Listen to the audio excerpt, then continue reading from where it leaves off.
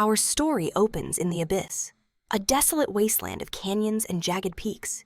Here, our main character, Kim Taesun, charged a grotesque monstrosity with nothing but a dagger, diving headfirst into the beast's gaping maw. Blood erupted from its colossal jaws as the monster shrieked in agony, and Taesun's hands trembled from the strain. With a final shudder, the beast was defeated, crashing to the ground beside him as he wiped the filth from his face. With a weary sigh, he muttered that he'd finally taken it down. But suddenly, a piercing shout shattered the silence. They called him out for being an unawakened nobody. His head snapped in their direction. Atop a mountain of monster corpses stood an elite team of awakened hunters, battling all manner of colossal beasts. One of them yelled, "What is he doing if he's a porter? He should act like one and gather the loot." Another screamed, "Are you blind? Can't you see the bodies? Or do you think we hired you for decoration?" Taesun looked down, a wave of guilt washing over him as he apologized. The hunter returned to the fight, muttering about how useless the porters had become. Taesun sighed, cursing this twisted new reality. The world changed forever when the abyss opened. It was a different dimension, a realm where fantasy monsters became a terrifying reality. And with the abyss came something else, extraordinary powers. These abilities awakened within certain people, giving humanity a fighting chance to slaughter monsters and conquer this new world. But because of this, a person's worth was no longer measured by character, only by the rank of their awakening. A high rank guaranteed a life of luxury. Taesun carved up the monster carcasses, extracting the magic crystals inside. He tried to tell himself he was lucky, just a porter hauling gear for the real heroes. But at 35 years old, he hadn't awakened. Until that changed, he could never live his own life. He turned to the hunters and shouted that he had gathered all the loot. But then his eyes widened in horror. The entire elite team was dead. Their weapons lay scattered beside a mountain of their own bodies, slaughtered in pools of their own blood. A chilling fear gripped him. They're all dead. He was the only one left. And then a colossal shadow fell over him. It was a monster of unimaginable power, a SSS-Rank beast named Asmodeus. Taesun gripped his dagger and charged in a desperate attack. But the creature merely held out its hand, and an invisible force shredded our protagonist's arm without even making contact. He clutched the mangled stump, screaming in agony. Blinding rage burned through the pain as he glared at the beast. He roared at Asmodeus, a cry of pure fury. But suddenly, the monster unleashed a bolt of energy that shot straight into Taesun's forehead. He was paralyzed as blood streamed down his face. What kind of pathetic death is this? He thought. He locked eyes with the monster, tears of despair welling up. His mind raced. His parents had died in a car accident. He was tormented in school, and for the rest of his life, ignored for being an unawakened nobody. And now, he was going to die a porter's death, a true loser with a worthless life. He cursed the very concept of awakening. As his lifeblood drained away, a majestic voice echoed through his mind. All conditions for awakening have been met. In that instant, our protagonist found himself before a golden staircase.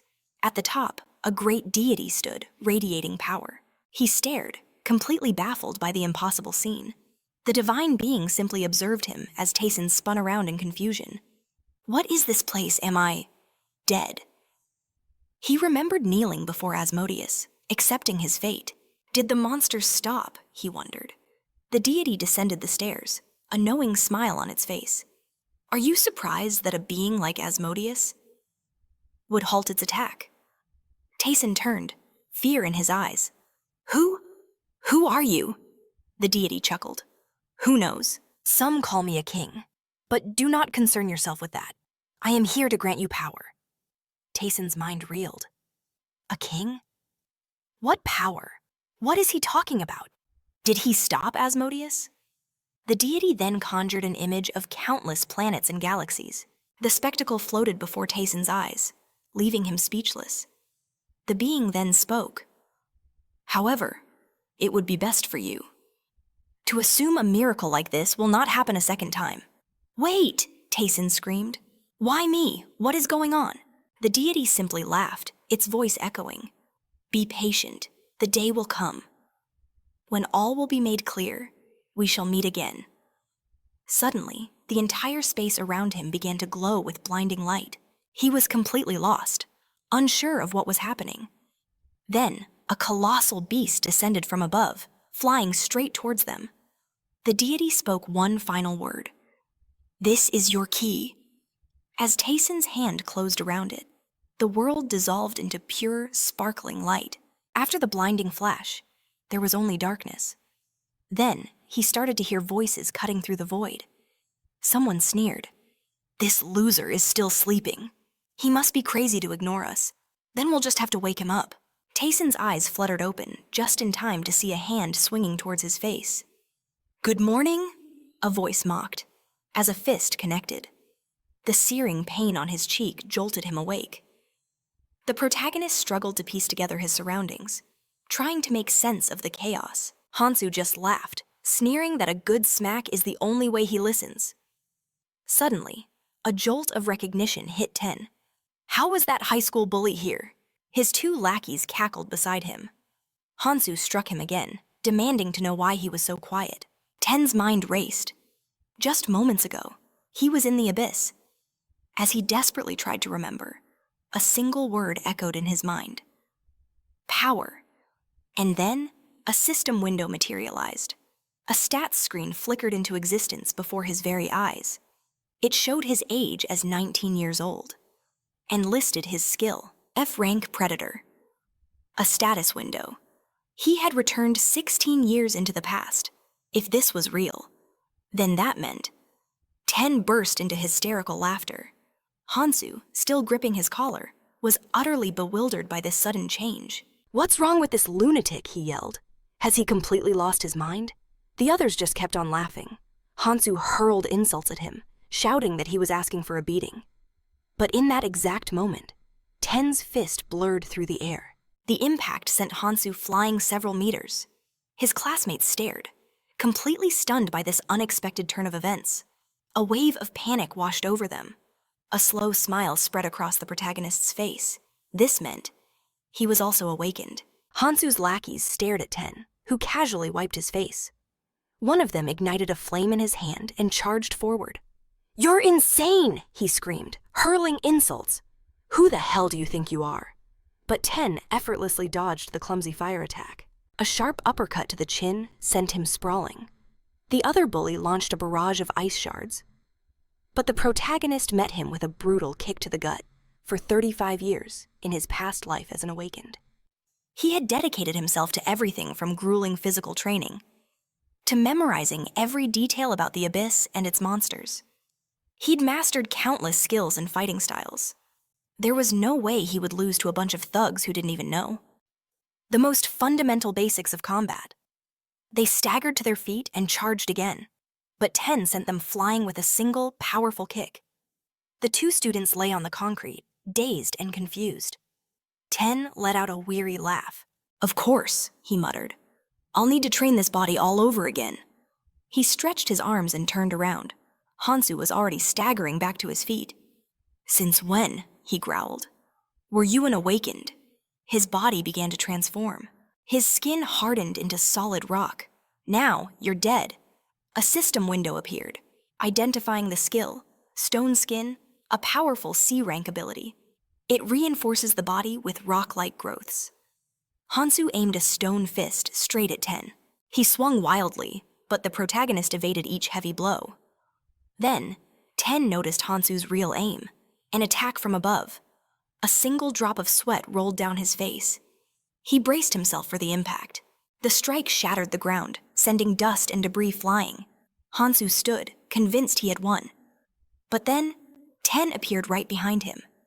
As Hansu turned, he met Ten's fist with his stone-hard face. The protagonist looked at his own hand with a quizzical expression. His knuckles were bleeding from the impact. "How about that?" Hansu mocked. "Looks like you only hurt yourself."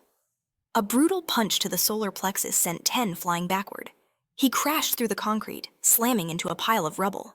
Blood streamed down his face as he struggled to regain his senses. Hansu slowly approached, a triumphant laugh escaping his lips. "You should have known your place," he sneered. Have you finally come to your senses? You're nothing but a worthless, unawakened fool. What will you do now? Run away or keep trying with that pathetic skill of yours? Ten's mind raced. All awakened receive a skill and a rank, starting from F rank, where they're barely stronger than a normal person, and it goes all the way up to C rank, where you're practically a monster. The power of the awakened grows exponentially, but his skill was unknown, and his rank was the absolute lowest. There was no way he could take on Hansu, a C ranker, and yet, for some reason, he didn't feel like he was going to lose. A strange surge of power began to well up from within him. A dark, oppressive aura erupted from his body, filling him with unimaginable strength. Hansu stared in absolute shock. What is this?" he stammered. "It can't be, he's a nobody." Ten rose to his feet, a majestic and terrifying sight. He thought to himself, so this is Predator. It felt as if magic itself was bending to his will. "I don't understand," Hansu yelled. He couldn't comprehend what was happening. The protagonist's eyes glowed a menacing red. Enraged, Hansu charged forward again. He swung his massive stone arm, screaming, "This ends now." Ten simply filled himself with that dark, primal energy. He raised his hand calmly. As Hansu closed in, a powerful torrent of that same energy erupted outwards. It blasted him back, tearing chunk after chunk of stone from his body. He looked at his opponent, his eyes filled with pure terror. He couldn't understand this overwhelming power. Ten ominously held out his hand, emitting a devastating aura. His opponent could only scream in agony. As the last of his stone armor was violently stripped away from his body, below, the world remained oblivious. But high above, on the rooftop, a colossal and sinister power was gathering. A swirling vortex of crimson mana tore through the sky Taemin. Having unleashed that immense power, began to falter. Hansu's body slammed onto the concrete before him, utterly defeated and unconscious. Just then, a familiar blue window materialized. The message was clear. Devouring complete. By absorbing his target's essence, his very rank had evolved to rank stone. Strange tendrils of energy snaked across his hand as another system alert flashed into existence. He had acquired a new skill, Stone Skin. The ability was now registered. Sometime later, inside the Academy's medical center, a young nurse sat quietly at her desk. That is, until our main character arrived, hauling all three of his defeated opponents. He offered a greeting, but her response was a terrified scream. What was this monster Taemin recalled the aftermath of the fight? He'd carried the students, including Hansu, to the infirmary himself. The nurse had used her healing skills to patch him up, but of course, he had to lie when she asked how they got so injured. He claimed they had all simply rolled down the stairs, miraculously. She bought it, no questions asked. Now he was completely healed. He'd awakened a new power and settled a score with an old enemy, but the ability itself was a problem. He now possessed the rank of Predator, a rank he could never raise through training in his entire past life. Yet, it evolved after a single battle. It was labeled an F-rank skill, but its power felt closer to that of an S-rank, capable of absorbing the skills of others. Why did the king grant him such overwhelming strength? Why send him back in time at all? So many questions plagued his mind, but in the end, only one thing mattered. He had to learn more about his Predator skill. Leaving the medical center, Taemin returned home. It had been a long time since he'd been back. After his parents died, he had stayed with his uncle. As he approached the apartment, he hoped his uncle would be late.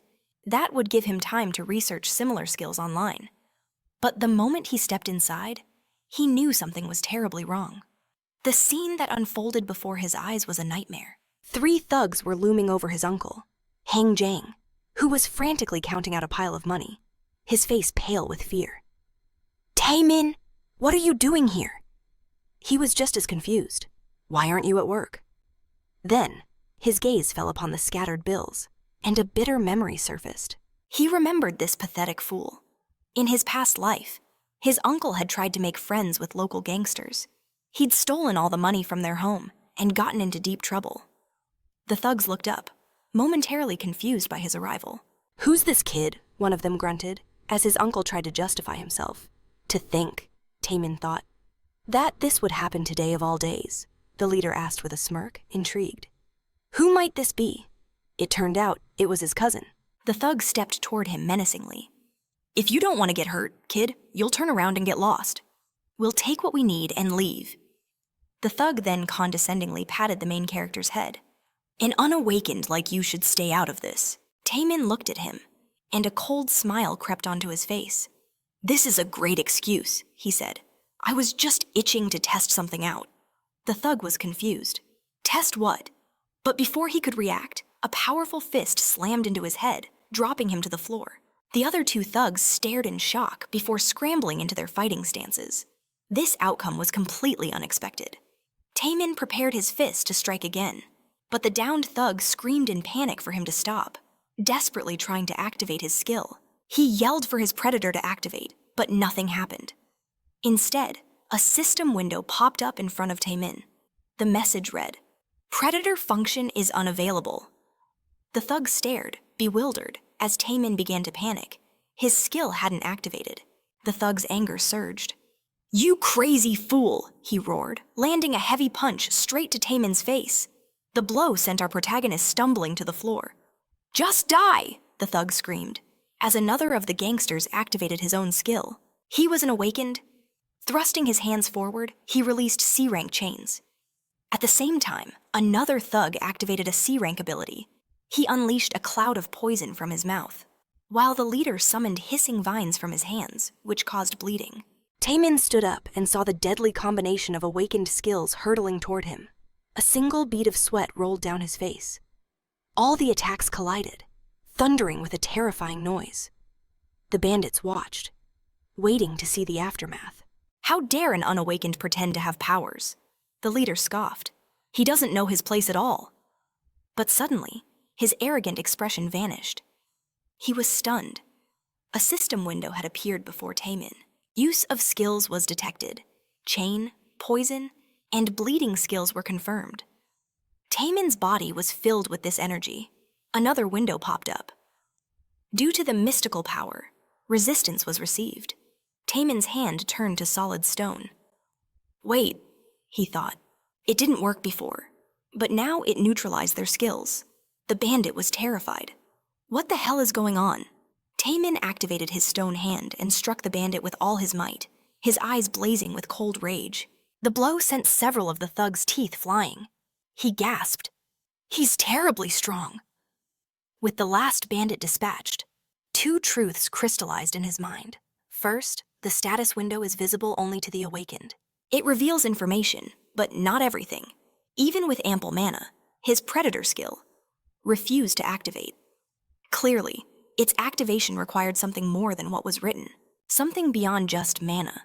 Plus, its description hid a crucial passive effect. It nullified all negative statuses. Bleeding, poison, all of it rendered useless. He knew that, piece by piece, he would unravel these mysteries.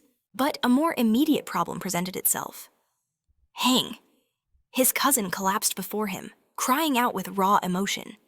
He swore that seeing this power, he would repent for his betrayal. All he asked for was forgiveness. Taemin was startled by the display, but remained silent. Hang offered to lick his shoes, even to bark like a dog. He would do anything. How pathetic, the protagonist thought. He knew Hang was a snake, but this was a new low. But Hang wasn't the real problem. As his cousin actually started barking, Taemin's mind was on the disaster about to unfold. He looked down and said, I'll forgive you.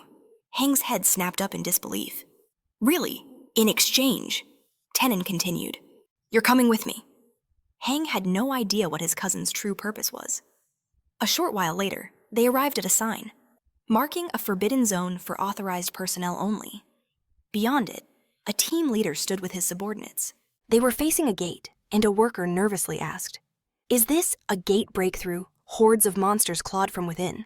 A gate breakthrough, a terrifying phenomenon where the abyss tears open a path to their world.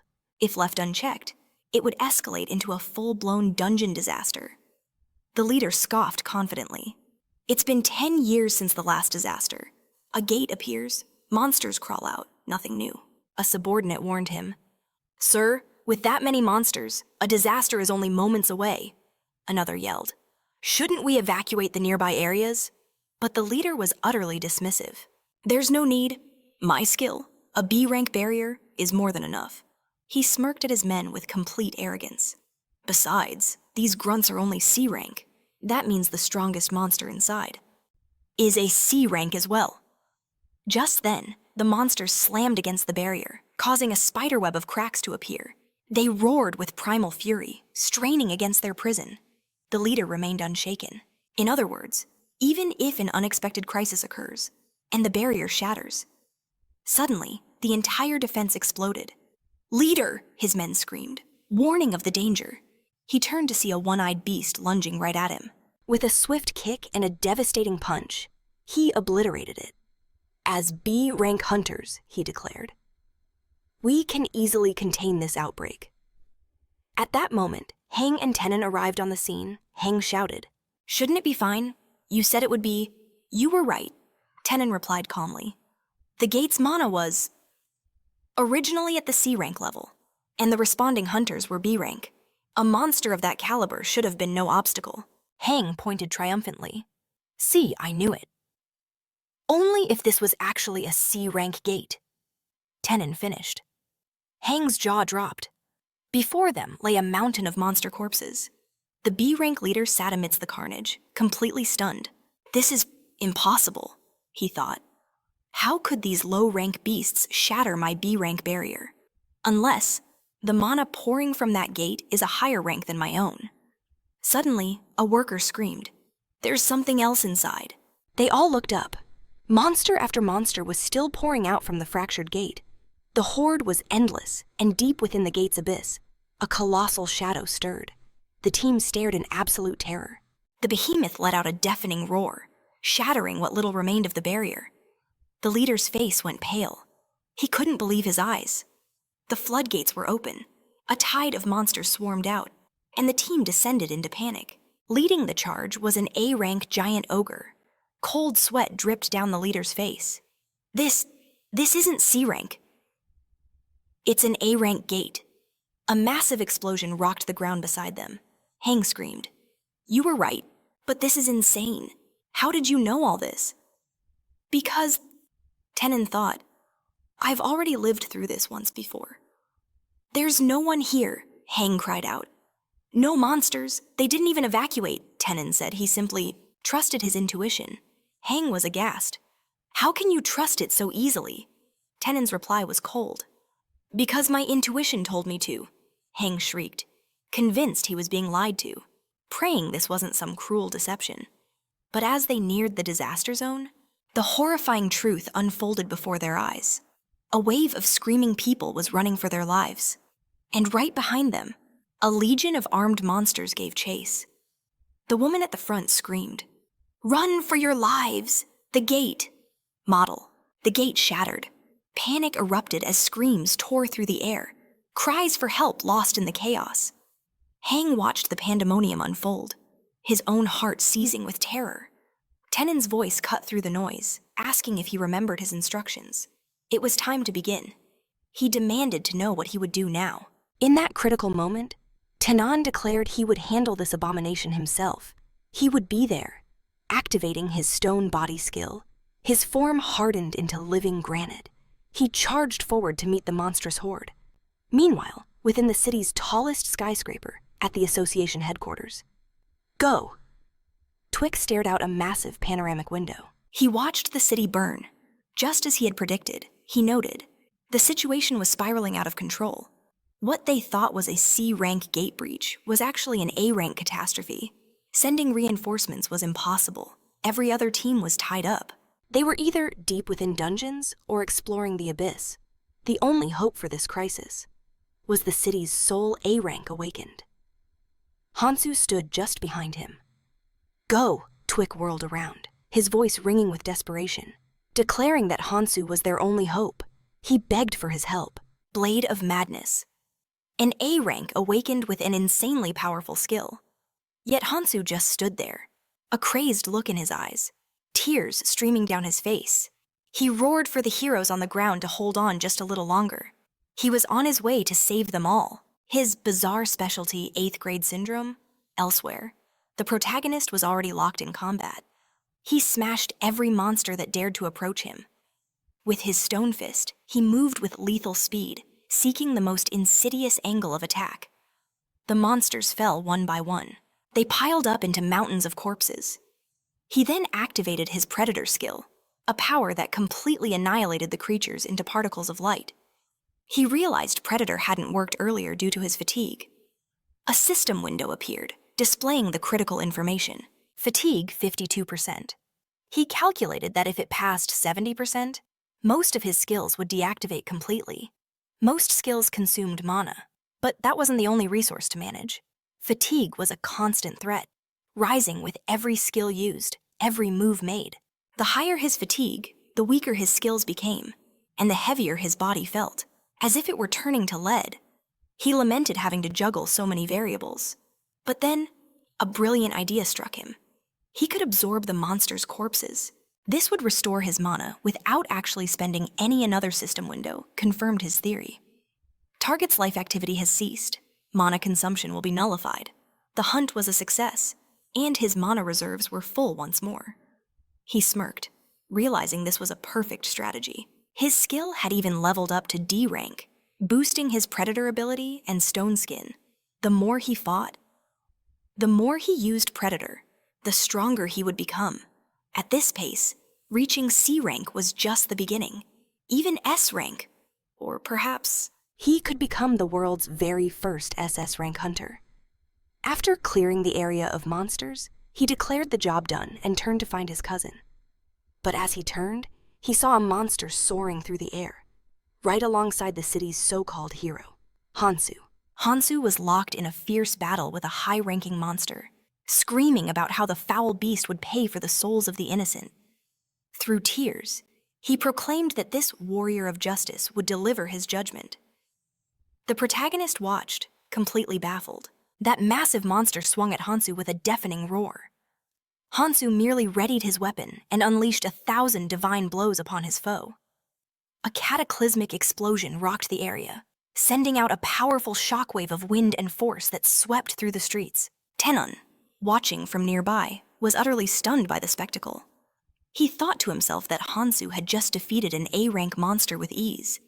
This had to be the very A-rank Awakened who, in his past life, had allowed this disastrous gate breach to happen. Blade of Madness. Hansu stood victorious over the fallen monster, his blade buried deep in its corpse. The protagonist had to admit, the hero was just as powerful as the legends claimed.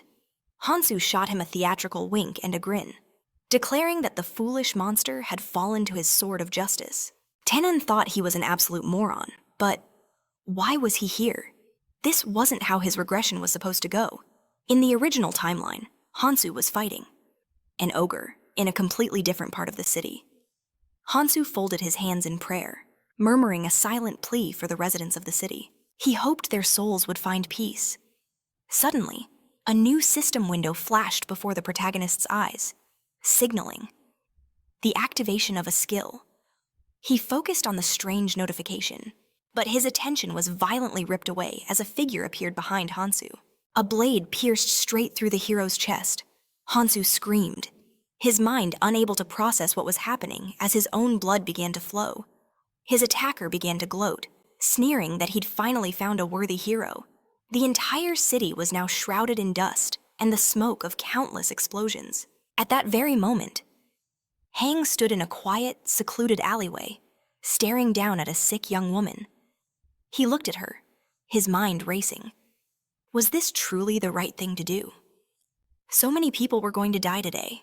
He recalled his cousin's chilling words. Taesun had told him that one of the casualties would be their school nurse, Choi Naren. She would perish while helping others instead of escaping. He had asked if Hang could use his sleep skill to put people into a deep slumber. Hang, though shocked, had managed to nod in agreement. Taesun then gave him a direct order, put the nurse to sleep and evacuate her immediately. He would handle everything else. Hang wondered how his older cousin could possibly know all this. It was the only explanation that made sense. There was no other way. He must have awakened the skill of foresight. But that was impossible. An ability like foresight was the stuff of legends. It was impossible. Absurd. But after some time on the battlefield, a chilling thought crossed Tenen's mind. Something was terribly wrong. He watched as the hero, Hansu, clutched his wound and faced his unseen foe. "Who are you? Show yourself," he demanded. A chilling laugh echoed back. "To think you're still alive. Even after I punctured your vital organs. Truly impressive. A-rankers are on another level, after all." Hansu was stunned by his opponent's words. The villain merely chuckled. "This just makes it all the more enjoyable for me." He was a B-rank villain, named Han Sando, and his special skill was stealth. Any awakened who commits a crime is automatically branded a villain, and Han was clearly one of them, a murderous maniac who killed for his own twisted pleasure. During the dungeon break, Taesun was certain. He had never encountered this man in his past life. Did this mean the future had changed because of him consumed by fury? Hansu roared, "You despicable fool! A villain of the worst kind, I will deliver justice with my own hands." In that moment, he drew his blade and unleashed a furious attack. But before his blade could connect, the very ground beneath them began to tremble. He froze in surprise, as did his opponent. Suddenly, the monster they thought defeated began to move. A collective gasp of shock rippled through the survivors. The beast roared with terrifying fury. As the ground gave way, Hansu screamed, How is it still alive?" Han was also thrown off balance, but he was grinning maniacally. Incredible regeneration, just as you'd expect from an A-rank monster. Having regained all its strength, the beast rose to its full height and brought its colossal fist crashing down on the two fighters. The impact sent everyone flying. Han landed to the side, laughing. "Well, this can't be helped. Looks like our hero is tied up with that freak." He turned, his gaze locking onto a new target. "In any case, we have an observer here." He screamed with pure ecstasy. "This is perfect! The more victims, the better!" He licked his blade and charged with insane speed, consumed by bloodlust. Han roared. Dai, wielding twin daggers, he lunged at Tenen, but as the daggers made contact, they met a shell of solid stone. The protagonist simply smirked at him. He taunted the villain, then sent him flying with a swift kick to the face. Han hit the ground, but only laughed in response. He spat back a curse. "You must be an awakened too," he shrieked, scrambling to his feet to prepare another assault. But Tenen's voice cut through the air. "You're the B-rank villain, Han, a psychopath who loves to kill using his stealth skill. Am I wrong? I'm so glad we finally get to meet." The protagonist's stone shell materialized over his skin. As he challenged the villain with a wide, confident grin, Han unleashed a flurry of strikes, his daggers ringing against the stone armor. Tenen carefully observed his opponent's movements, searching for an opening. He parried and countered in a deadly dance. They circled each other, their duel moving across the rubble. Han paused, laughing. "You're pretty skilled. I see why you're so confident." "Who would have thought my blades wouldn't work on you?" Taesun also took a defensive stance, his eyes never leaving his enemy. In the background, Hansu was locked in a desperate battle with the massive monster. "You probably think you have a chance," Han sneered. "Just because my attacks didn't work. However, let me teach you something. The world rarely goes according to plan." Tenen grew wary, bracing himself for a new tactic. Han gave him a crazed look and vanished into thin air. "So, he's finally using his stealth," Tenen thought. "But that doesn't change the fact that his attacks still can't touch me." Suddenly, he felt a powerful aura erupt beside him. He spun, striking out instantly. Han materialized from the shadows. "Are you so sure about that?" he whispered. The protagonist's eyes widened in pure shock. A swift strike shattered his stone gauntlet. Blood dripped from his knuckles. He was bleeding. Han swung again, laughing hysterically. "I can't even count how many of your kind I've killed," he screamed. "They were all so stupid, believing their skills made them invincible." Han moved like a blur, circling his prey and shouting. "The moment they realize they're weak, they break. They die trying to escape," he shrieked with each strike. "So let me teach you one thing before you die." Tenen desperately tried to defend himself against the onslaught. All skills have a weakness. Han struck again and again, finally managing to pierce the protagonist's stone skin. Taesun collapsed, blood pooling around him. He gasped for breath, his mind reeling. Who knew? He thought grimly. That stone skin had such a fatal flaw. It doesn't block a blow completely. Instead, it shatters the stone at the point of impact. And the destroyed section is replaced by stone with significantly reduced durability. He had been aiming for that from the start. But now, Taesun was absolutely certain. He could withstand a one-on-one fight against a B-rank villain, because his physical abilities were far higher than the average D-rank. They stood and faced each other, their eyes blazing with fury. Taesun asked, "Looks like it's time to finish this test." Khan, stunned by his words, burst into hysterical laughter, shouting that he had been backed into a corner and lost his mind. He lunged forward again, daggers flashing. The main character asked the villain if he knew the real reason he'd sought him out. Khan just scoffed. "What nonsense are you spewing now?" With that, our hero unleashed the predator skill, a menacing glint in his eyes. He declared, "I'm here to take your skill." Crimson, dark energy began to coil around. His body, fear gripped Khan. What is this vile mana? He was hiding this power the entire time. The dark energy started to creep towards him. Khan laughed nervously, trying to taunt him before vanishing into a faint invisibility. "I don't know what that skill is," he yelled, "but let's see you hit what you can't see." He began to circle his opponent, attempting to evade the shadowy tendrils. Taesun commanded the darkness, reminding him, "Didn't you say it yourself all? Skills have a weakness." He'd learned this while absorbing monsters. Some would constantly evade his sight. But in the end, the predator always found its prey. Simply put, no matter where you hide, no matter where you run, the predator will hunt you down. Panic set in as Khan felt the darkness closing in. He let out a soul-shattering scream of pure terror as his daggers and ring were sent flying. He had been utterly defeated. Sometime later, the sun rose, over the ruined city where Hansu lay broken. He thought, if not for that villain, even the so-called hero of justice, the invincible warrior, couldn't escape his fate. Blood masked his face as a massive, four-eyed monster, lumbered toward him. He couldn't muster his strength, his consciousness fading. The high-rank monster drew near and brought down a crushing blow with all its might, followed by several more. It growled, a menacing sound rumbling in its chest.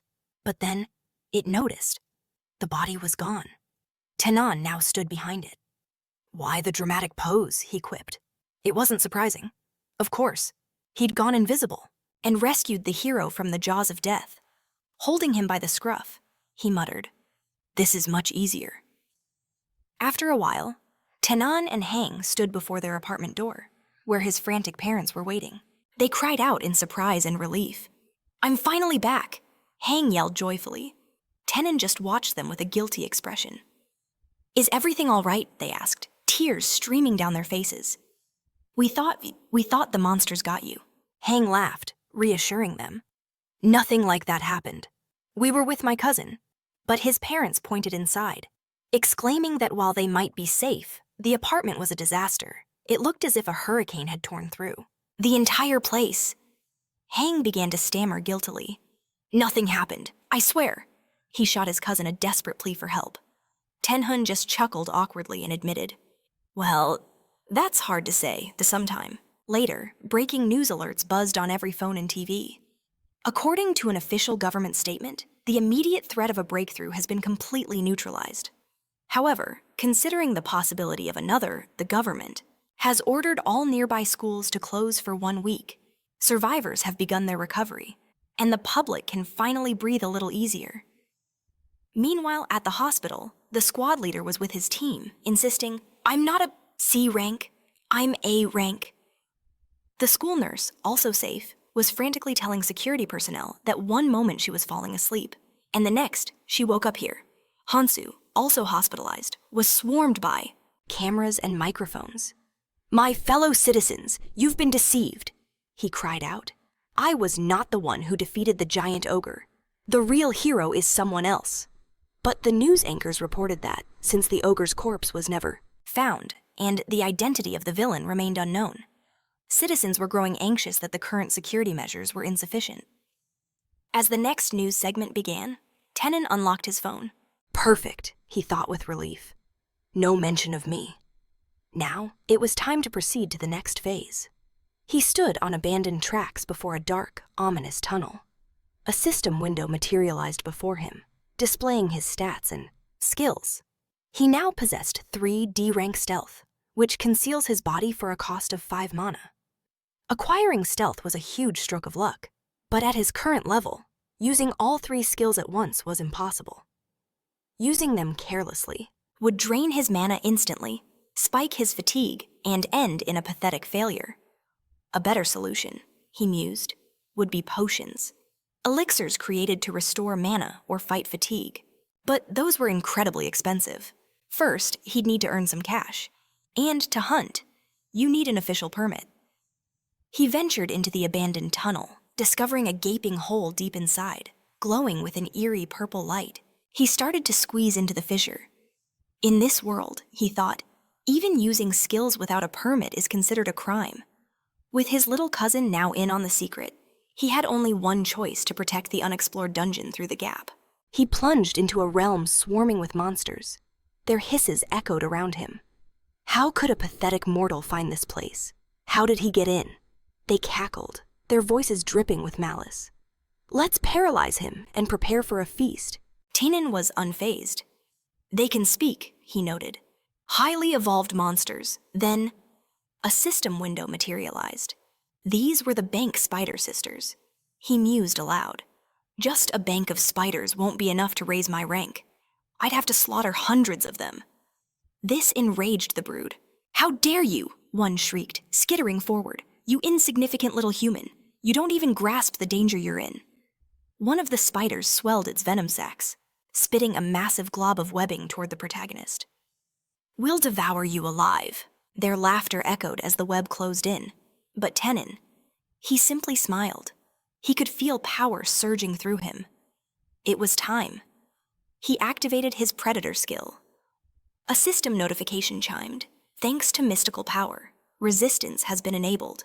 With a face carved from pure confidence, Taesun declared, "Just as I thought, you have a useful skill." Their arrogance instantly turned to terror. "Wait, please," they shrieked. From the darkness, agonizing screams and pitiful cries for help began to fill the cavern. A system window appeared. Hunting successful. You have acquired a new skill.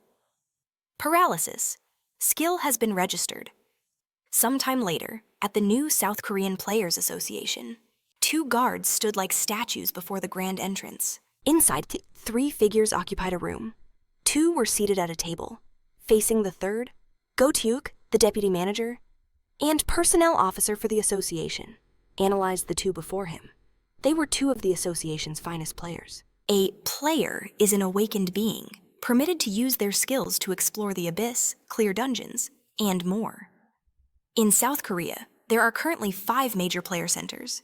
The strongest are the 4 great guilds: fighters, who are indivisible masters; alchemists, the master crafters; mages, who are known as wizards; and the informants of the Night Wanderers Guild, and the authorized agency that manages them all. Including the 4 great guilds is the new South Korean Players Association, and right before him, they sat Yu Young, the formidable head of the Night Wanderer Guild and a C-rank player. She met his gaze. It's been a while. Ji Jinu, the chairman of the South Korean Players Association, and also a C-rank player. Thank you for coming, he said warmly. I know how busy you are. Have you learned anything new? You mean about the Villain Guild, she countered. The Villain Guild is a criminal syndicate, founded by the most ruthless players. Every member wears a gold ring, marked with 3 skulls. She slid a file across the table. Here are their latest movements, she stated, and a list of the players they're currently targeting. He eagerly accepted the documents. But I'm sure you didn't summon me just to hand over a report, she added. So why am I here? Her sharp gaze met his. He chuckled softly. As perceptive as ever. I need your opinion. Yu Yang was intrigued. My opinion on what the chairman's expression turned serious. About when we passed the player test. A flicker of concern crossed her face. Of course. When I reached the qualifying age of 19, she looked at him, a sudden dread dawning in her eyes. Chairman, don't tell me something is wrong. He just smiled. What would you think, he asked, if a high school student could fight a monster at that very moment, back in the hidden dungeon? Taesun sat enthroned on a mountain of monster corpses, his bag overflowing with glittering jewels. He casually made a call. Hello, is this one of the 4 great guilds, alchemists? He asked. The thing is, I'm looking to buy some potions. After some time, the 7-day school closure and his personal breakthrough came to an end. So what happened in those 7 days? Taesun and Hang forged their bodies, training in the steam room to skyrocket their stamina and strength. It was an intensive training hell. All the while, the main character was clearing out that same hidden dungeon. At the Alchemist Guild, Taesun dumped out all his magic stones for the team leader. This many magic stones, he gasped. We'll take you to the VIP room, the SVIP. A lucrative deal was struck with the alchemists, and Taesun stocked up on a massive supply of potions. Hang explained. A monostone is the heart of a monster, used to craft potions and equipment. But Taesun already knew. He had also raised all his skills to C rank. Despite the incredible progress, he knew there was still a long way to go. Well, I guess it's time for school. The moment he arrived, classmates swarmed him, their eyes wide with curiosity. One whispered, "The rumors are true.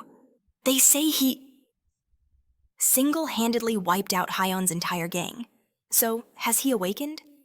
Whatever the truth, he was now in deep trouble. Why? Another student asked. You really don't know.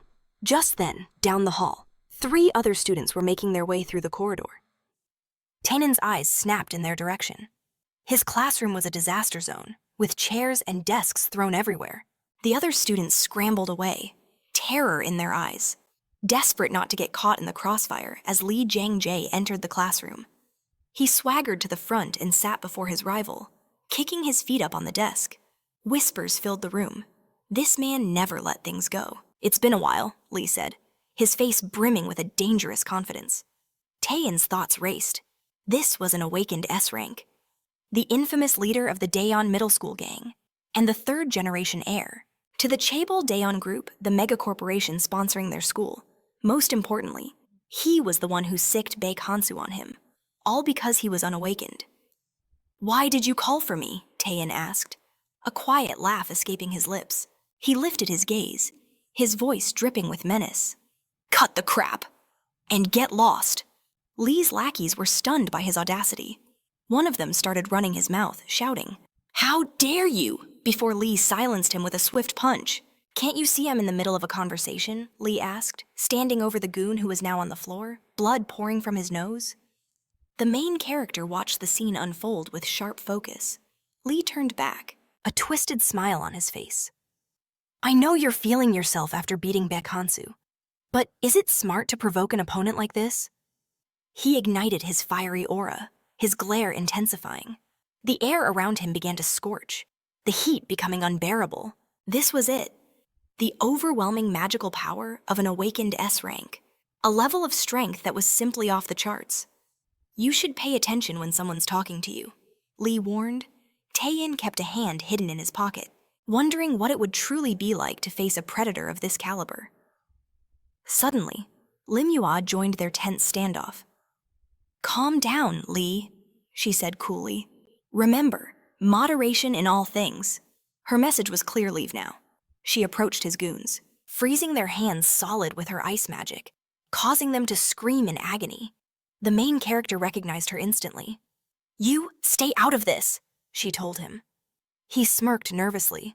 Of course, the class monitor herself, a girl from an incredibly wealthy family, and Yua Yeon's half-sister, an S-Rank awakenee. She was the school's most promising model student, a future SS-Rank player. She had so many titles. But when trouble brewed, she was the type who couldn't simply walk away from an injustice. She stood there, glaring daggers at Lee. He met her gaze with a dismissive smile. Relax, it's just a misunderstanding. He laughed. We were just having a friendly chat, she shot back. A friendly chat? Is that why you just punched him? His smile vanished. Don't cross the line, Lim Yua, he warned. She stood her ground. "If you don't leave on your own," she declared, "I'll make you." The air crackled around them, a standoff between his blazing fire and her glacial ice. Taesun watched them, thinking this had to stop. If this clash escalated, the entire classroom would be annihilated. Suddenly, Lee turned to leave.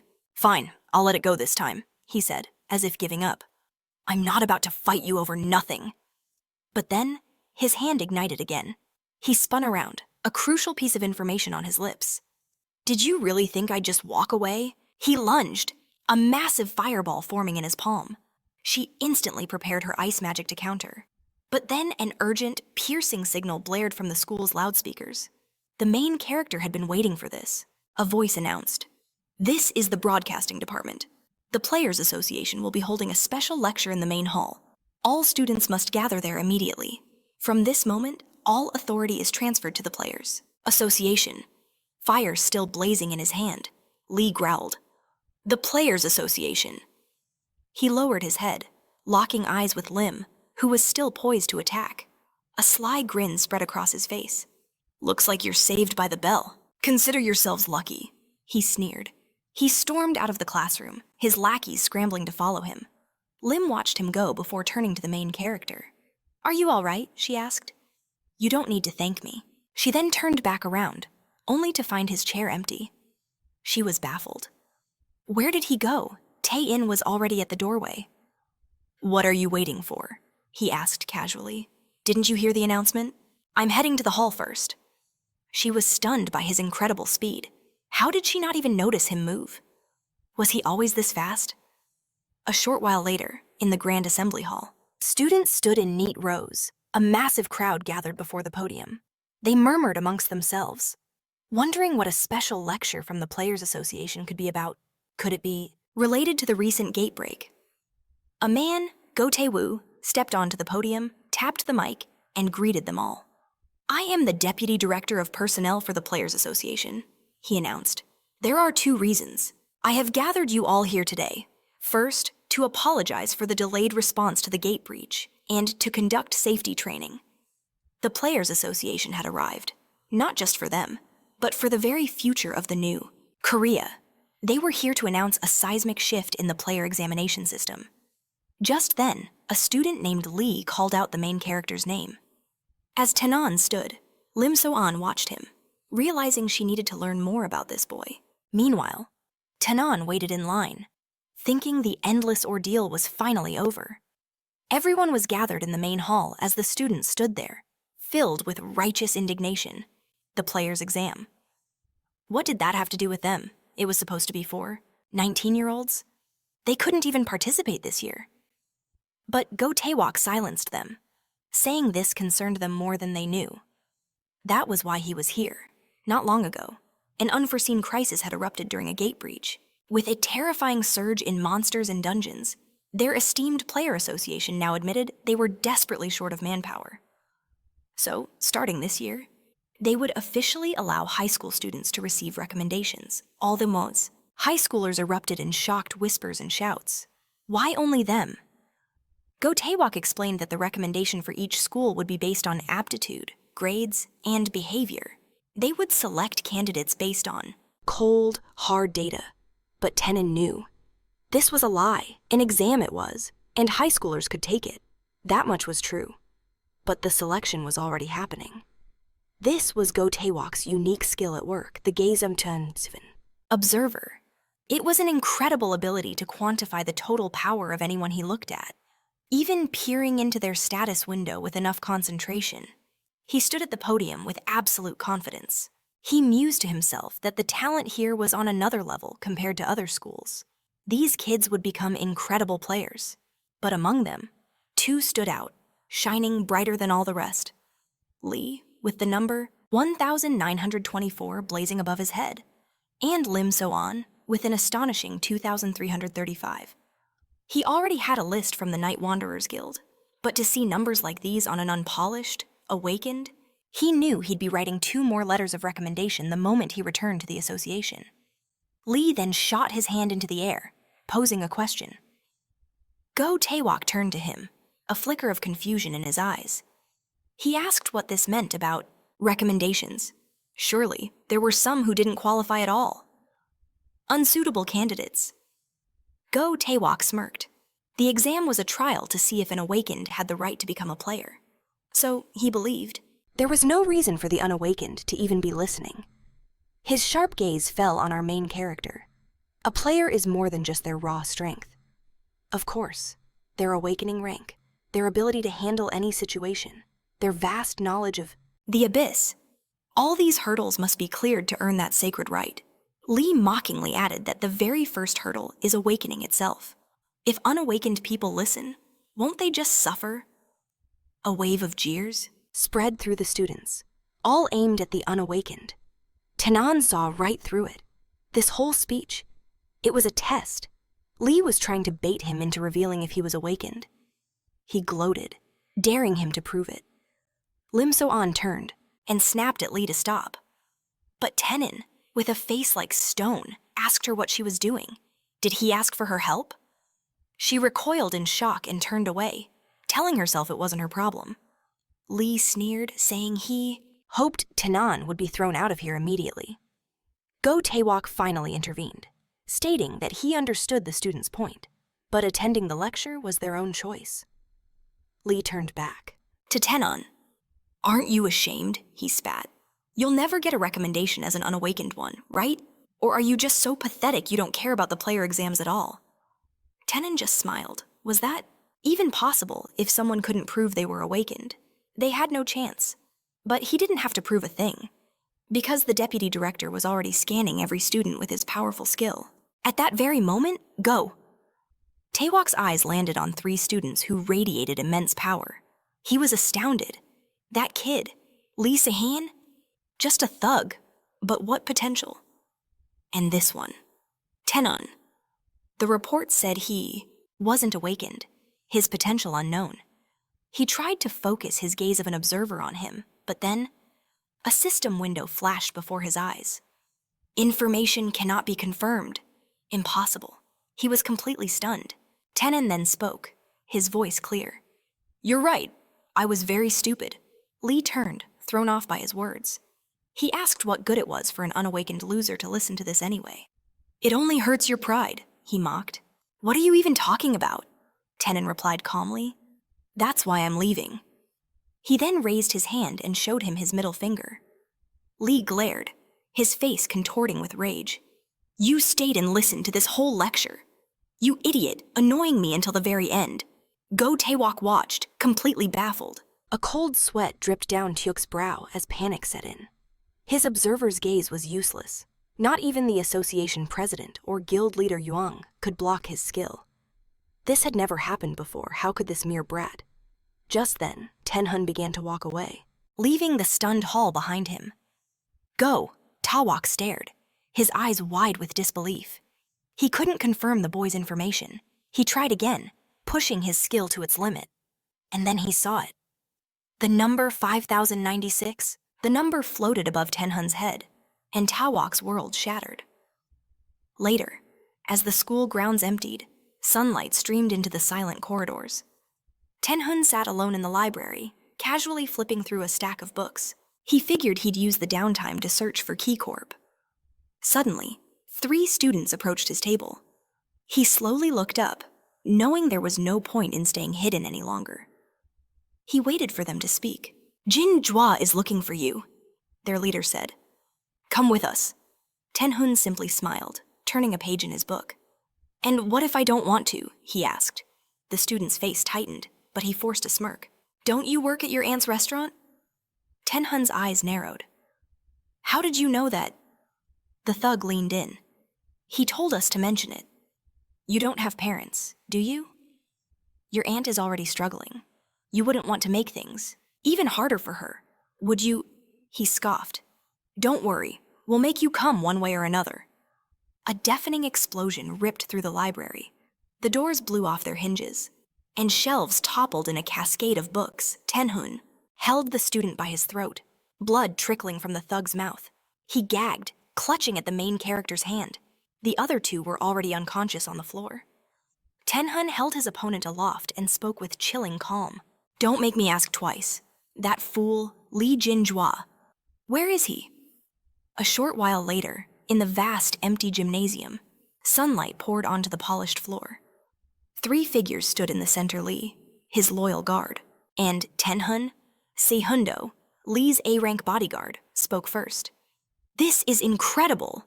He held out his hand, activating a skill. Lee smirked. "What is?" Sehundo explained.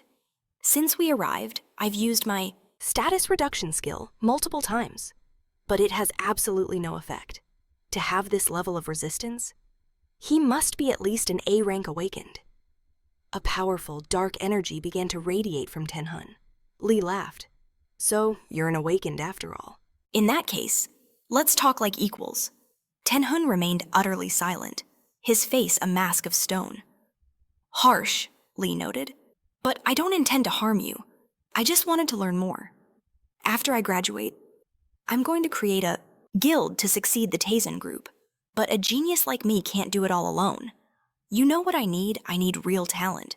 Not losers like that Biom Wu, but people with true power." He pointed dramatically at Taesun. "People like you. Forget our past grudges and join me. Think about it. Wealth and fame will be yours for the taking. Your family can finally escape that dump they live in." Taesun's expression hardened. "This is garbage." His stone skin skill activated with a low hum. "What do you want to know about me, wealth fame?" His voice dripped with menace. "You've crossed the line." Lee was taken aback by his immediate hostility, momentarily stunned.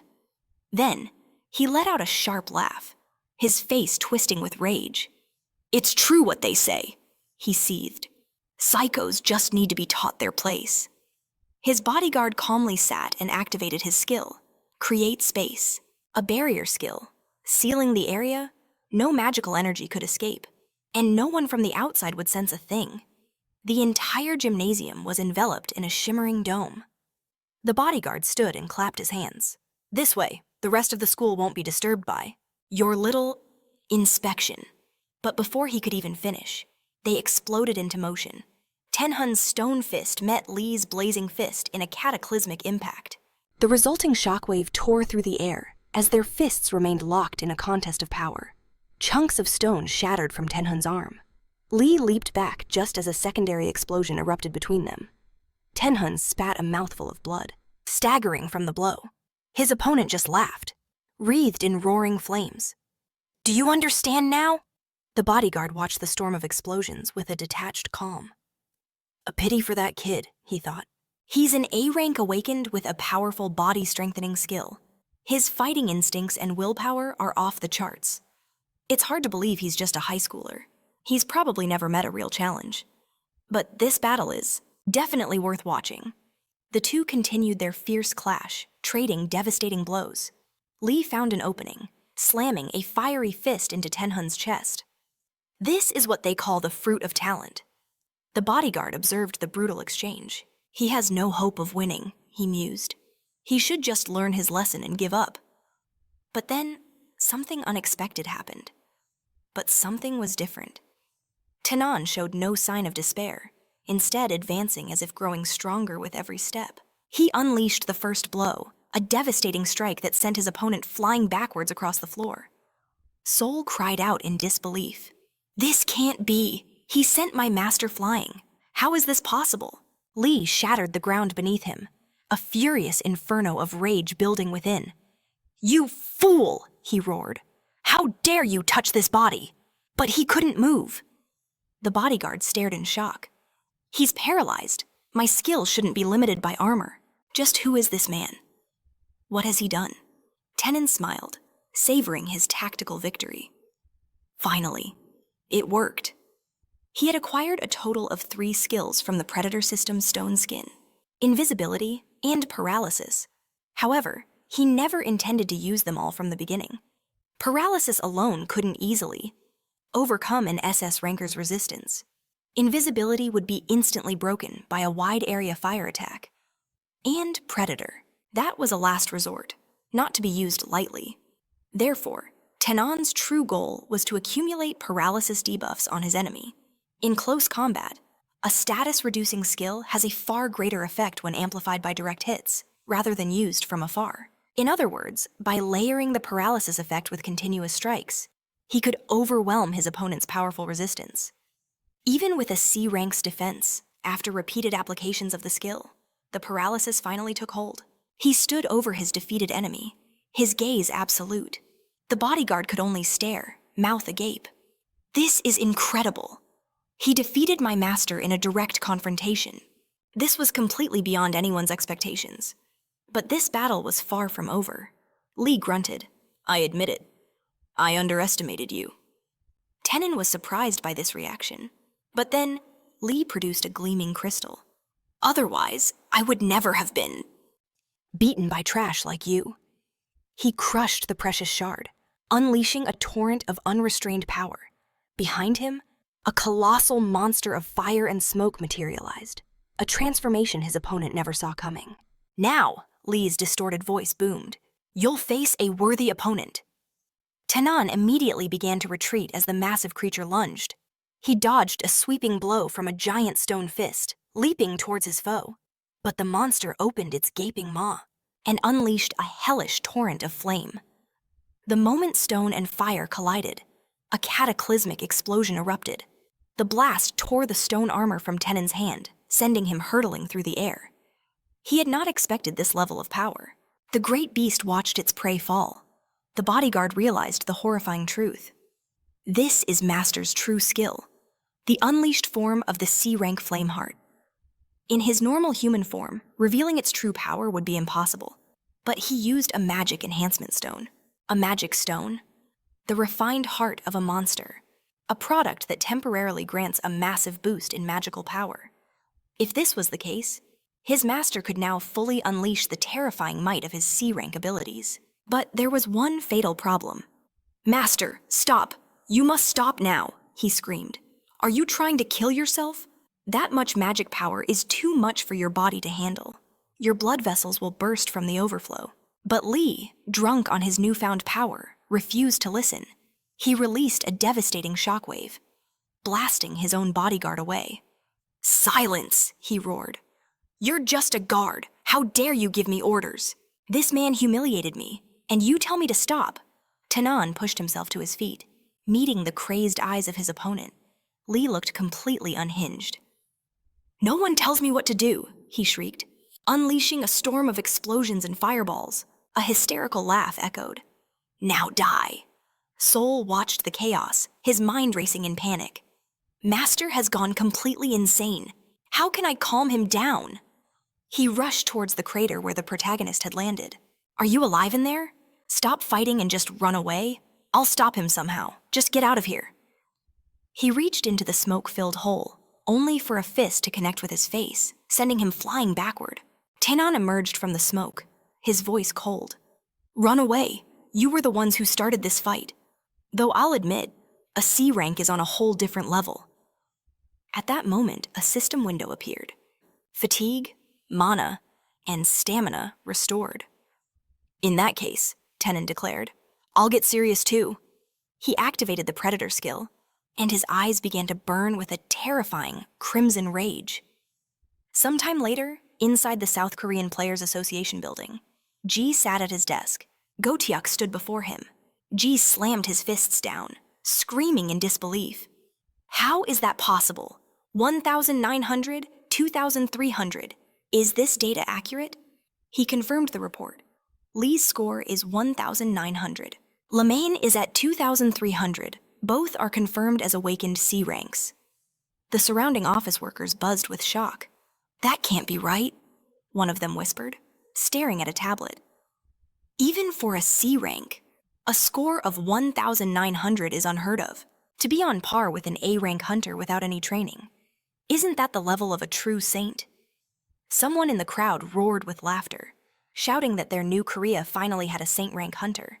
But Goteok knew better. He remembered her, the one they called a saint, as a hunter representing the nation. She was only 19 when her power was first measured.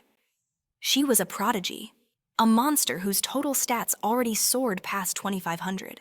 That alone was considered an absolute marvel. If that monster only had 2,500 points, then what in the hell was he seeing now? The number that burned in his eyes was 5,096. Could it be an illusion? an error in his appraisal skill. He had to know.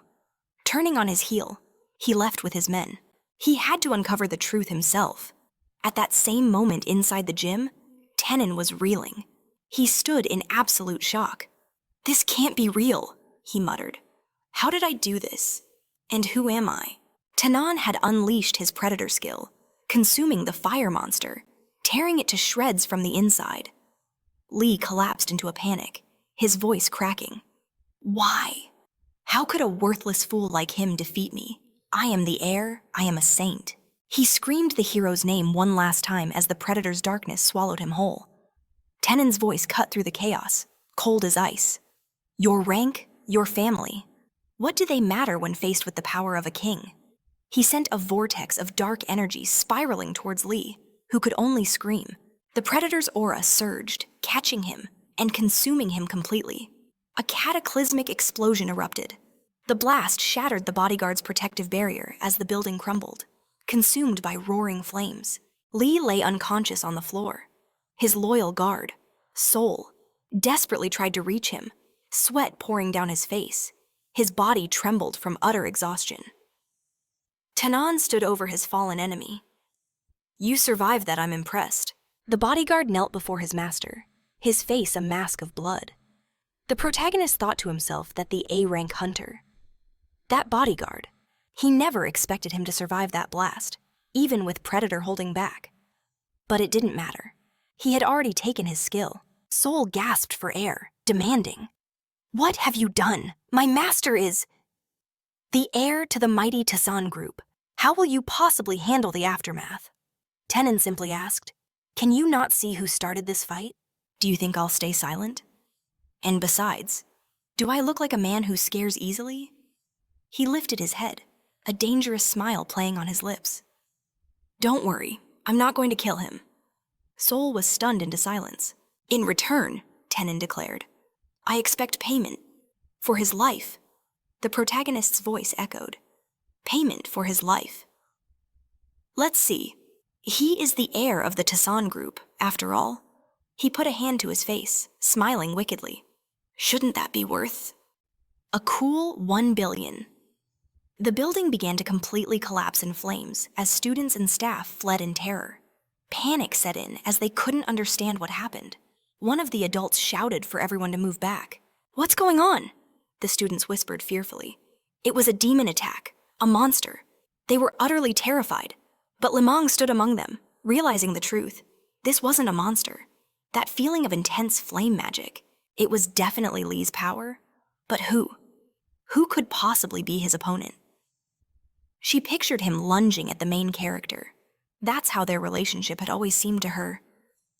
The school nurse stood protectively before the other children. "Whatever happens, you stay here," she ordered. But in that instant, Limang sprinted past her. The nurse barely noticed. "Wait," she called after her. But Limang was already gone. She raced to the gym, her heart pounding. "I was so wrong. I didn't check the gym. This is all my fault." Bursting inside, she prayed that everyone was still alive. That's when Limang saw him, Lee, lying unconscious on the floor, and Taesun, standing calmly beside him with a smile. The main character's eyes lit up. "Ah, perfect timing," he said. "I was just looking for a witness."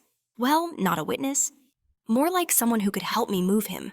Limang was frozen, in a state of total shock. "He needs to get to the medical center," Taesun explained calmly. "Or even better, straight to the hospital." "What happened here?" she finally screamed. He scratched his head. "I don't know what he was doing. He was just lying here alone. Maybe he fell down the stairs or something. How could he just fall down the stairs? I really don't know." "What happened?" He shrugged. "So you shouldn't tell anyone you saw me here."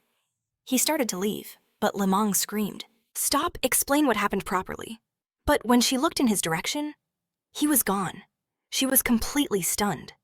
Limang was left alone in the ruined gym, with Lee lying unconscious in her arms. A short while later, far from the scene, the protagonist stepped out of hiding. He exhaled deeply. "Great, she'll somehow take care of Lee, and the Taesun group won't bother me. I guess the issue is more or less resolved, isn't it?" Just then, a system window popped up right in front of him. He stared at it, confused. Is this even possible?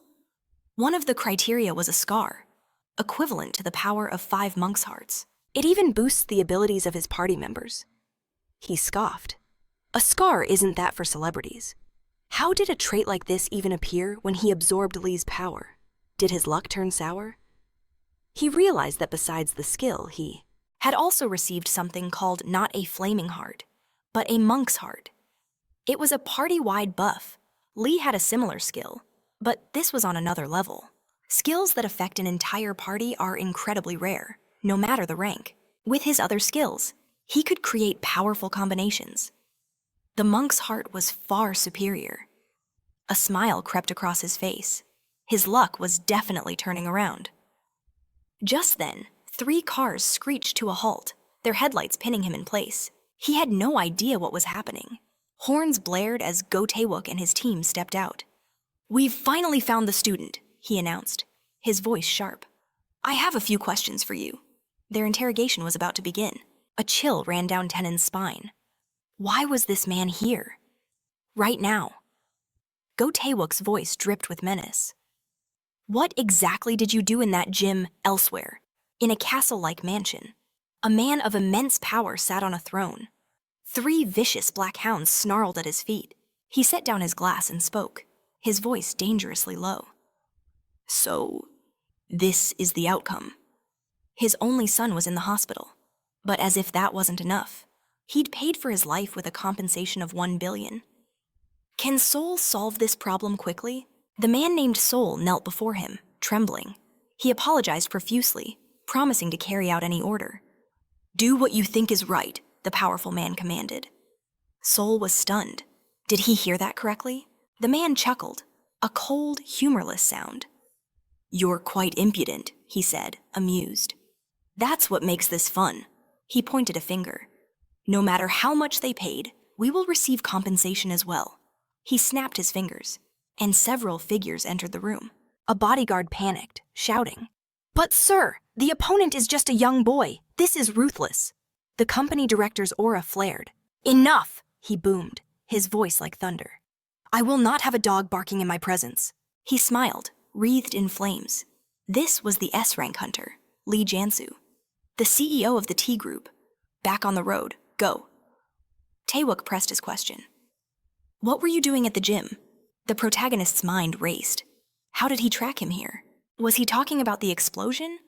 Or the incident during the lecture? Which one did he know about? This was the deputy director of the association. It was unlikely he'd personally investigate a simple fire. But what if he already knew? What if he knew Taesun was the culprit and this was his move? There was only one way to find out. He feigned a smile. "What happened at that gym? You mean the explosion?" He pushed again. "Explosion? What explosion?" Then he turned, feigning confusion. "Oh, you mean that fire, that's nothing. Other organizations are handling that problem." But he still hadn't gotten a straight answer. Tenen was certain. He didn't know about the explosion. The deputy asked, again, "What were you doing in the gym?" Tenen smiled. "By asking that, it seems you're the one who doesn't know what's happening." Taewook and his entire team were taken aback by his confidence. He decided to ask him one more time. Taenon's answer was unexpected. "I'm sure your visit is because you want to invite me to the hunter test." He laughed. "The hunter test? On what basis? Go?" Taewook scoffed. The protagonist activated his predator skill. "My basis is this." "Not enough for you." "Go?" Taewook was utterly shocked. This can't be. He grew stronger in just a few hours, so that number wasn't a fluke or a mistake. "Just who is this kid?" he stammered. "Why? Are your clothes so dirty?" Tenon reined in his dark aura, leaving the deputy director stunned by the sudden question. Later, in the main character's apartment, Hang was screaming. "The hunter's exam. Are you serious? You're really going to the hunter's exam?" Taesun continued his workout, lifting dumbbells. "That's right," he said, breathing heavily. "The exam is in 1 month."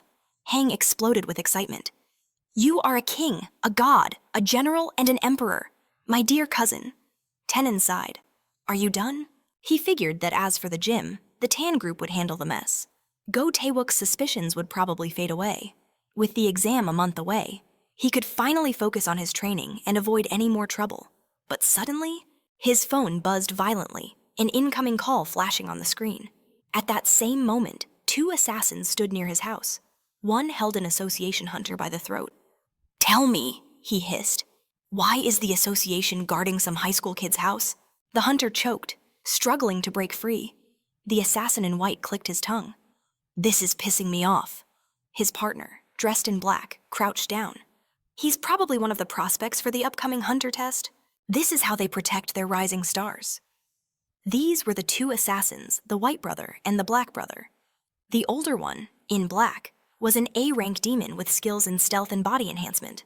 The white-haired brother turned, a sneer plastered on his face. "A rising star. He's just a brat with 0 experience. Am I wrong?" The white-haired demon, a master of stealth, waited for his brother's reply. The black-haired one just chuckled. "You're absolutely right. No matter how promising a hunter is, without experience, he's nothing more than prey." He roared with madness in his eyes. "We'll show them all the terror of a true awakening." But just then, a chilling presence appeared right behind him.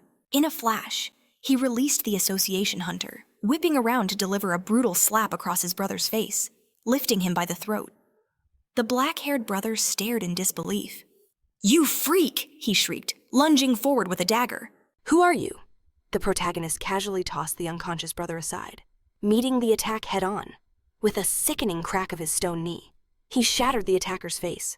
"I'm that little fry with no experience." A few hours earlier, the gym was still burning. The bodyguard sat before Taesun, shouting, "What do you mean, a billion?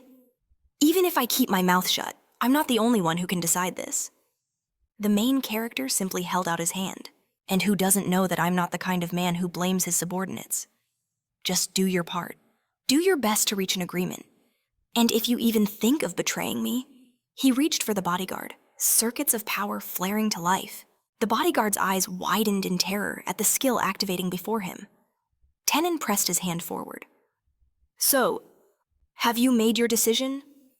A system window materialized, displaying the Oath of an Awakened One.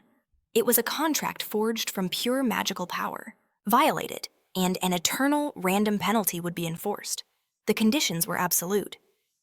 First, in exchange for dropping the 1 billion compensation, they would do everything in their power to bury the incident at the gym. The news ran a story later. A reporter claimed the fire at the middle school gym was a simple gas explosion. "Fortunately, there were no casualties," she reported. Taesun continued his second condition. "And the second thing is this." Just then, his phone buzzed. He answered the call, standing in the silence of the forest. "It's me." As per the Oath of the Awakened, his new contact was obligated to provide all information on the assassins. "I expect to be notified of any countermeasures in advance." Now, back in the heat of battle with the 2 brothers, the black-haired brother attacked, daggers strapped to his hands flashing through the air. He lunged, aiming for a vital strike.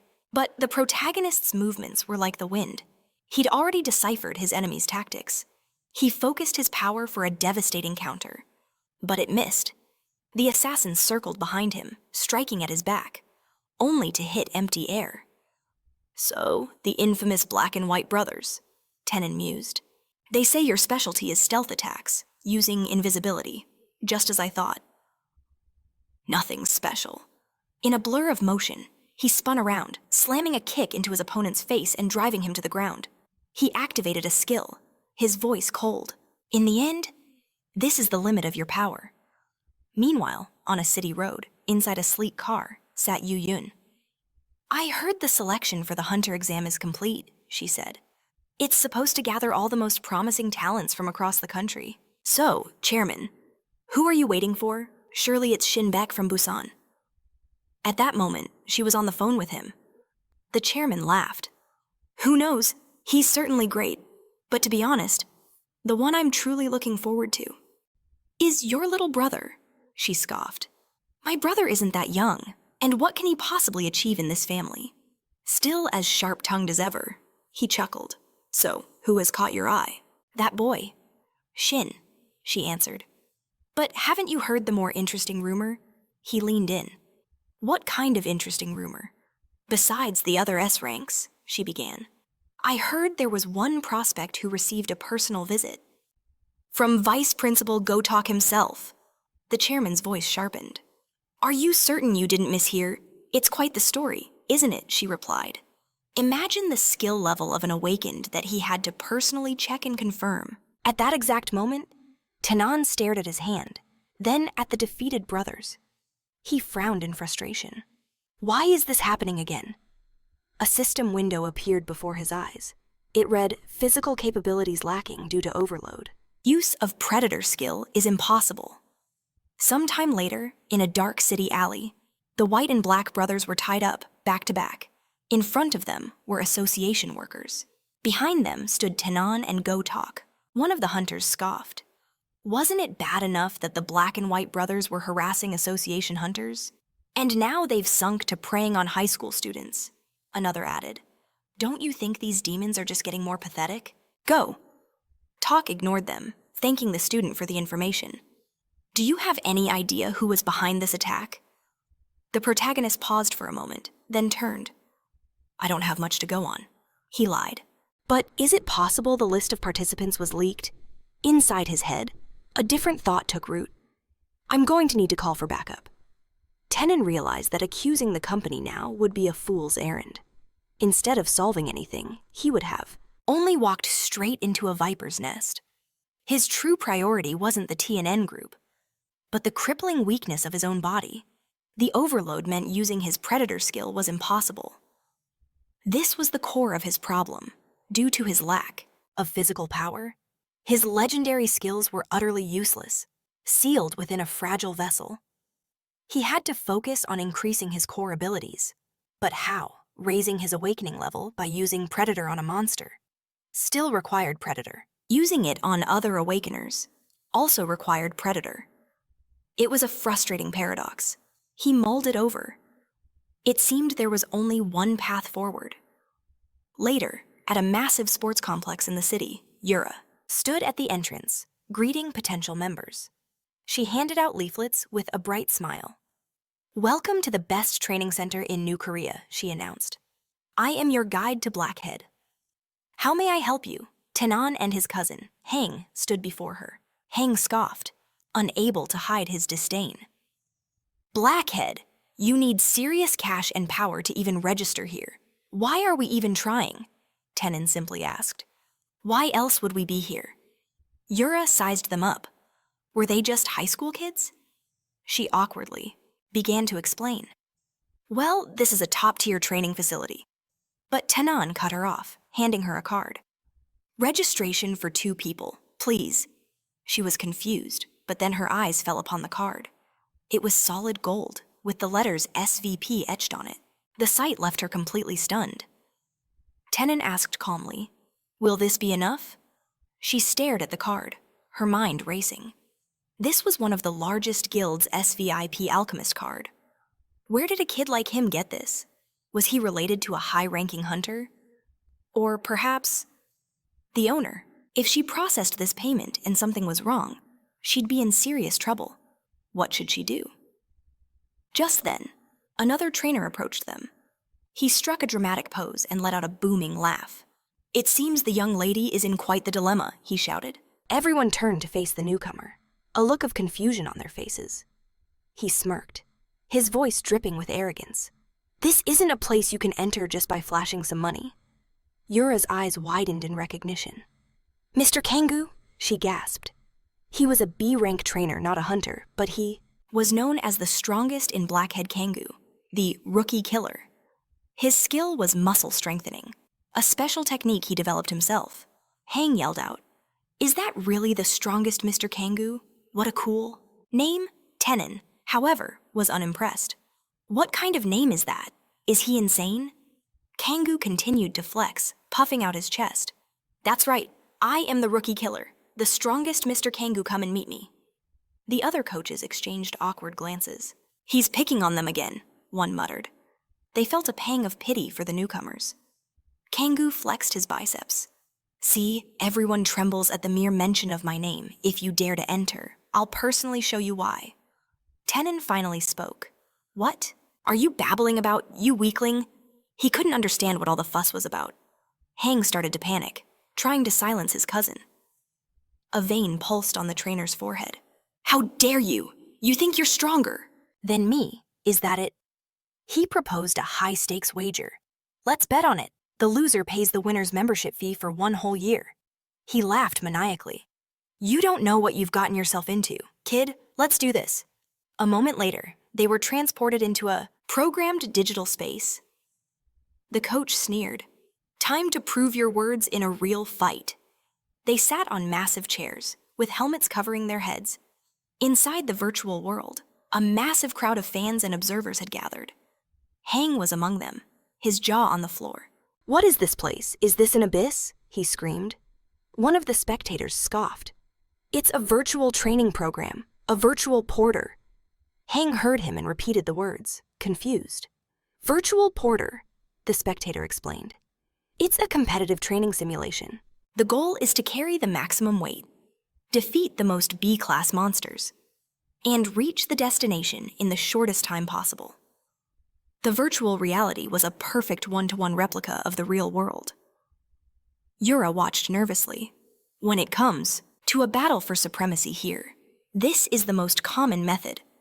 But this is far too disadvantageous against the strongest Kangu." A crazed light ignited in the coach's eyes as he laughed. He swung his weapon at a nearby monster. "You stupid brat, how dare you challenge me?"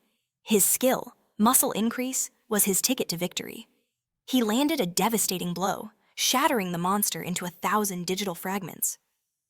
"My agility and maneuvering are flawless.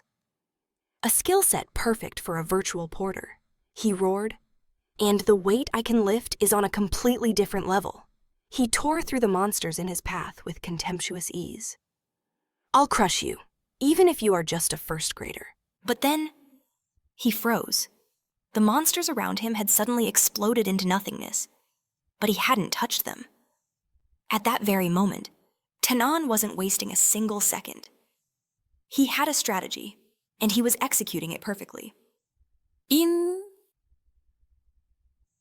He charged toward every monster he saw, a fearless glint in his eye, and defeated them with blinding speed. There was no fear, only a growing, confident smile. The horde of monsters swarmed him as if drawn by an unseen force. And in the end, 999 monsters, annihilated. The coach stared, completely frozen, his mind reeling in disbelief as the protagonist drew near. "My 30-day visit is over," he stated calmly. But it seems the maximum weight training was a smashing success. In the stands, every mouth hung open, unable to process how he had accomplished such a feat. A single supporter held a sign, their faith unwavering. Taesun then asked for the coach's name. The ordeal had been tough, he admitted. But now, it was time to pay up and get lost. A brilliant winner's mark blazed into existence above him. A massive backpack, filled with his conquests, was slung over his shoulder. Later, at a colossal stadium, a helicopter sliced through the air. Below, an ocean of people filled the square. A reporter inside the chopper began her broadcast. 30 days have passed since the changes to the Hunter exam were announced. Finally, this long-awaited day has arrived. The Hunter's license test. The entire nation listened with bated breath. The reporter continued, explaining that the Hunter Association had made an unprecedented move, inviting recommended minors to participate. Now, people from every corner of the country were flocking to the testing center. Among them were the most anticipated hunters of this generation, the unrivaled master of close combat, A-rank Tekken Hongjunuk, and the one with combat sense so superior, even C-rankers were no match. The A-rank druid, Legilson. There was also Thunderer Shin, a C-rank undefeated in Busan, and of course, the one rumored to have the highest score among all applicants, the C-rank rising star, Liman. An immense number of talented individuals were gathering to take part in this legendary exam. Down on the ground, reporter Kim was panicking amidst the surging crowds. "This is terrible, I'm so far away." If she failed to secure a report today, she would be fired on the spot. Tears welled in her eyes as a new reporter for Sioux Economic with a paltry E-rank typing skill Her one mission was to interview the exam participants. But from this distance, she couldn't even snap a decent photo, let alone conduct an interview. She fell to her knees, head bowed in despair. What can an E-ranker even do? My life is ruined. Fizz. A voice suddenly spoke from behind her. She turned, looking up with a questioning gaze. With this many people, he asked, how are the participants even supposed to get through? She stared. Was he a participant? He walked past, casually adding, this is boring as hell. Anyway, desperate, she reached for him, pleading, please, could you give me an interview? He turned around, not quite understanding her request. Just then, an organizer's voice echoed through the area. Taesun. The exam starts in 1 minute. He arrived just in the nick of time, remarking that a sudden interview almost made him late. It was that rookie reporter who had taken up his time. Taesun smirked. Even so, it's worth managing my image in advance. He strode through the tunnel, joining the throngs of other participants standing inside. They waited in a plain, unremarkable room for the exam to begin, each wearing a sticker with their number. In the crowd, Limon spotted Taesun and approached him. Class monitor, what are you doing here? She gasped, staring at his transformed body. What happened to you? He simply shrugged. I just trained a little, that's all. Her jaw dropped. A little, she thought, completely stunned. She knew he'd awakened, but how could someone change so drastically in a single month? You're completely different, she stammered. Suddenly, a loudspeaker crackled to life. You are the youths who will forge the future of a new Korea. We welcome you all. This hall is the first round of the test, where future hunters will be chosen from among the awakened. Now, I will explain the rules. First, look at the exam badge on your chest, marked with your number. In this exam, you must collect 5 badges, including your own. This is a badge battle. You have 1 hour without another word. The very floor beneath them began to shatter and collapse. All the examinees plummeted downwards. Everything is permitted, the voice boomed. Except for killing. Panic erupted. What's going on? The floor is disappearing. The whole space is changing. The first round of the exam has now begun. As everyone screamed and fell, Lim An landed gracefully on a solid platform. Immediately, participants swarmed her from all sides. If you don't want to get crushed, attack first, one of them shouted.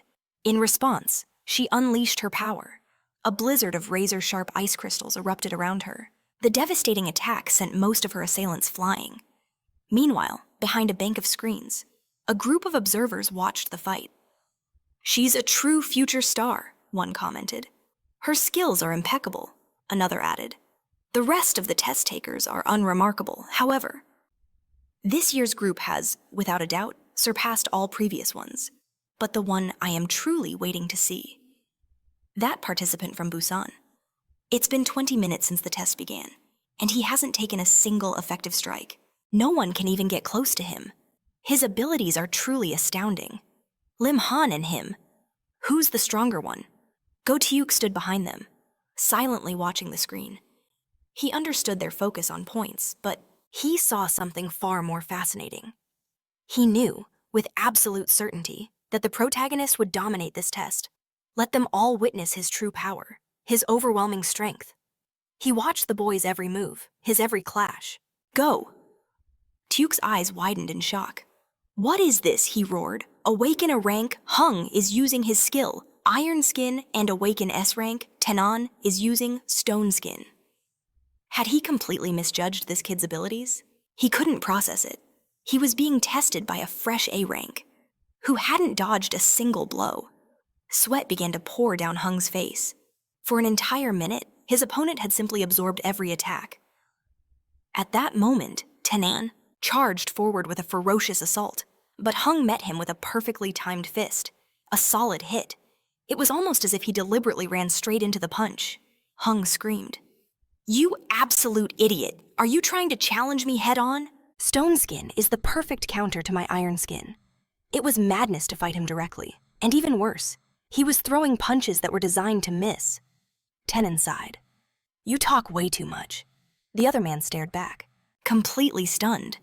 Taesun wiped a trickle of blood from his face, his predator skill activating. This makes sense now. A system window materialized. Stamina and charisma had each increased by 1. Even after a month of brutal training, the seal on Predator remained unbroken. This just meant his abilities weren't strong enough yet. The only way to increase stats through training is to push the body to its absolute maximum. This meant that any real training was a battle against his own limits. And so, his training was far from over. Their brutal exchange continued. Hung landed blow after devastating blow, then reeled back as Taesun blocked his attack. With that opening, Taesun shattered his enemy's defense, leaving his face completely exposed. "You monster!" Hung screamed, his protective shell crumbling before he fell unconscious. Taesun glanced down at him, then tore the badge from his uniform. He now held 2. Go Taeyuk erupted into a wild laugh of admiration and awe. Of course he's insane. The other observers flinched at his reaction. The vice principal is quite excited. It seemed he was desperate to find the next rising star. He could barely contain his anticipation. This method of training, a grand-scale battle for survival, was unbelievably bold. So bold it was terrifying. But now, he faced a problem. He'd done it all for the stats, but he'd burned too much stamina. He needed to conserve energy. The best strategy would be to hunt the weak. But then, his eyes locked onto a new target. He knew what was about to happen. A wave of shock rippled through the observation room. "Who is that?" someone shouted. "An S-Rank Awakened." Did he not know who he was facing, or was he planning to surrender from the start? All eyes, filled with disbelief, fixed on the protagonist. At that moment, Taesun stood before one of the most powerful participants in the entire exam. Shin stood atop a massive platform, surrounded by the fallen bodies of his victims. Arcs of lightning danced around him, a storm that none dared to approach. He looked down at his new challenger and smiled. And who is this? He was an awakened C rank who currently possessed a staggering 147 badges. They were pinned all over his shirt, a testament to his dominance. Taesun's eyes gleamed with admiration. How many did he have in total? He tried to count them. A thrill running through him. He clenched his bloodied fist. That's a lot more than 5. With a powerful leap, Taesun launched himself onto the platform. The moment he landed, a massive explosion tore through the air, sending them both flying back. As the smoke cleared, Shin hurled bolts of lightning toward him, but Taesun dodged them with ease. He activated stone body on his legs and delivered a devastating kick to Shin's face, shattering the stone armor on impact. Is he really that fast? Shin wondered. They were moving so quickly, their attacks were almost invisible. The high-speed battle raged on. Taesun leaped from his opponent's platform to another, his mind racing. A C rank from Busan. The Thunderer. He never expected him to be this tough. Powerful lightning enveloped Shin's entire body, an armor that blocked every attack while possessing a terrifying range and destructive power.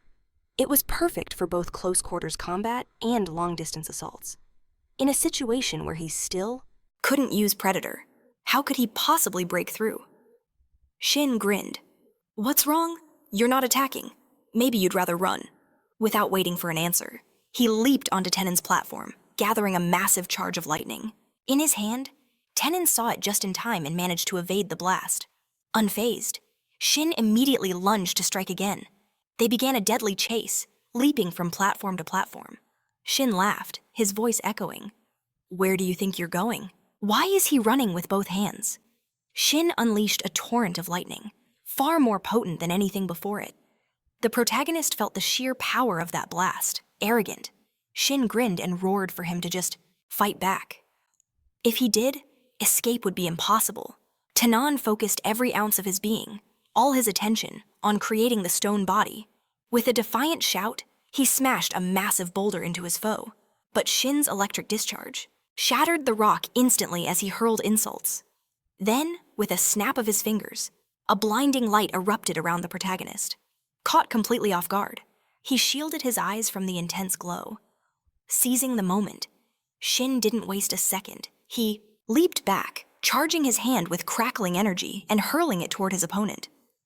Taesun was frozen, unsure of what to do next. He could only watch in terror as cry out in agony. A cruel laugh escaped Shin's lips. Can he endure this? He screamed. He seems tough, he mused. What an interesting opponent. Until now, everyone he faced had just run away in fear. He thought only Limang would be able to entertain him during the hunter's exam. But it seems he found another amusing toy. While he was lost in his own arrogance, something shot through the air, slamming directly into his face. The impact was so unexpected that Shin's nose immediately started bleeding. He staggered back, confused. What was that? What just happened? None of this guy's attacks should have even scratched him in that moment. Taesun had devised a new strategy for this special opponent. Finding the perfect angle, he launched another object. These stones were not only reaching their target, but causing real damage, forcing Shin to move. He began to cough from the pain. Of course, his stone skin could never penetrate the wrath of the Thunder God, even at its limits. Normally, such blows would be meaningless, but the examination halls were different. They were built from a special material designed to withstand the power of an awakened nova. Unlike his stone skin, this material doesn't lose its properties, even when it crumbles. If used as a weapon, it was the only way to overcome the Thunder God's power. Blood trickling down his face, Shin roared that he was nothing but a cowardly fool. But Taesun, thrilled with his new technique, shouted back that this opponent was no match. For him, he closed the distance, slamming his reinforced body into Shin and striking a powerful blow. As he fell, Shin's glasses were lost, and he crashed to the ground unconscious, spitting blood. Taesun looked down at him, a look of triumph on his face. The observers witnessed a massive explosion on the platform. What just happened? They cried. An A rank just defeated an S rank. They stared in disbelief, shouting. What is Taesun doing? Go Tawak, however, stood to the side and smiled. He knew the kid always knew how to make people nervous. In any case, he was doing great. As he watched, Taesun stood over his defeated opponent. He calmly collected 3 badges from him and let out a long breath. A smile crossed his face. Now he had all the badges he needed. All that remained was to wait for the exam to end. But in that instant, a chilling attack flew towards him. He barely dodged it, analyzing the attack. Was that ice? An ice stone began to form around the platform he was on. He watched cautiously as the ice completely surrounded the arena, forming a planetary dome. The entire space began to freeze over, and he realized what awaited him, and who his next opponent was. The ice enveloped the entire platform, creating a new battlefield, and from the frost, Limang appeared. She walked toward the protagonist with cold confidence. He stared back at her gloomy expression, fear creeping into his eyes. How did she do this? And since when had she been watching him, I believe, she began. That with strength comes responsibility. He had no idea what she was talking about.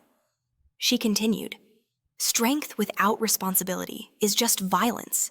You have become incredibly strong. She admitted she never expected he could defeat an opponent as powerful as Shin. Asked why she was saying all this now. Because it is the absolute truth, she replied. This must be how you defeated Lee. Limang raised her hand, preparing to launch an attack, but he reacted instantly, turning invisible. She noticed immediately and activated a chilling snowfall.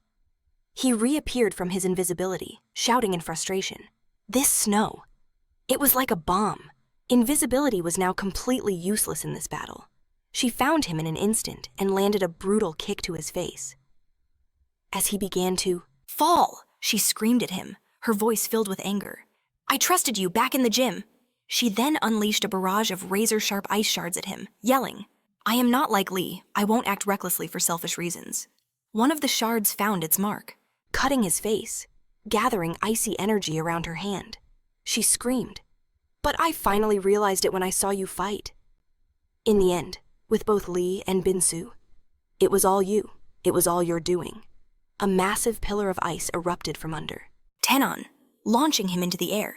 He began to bleed, crashing down with a heavy thud. Limang looked down on him majestically and said, using unauthorized skills is a crime. They are still in the hospital. But something probably happened. To you, too. So I will not file a complaint.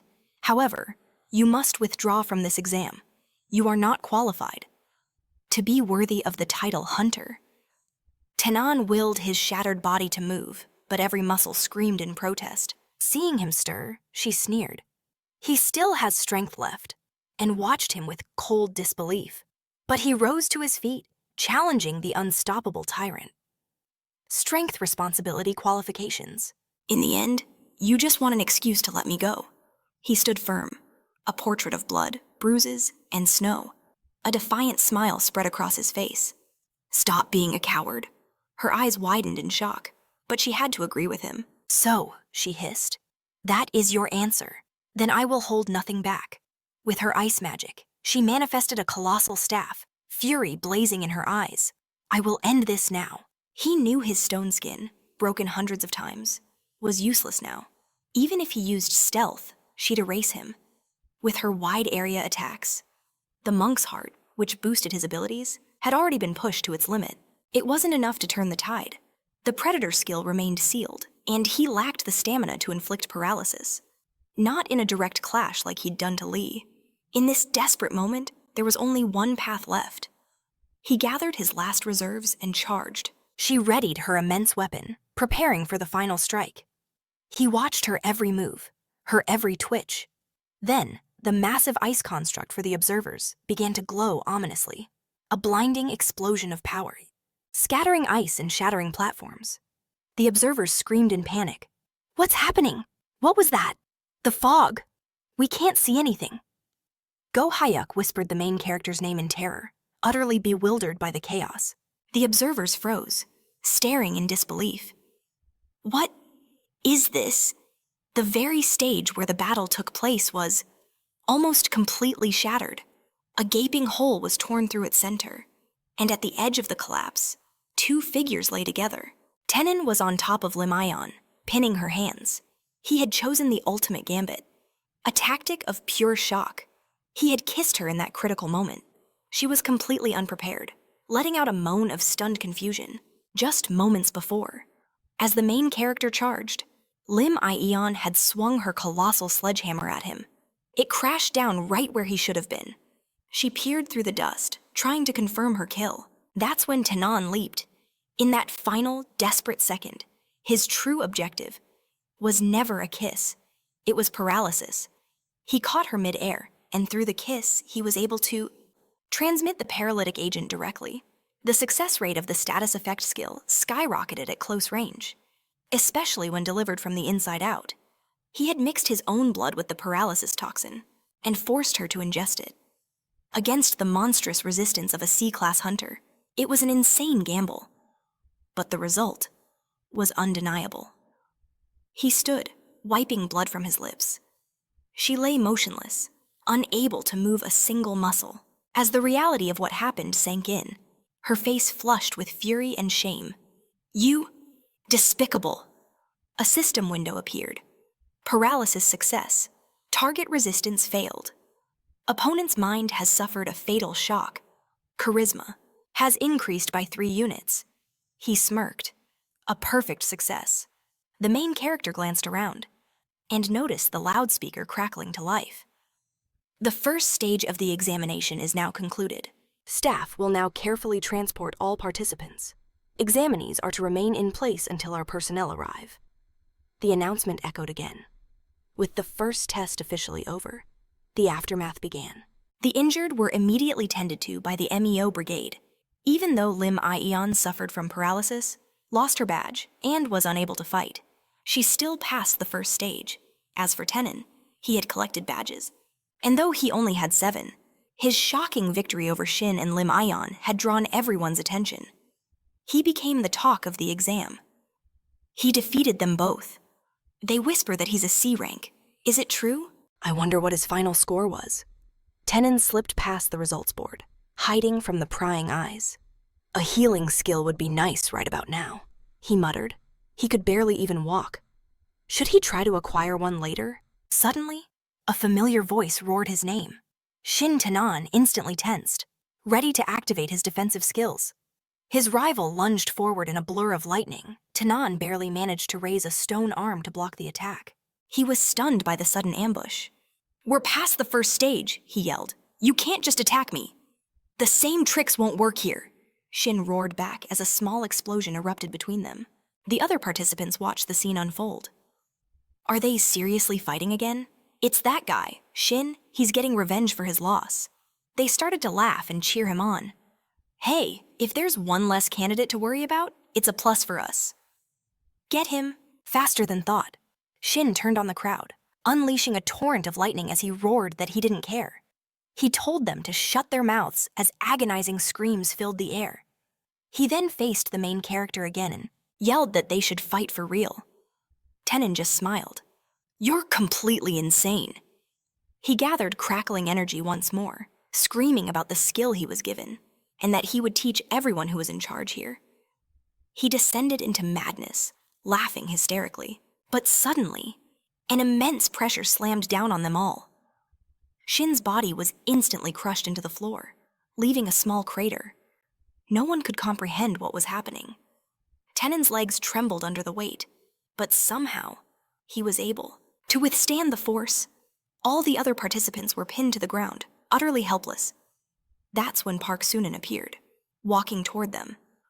Honestly, he said, you brats just couldn't behave yourselves for 5 minutes. Could you? The protagonist's heart pounded. He knew this presence. It was him. Park waved his hand dismissively.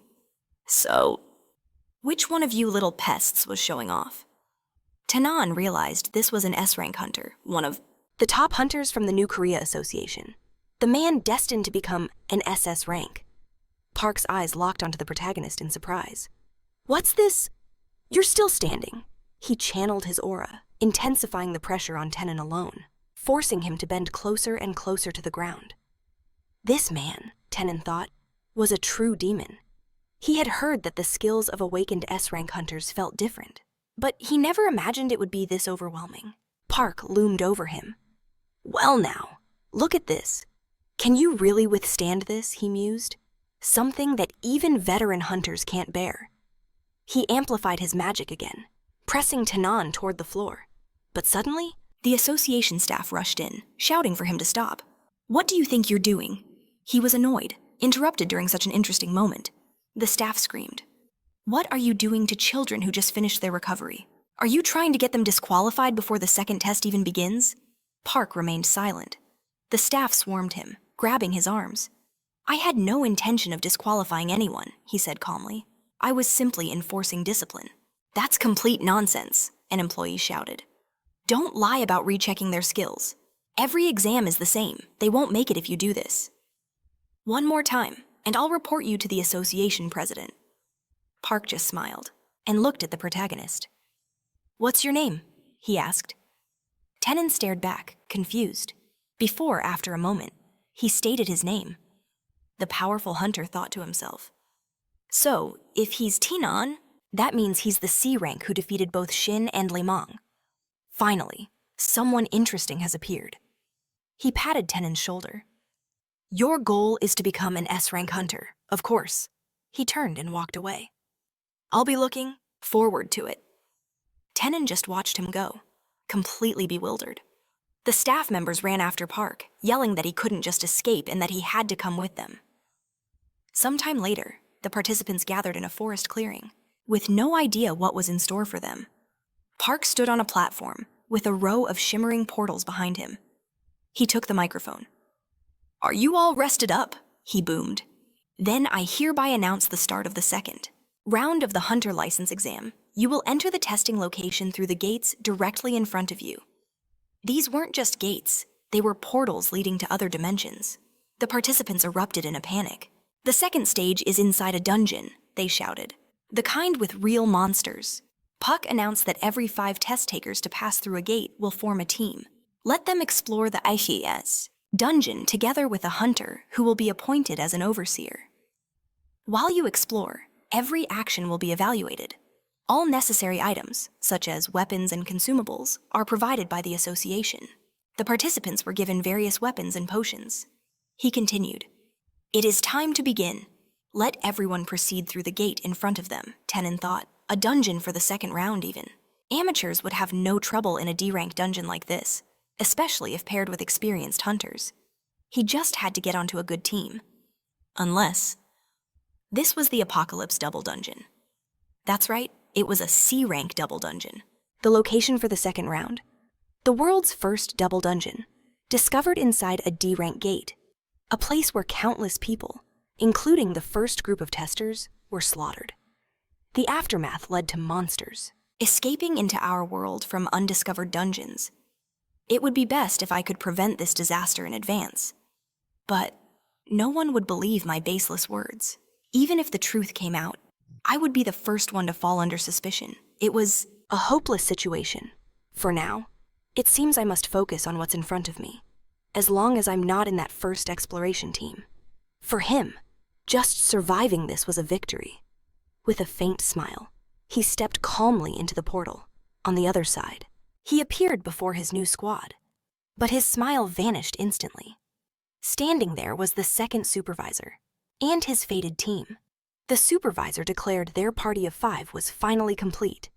It was time to begin. Their lineup: the second supervisor, an A-rank hunter, a sorcerer, and the man known for discovering the double dungeon, Apocalypto. Tenen's blood ran cold. Just then, monsters swarmed the exam participants.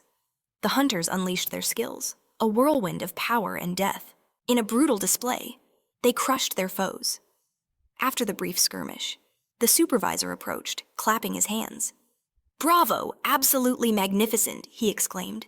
"Such bold combat sense, even in your very first battle. Some of you," he declared, "are truly qualified." His new teammates immediately started showering him with praise. "It was all thanks to your guidance, sir," they gushed. "We only followed your perfect instructions." But Tenen stood off to the side, his silence a stark contrast. This was it, the very first exploration team from his memories, and there was no mistaking it. The sorcerer wore the legendary item of the dungeon pioneer, the Sage's Ring, a unique ranked artifact that boosted all stats by 10 points. This had to be the double S-rank Apocalypto dungeon. But his own power, the Predator, was still sealed. There was no way he could survive this time. He had to stop them from discovering Apocalypto, no matter the cost.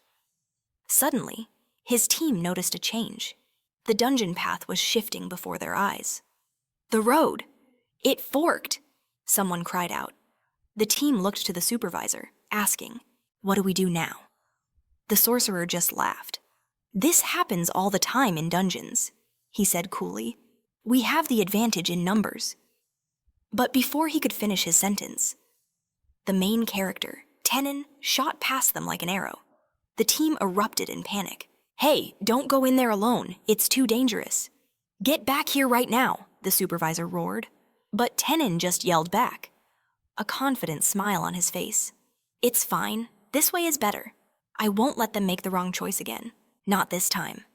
He leaped effortlessly over a deep ravine, shouting, "Everyone, follow me!" His team and the supervisor were stunned by his audacity.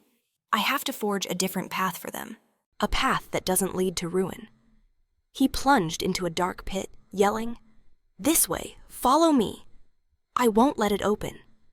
Even if it costs me my life, I will not let Apocalypto be discovered." His team scrambled after him, screaming his name. Panic and sweat beaded on his brow. He kept running, urging them onward.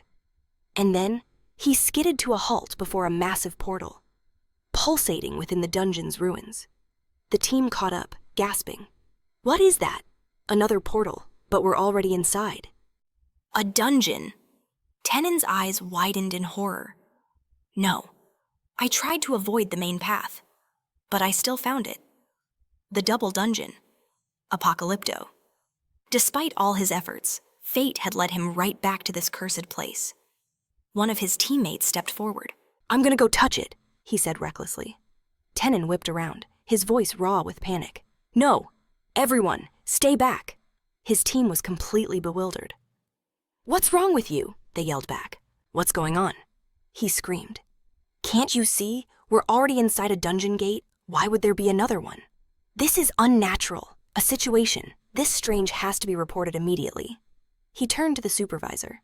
"Right, sir." The sorcerer paused, stroking his chin. This is certainly the first time I've ever seen anything like this. In principle, the correct procedure would be to report back to headquarters.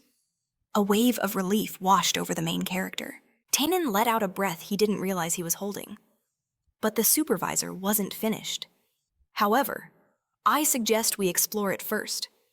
Taesun's hope shattered. What? Why? He screamed in disbelief. The supervisor simply walked past him, telling him to wait. He knew exactly what the arrogant hunter was thinking. The magic emanating from this gate doesn't feel that dangerous. After all, we're still inside a D-rank dungeon, and no matter what lies ahead, I am an A-rank hunter. He turned back, his eyes gleaming with greed. This gate could be a special event prepared by the association, if we clear it first. We'll undoubtedly receive the highest evaluation. True panic seized Taesun now. Have you completely lost your mind? What about the fundamental principles of dungeon exploration? The sorcerer scoffed. Principles? He pointed a condescending finger at him. Are you lecturing me, a man who doesn't even know the meaning of teamwork? The rest of the team immediately chimed in. He's right. You've been doing whatever you want. Just because you have a little bit of skill, you think you can act so high and mighty. Criticizing the judgment of an active, high-ranking hunter. Such arrogance, rage boiled within Taesun. They don't understand. They don't understand anything at all. These fools. The supervisor made his final decision. Then it settled. Wait, stop, think about this, Taesun pleaded. But the supervisor simply snapped his fingers. The world bled into monochrome as Taehyun watched the horror unfold. His entire team, along with the overseer, was dragged into the portal. He couldn't abandon them, so he plunged in right after. A moment later, the warden stood there in shock, demanding, "What in the hell is this place?" The team gazed around nervously. Is this really a D-ranked dungeon? The female hunter felt a chill, saying it was all wrong. They were on a colossal platform, like a bridge leading to a distant, ominous altar. And at the end of the corridor, a towering statue of some monstrous creature loomed over them. It was terrifying, gripping a massive sword with a dark halo above its head. The team cried out, "How did this happen? Are we sure this is just a D-ranked dungeon?" The warden was completely lost. He didn't understand the situation, but Taehyun moved between them, his voice sharp. "All of you, shut up, and keep your eyes open." One of the hunters snapped back. What's he talking about? This freak is getting on my nerves. But Taehyun calmly stated, "They're coming." And from the fog, figures emerged, looking almost identical to the statue down the path. Their blood ran cold. A-rank monsters? Death Knights. Where did they come from? The sorcerer began to panic, shouting, "Everyone, prepare for battle, now!" The team was frozen with terror. At this moment, the Death Knights were already preparing their lethal attacks. A battle nobody was ready for had just begun. The overseer thrust his hands forward, unleashing his skill. "Filthy monsters!" he roared, as the ground beneath the knights churned into molten lava, erupting into searing hot crystals. The creatures were pierced from below, hissing in some unknown tongue. The entire party unleashed their own skills, shouting, "We need to attack right now!" They screamed, not knowing how this would end, as fire and flashes of light filled the chamber, trying to block the monster's view. The female hunter held 2 blazing orbs of fire. The overseer commanded, "Shield bearers, to the front, protect us. The rest of you, don't give the enemy any distance close in on them." The team stood ready for the onslaught, but only 2 fallen Death Knights lay before them. For a fleeting moment, they exhaled in relief. The girl whispered, We survived. Who would have thought we'd defeat A-rank monsters?" The other hunter laughed. "That was nothing. We just need to try again." But in that instant, another Death Knight materialized right behind him. They all stared into the fog and saw several more knights emerging. These were different, with new weapons and altered halos. They were marching straight for them. Panic began to set in again as Taehyun approached one of the corpses, feeling that something was off. After they barely managed to defeat this new wave, an entire army appeared to take its place. The sorcerer looked on in despair, thinking, "What the hell? Every time we kill one, a new army replaces it." Besides, everyone was already at their limit. If this continued, they would all die. Taehyun approached him and said, "I've noticed something strange." The sorcerer eyed him, wondering who this man really was. Even after all that fighting, he wasn't tired, and he was the first to realize the gate's danger. On top of that, if he hadn't strengthened them with his monk heart skill, they wouldn't have been able to fight for so long. Was he really just a C-rank awakened, he asked. "What do you mean, strange?" Taehyun replied. "It's just a guess, but these aren't Death Knights." Everyone was stunned. What is he talking about? Then who are we fighting? Taehyun hefted a massive sword. "I'm going to find out." The team watched in shock as he activated his stone skin skill and charged headfirst into the horde. He swung the huge blade, striking his enemies and causing a massive explosion. The creatures chattered in their bizarre language as Taehyun disappeared into the smoke from the blast. He leaped over them, striking from above. He swung again, carving a path to the largest creature, and aimed a decisive blow. He completely shattered the statue's head. The creatures behind him, ready to attack, simply vanished into thin air as the entire space began to warp and distort. The team screamed. "What is this? Was it all an illusion?" Taehyun approached them and explained. "This was an illusion trap. It creates virtual enemies and places to fight. A strategy meant to weaken intruders." One of the team members yelled, "That can't be. That fight felt too real to be just an illusion." The girl screamed, "Then what's waiting for us ahead?" The sorcerer stared at him. "How did you know it was a trap? You've never encountered Death Knights. How could you?" Taehyun pretended to be clueless, saying, "I don't know. It just happened on its own." But he knew. He wasn't that weak. The warden couldn't believe it, completely shocked by the revelation. Modeled deeper, they plunged into the dungeon's abyss, knowing they had to press on or be consumed.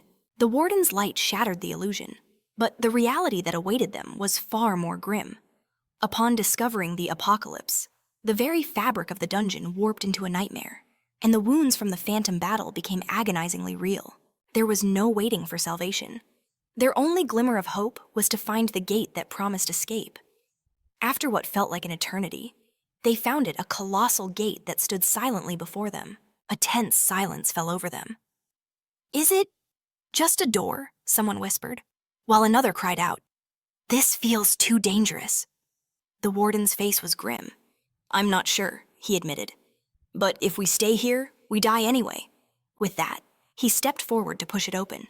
Beyond the gate, a lone Death Knight knelt, its sword planted before it as if in a solemn vow.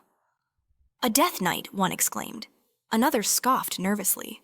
What's just one of them doing in a place like this? But as the lone knight rose, countless more materialized from the shadows, and the team could only watch, paralyzed by shock. Skull-shaped torches flared to life, illuminating a horrifying scene that stretched out before them. Armies of death. Knights lined the walls of a vast, multi-tiered chamber, a legion of undead soldiers. But among the horde, one figure stood out, radiating an aura of absolute dread. The team began to tremble in sheer terror. "What is this place?" they cried. "Are they all Death Knights?" At the far end of the hall, the master of the Apocalypse Double Dungeon sat upon his throne, an S-rank Death Knight Lord. He sneered, his voice dripping with malice. "To think you insignificant humans actually made it this far. But since you have arrived, let the trial begin." In perfect unison, the legions of Death Knights raised their swords, then brought them crashing down, creating a thunderous, soul-shaking rhythm as the spectating knights began to close in. They surrounded our hero's party, their growls a low rumble of death. One champion stepped forward, pointing its blade directly at them. Panic erupted. "What's going on?" Tenon gritted his teeth. "It looks like he's demanding a one-on-one duel." "A duel? Are you insane?" they shouted in despair. "We can't. Our mana is almost completely gone." But the protagonist turned to them, his voice a commanding roar. "Calm down. Our goal isn't to win, it's to escape." At his words, the team bolted for the exit. "We're going back. I'd rather face the entrance again than this. I don't want to die. I don't want to die here." But in that moment, the champion knight struck, cutting down 3 of the fleeing members. They screamed in agony, their lives bleeding out onto the cold stone. Taesun, clutching the injured girl, could only watch in horror. The warden was frozen, horrified. But the sorcerer made his choice. He charged headfirst toward the enemy. Our hero screamed his name in a panic. "I'll buy you time," the sorcerer roared back. "Run for the exit." With a final blast of magic, he shoved them toward the gate, then brought the ceiling crashing down to seal their path. Taesun fell to his knees, screaming. "What are you doing?" the sorcerer's voice boomed back. "Be quiet. You're just a low-ranking brat. Don't you dare speak to me." Our hero could only stand and watch, his heart pounding with dread. In his final moments, the sorcerer confessed his dream. I wanted to become an S-Rank hunter. No matter how hard I trained, how much I improved, the goal only seemed to get further away. But this was my chance. If I could clear this dungeon, I might have finally reached C-Rank. He let out a broken, manic laugh. It was the last sound he would ever make. The Death Knight lunged, sword raised, and the sorcerer unleashed his final, desperate skill. He parried the attack, even managing to sever one of its limbs. He screamed, You are a worthy opponent. This is a fitting final stage." Taesun watched in terror, then turned to the girl in his arms, his mind racing. She was gravely injured. Just then, the rubble wall behind them exploded inwards. He turned back to see the army of Death Knights, overwhelming the sorcerer. He had fallen. Now, Taesun was the only one left standing. Everyone else was dead or unconscious. The champion knight pointed its blood-drenched sword at him, issuing a final challenge. That's when his eyes caught a glint on the floor. A ring. Just lying there. The Death Knight didn't hesitate, swinging its massive sword down for the killing blow. The protagonist dove, snatching the ring from the ground and narrowly evading the knight's devastating attack. This was his only hope for survival. "Please, work," he begged, sliding the mysterious artifact onto his finger. Instantly, a torrent of powerful energy erupted from the ring. As this new power coursed through him, the undead army charged. But as they swarmed him, the closest knights were suddenly blasted in every direction. Their limbs were torn from their bodies by an unseen force. The Death Knight. Lord roared, What is this power?" A system window flashed open before his eyes. The matrix ring has been applied. All abilities increased by 10 units. All conditions have been met. The seal on Predator shattered. Taesun thrust his hand forward, unleashing a torrent of sinister, overwhelming energy.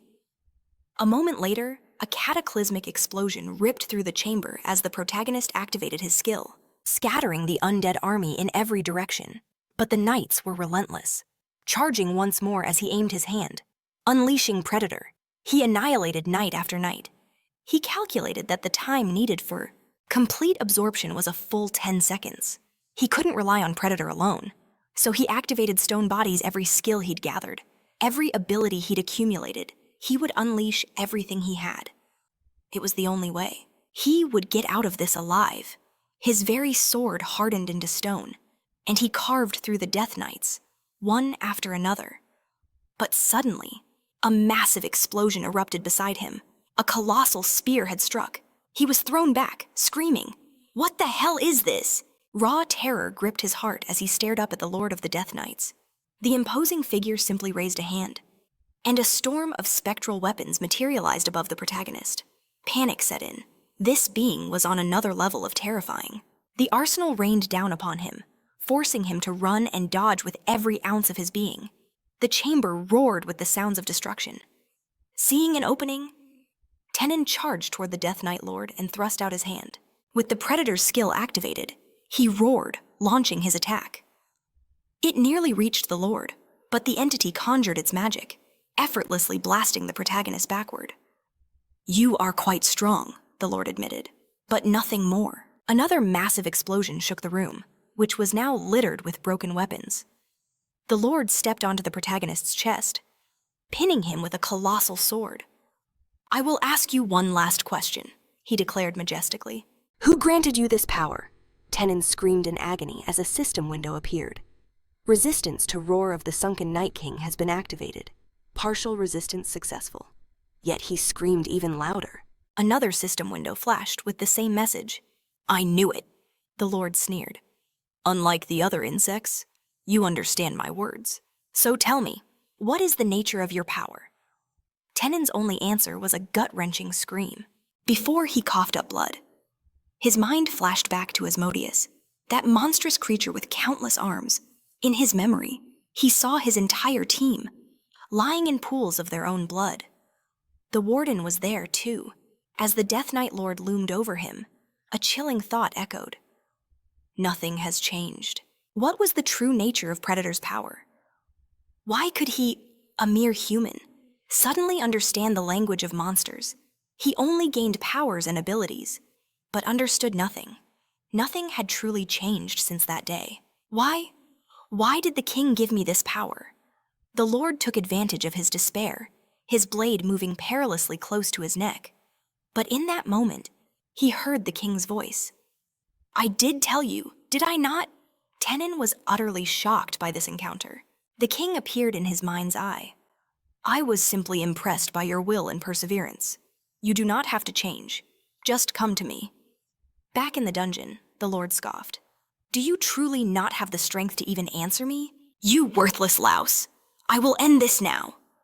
But then, something happened that the Lord never expected. The protagonist surged to his feet, unleashing his predator magic. Its dark tentacles erupted, smashing the knights to pieces. The Lord stared in disbelief and roared, You impudent brat! Before him sat Tenen, with his hands pressed to the ground as the predator's tendrils spread across the entire chamber. The Lord asked, Do you really intend, to display your skills in that pathetic body? The main character let out a powerful scream. Mana has increased by 1. Then, several more system windows popped up with the same information. The Lord began to laugh maniacally. Wonderful, he bellowed. This is our final battle, then let us fight to the death. He raised his colossal sword and charged. He swung with all his might, and the resulting blow was a deafening explosion that shook the room's very foundations. Debris flew in every direction amidst a blinding glow. Tenen didn't waste a single moment. He had to think of a new path. Are you curious, he taunted, about the nature of my power? The Lord screamed, What are you babbling about? He activated a powerful charge of the predator and shouted, Then let me show you firsthand. A system window flashed. Skill rank has been increased to B. A devastating blow surged through the Death Knight Lord. The world around him flew apart as he screamed, thrown high into the air by the force of the attack. He grabbed his massive sword and fought back as if nothing had happened, delivering blow after devastating blow, trying to resist this overwhelming and powerful evil. After a moment, the Lord shrieked, How dare you! How dare you! An insignificant human! He activated his skill, hurling a storm of swords and other weapons at the protagonist. Tenen, at that moment, held a huge sword, which shattered into pieces from the impact. Undeterred, he charged the predator's power into his hand and threw it forward. The predator's tendrils shot forward, unleashing a swirling vortex of sinister dark energy. It completely ensnared the Lord, whose screams echoed in confusion. Taesun declared with chilling authority, This is not the power of a man, but the might of a true king. The immense energy formed a monstrous maw that swallowed the Death Knight Lord whole, triggering a massive explosion. A system window appeared. A new title has been registered, the Spirit of the King Knight. Meanwhile, back in the real world, chaos erupted near the gates. Civilians panicked as a portal began to pulse with an ominous light. Paxson and his team stood ready. What's the power level? He roared. A mage screamed back. It's C rank, sir. The order to evacuate had already been given, but the dungeon's warping interior was slowing everyone down. Will reinforcements even make it before the dungeon break? Paxson's face hardened. This was a catastrophe. A C rank mana signature inside a D rank gate. Everyone inside was doomed, including him. Before he could finish the thought, the portal flashed with blinding light. No one could have predicted this. No one was prepared. A dungeon break. It's happening too fast. Everyone, brace for impact. As the portal's glow intensified, casting everyone in a state of shock, a lone figure stumbled out. It was Taehyun, covered in blood and bruises. He stood firm and said, "Thanks to that guy, I barely made it back." With his return, the dual dungeon incident was officially over. The test subject had evacuated with no significant injuries. The second trial's results were determined based on his scores before the crisis began. The bodies of the fallen were recovered and safely returned to their families. Later, at the association headquarters, the chairman announced his decision. "We will not reveal who cleared Apocalypto. The media would tear him apart. If the truth got out, he'd become a target for reporters and every greedy mage out there." Before him stood two men. Chief Woo Jin-chul agreed. "There's no other choice." But Section Chief Park simply chuckled. He asked if the chairman truly thought they could comprehend the situation. After a moment, the chairman posed a question. "Taehyun, the man who single-handedly cleared the C-rank dungeon, Apocalypto, what rank do you think he truly is?" Park smiled. "He cleared a C-rank gate by himself. Logically, he must be at least C-rank." Woo Jin-chul bowed his head. "But his official rank is far lower. It's nearly impossible to estimate the true depths of his power." The chairman leaned forward. "So you mean—" The two men glanced at each other, their conclusion the same. "There's a high probability he'll become a national-level power. Later." Taehyun found himself in a waking nightmare, standing beneath the crimson light of a strange, dying planet. An endless river of colossal, high-ranking monsters marched past him, their roars shaking the very ground. The horrifying parade of beasts seemed to have no end. He stood frozen on a platform, wondering what this place was. Suddenly, his eyes locked onto a figure standing on the planet's surface. It was the king. His majestic presence was overwhelming. What is the king doing here? The monsters turned their attention to the king and leaped to attack. He simply raised a hand, unleashing a wave of unimaginable magic that vaporized the entire horde in an instant. Taehyun could only watch in stunned silence. The king's voice echoed in his mind. "I will be waiting for you, in the deepest part of the abyss." His eyes shot open with a gasp. He was awake, drenched in cold sweat, his heart hammering in his chest. He sat up, checking his body. It had to be a dream, but it felt far too real. "I'll be waiting." What could that possibly mean? Then there was the Predator skill, a power that made even an S-rank monster tremble, the ability to understand their language. The questions were piling up. Was there really no other path forward to find the answers? He had to enter the abyss and become stronger. As if responding to his resolve, his status window appeared. His rank had risen. So that's it. The King Knight's spirit debuffs an enemy's agility and consumes 35 units of mana. He must have gained it from the Lord of Death. An ability of this level was easily on par with that of an S-rank hunter. The King Knight's spirit was a skill that put immense pressure on his foes. At this rate of growth, reaching the level of a national power was no longer just a fantasy. He smiled, admiring his progress, but a sharp commotion from his hospital room door shattered the peace. Someone shouted from the hallway, "You absolutely cannot go in there, I will not allow it." A brief scream, and the door burst open. A woman stormed in, fuming. "What is the meaning of this? I am a guild leader, and you're telling me I can't even visit a patient. This is outrageous." Taehyun watched, completely stunned by the chaos. Behind her, a trail of defeated guards and hospital staff lay scattered. She approached him with a predator's smile, stating he was their prize. Later, inside a sleek car, her driver noted that she was still the head of the guild, and he, merely her chauffeur. She brushed it off, confident she could handle her. Special guest. The protagonist, seated beside her, cut right to the chase. He asked what business the Master of the Night Wanderers could possibly have with him. She smiled playfully. Hadn't she said she simply wanted to meet the one who survived? Apocalypto and personally escort him home. Tenon wasn't buying it. The leader of one of the 4 great guilds came just for that. He told her to come up with a more believable lie. She chuckled, impressed by his sharp perception. "So, you're an observant one." "Excellent. But does he have any idea what the third trial is?" He made it clear to her that he knew nothing at all. She explained the third trial was about survival, just like the first. But this time, there was a terrifying twist for the spectators. would be watching their every move from the stands. And once his incredible abilities were revealed, every guild would be fighting to claim him. A newly awakened low ranker who could overpower a C rank was a priceless jewel. She extended a hand, her voice like silk. On that wonderful note, allow me to be the first to make you an offer you can't refuse. Do you want money? Or perhaps fame? I'll give you whatever your heart desires. All you have to do is join the Night Wanderers. Tenen's gaze fell to her hand, then shifted back to her confident eyes. She waited, certain of his answer. The driver, watching from the front, grew anxious at the drawn-out silence. Finally, the protagonist spoke a single phrase. I don't want to. Her composure shattered. What did you just say?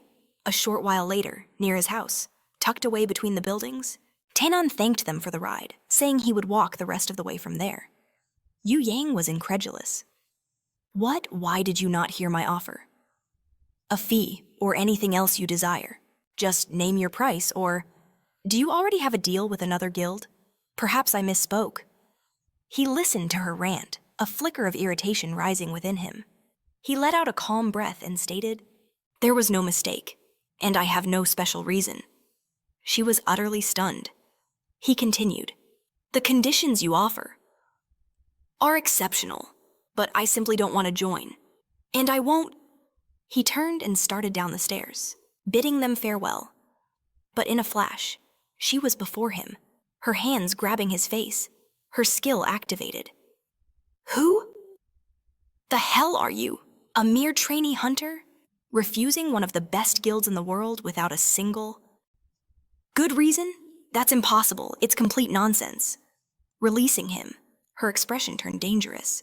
Now I'm truly interested in you. Her driver began to panic, shouting that he's still in the middle of his exam. He's just a kid. Don't throw away this golden opportunity. I promise, you will regret this. Taesun just sighed at their hopeless stubbornness. He turned to her, his voice low and sharp. I believe you are Lim Young. Fear flashed in her eyes. How do you know that name? He answered coldly. I just know. Horror twisted into pure rage. In that instant, a massive explosion of power erupted from her. Her hand shot out, wrapping around his throat. A torrent of majestic green energy poured from her body. The protagonist knew this was trouble. The guild leader's real name is Lim Young, the illegitimate daughter of Lim Chanan, the CEO of the walking group. She was originally raised as the successor, but when a new, legitimate daughter was born, her name and birthright were stripped away. She became an outcast, abandoning her family. She forged a new life as a hunter, a past that almost no one knew about. Her eyes burned with a wild fury. How dare you speak that name with that face? Are you truly insane? He calmly met her glare. You started this first. Just then, a system window materialized before his eyes. The spirit of the Amazon of C rank was being resisted by a mysterious force. Resistance was successful. He activated his predator, magic, and grabbed her hand, causing her to tremble.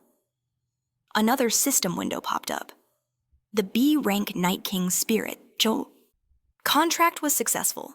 Taesun was able to push her back with a surge of dark energy. Yu Yang didn't expect such a counter. What is this power? She thought, bewildered.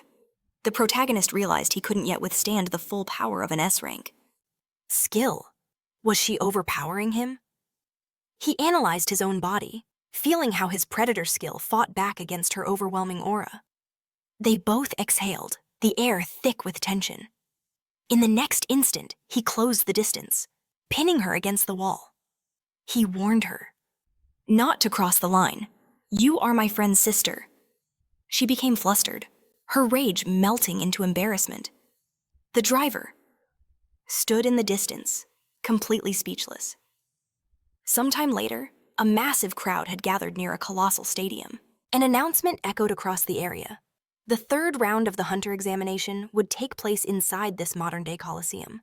In the Grand Colosseum of ancient Rome, the stands roared with a massive crowd, the arena filled with examinees. Unlike the first two rounds held in secret, the third was a public spectacle for all to witness. Industry giants, the families of the hunters, and the eager public flocked to the stadium to behold the chaos. Go Tuke stood beside Park, while Yui Yin watched as a simple spectator. Nearby, the protagonist's cousin's parents marveled at the scene. The father was in awe, having never seen anything like it. But the mother was worried. "Are you sure about this?" she asked. "They say this exam is unbelievably cruel." Their son, however, leaped to his feet, laughing loudly. "Don't you worry about a thing. He's become unbelievably strong." He was a walking advertisement, with messages plastered on his clothes and booklets to hand out to everyone.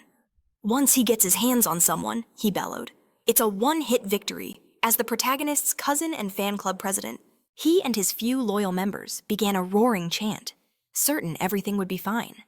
Kim, the reporter, sat nearby, her stomach churning with anxiety. She had to find the perfect scoop this time. She was still on the verge of being fired.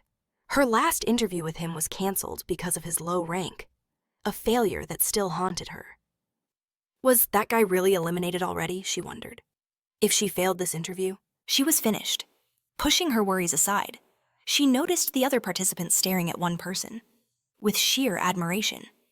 She moved closer, realizing that many of these examinees were rising stars. Even a veteran hunter was among them, and yet, all eyes were fixed on a single man. Were they planning to team up? To take him down? Just how powerful was their target? Then it hit her. It was him. The speakers boomed. "The third round of the exam is starting now." We hope all our viewers can watch without being overwhelmed. The battle was about to begin. Every hunter's attention was locked onto the main character, who stood like a king. In the center of the arena, his stats had soared since the last round. A C-rank Unawakened, who had already crushed a B-rank opponent. Suddenly, the arena exploded into a free-for-all as skills were unleashed. Alliances formed in an instant. "We have to take that guy out together, first," one hunter screamed. "He single-handedly defeated 2 C-rankers in the first round. If we don't eliminate him now, we'll all be crushed." Their target was set, but our main character was more than ready.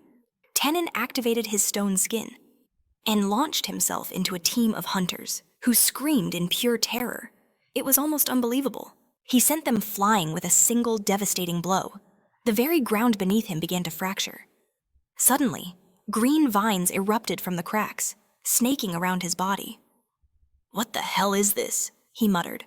Before him stood a highly anticipated participant, a genius favored by the observers. He laughed maniacally. "So you beat 2 C ranks. Don't get ahead of yourself. The final winner of this round will be me, the A-rank prodigy, not you." Taesun didn't even bother to reply. He simply leaped forward, shattering the vine prison with brute force. He stomped the genius into the ground, with a single crushing attack.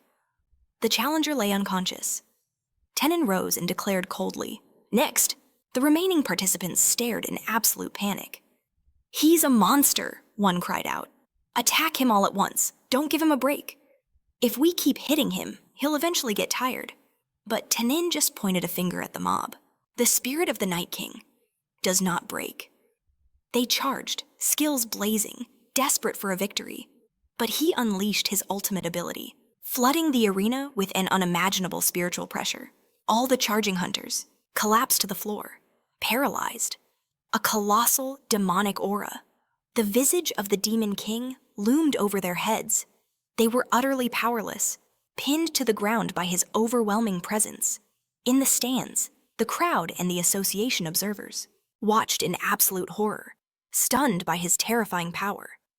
Yu Yan was frozen, whispering, "He's completely insane." She couldn't believe he would reveal such a power in front of the entire world. A moment later, the battlefield was silent. Almost no one was left standing. Taesun stood in the center, exhaling slowly.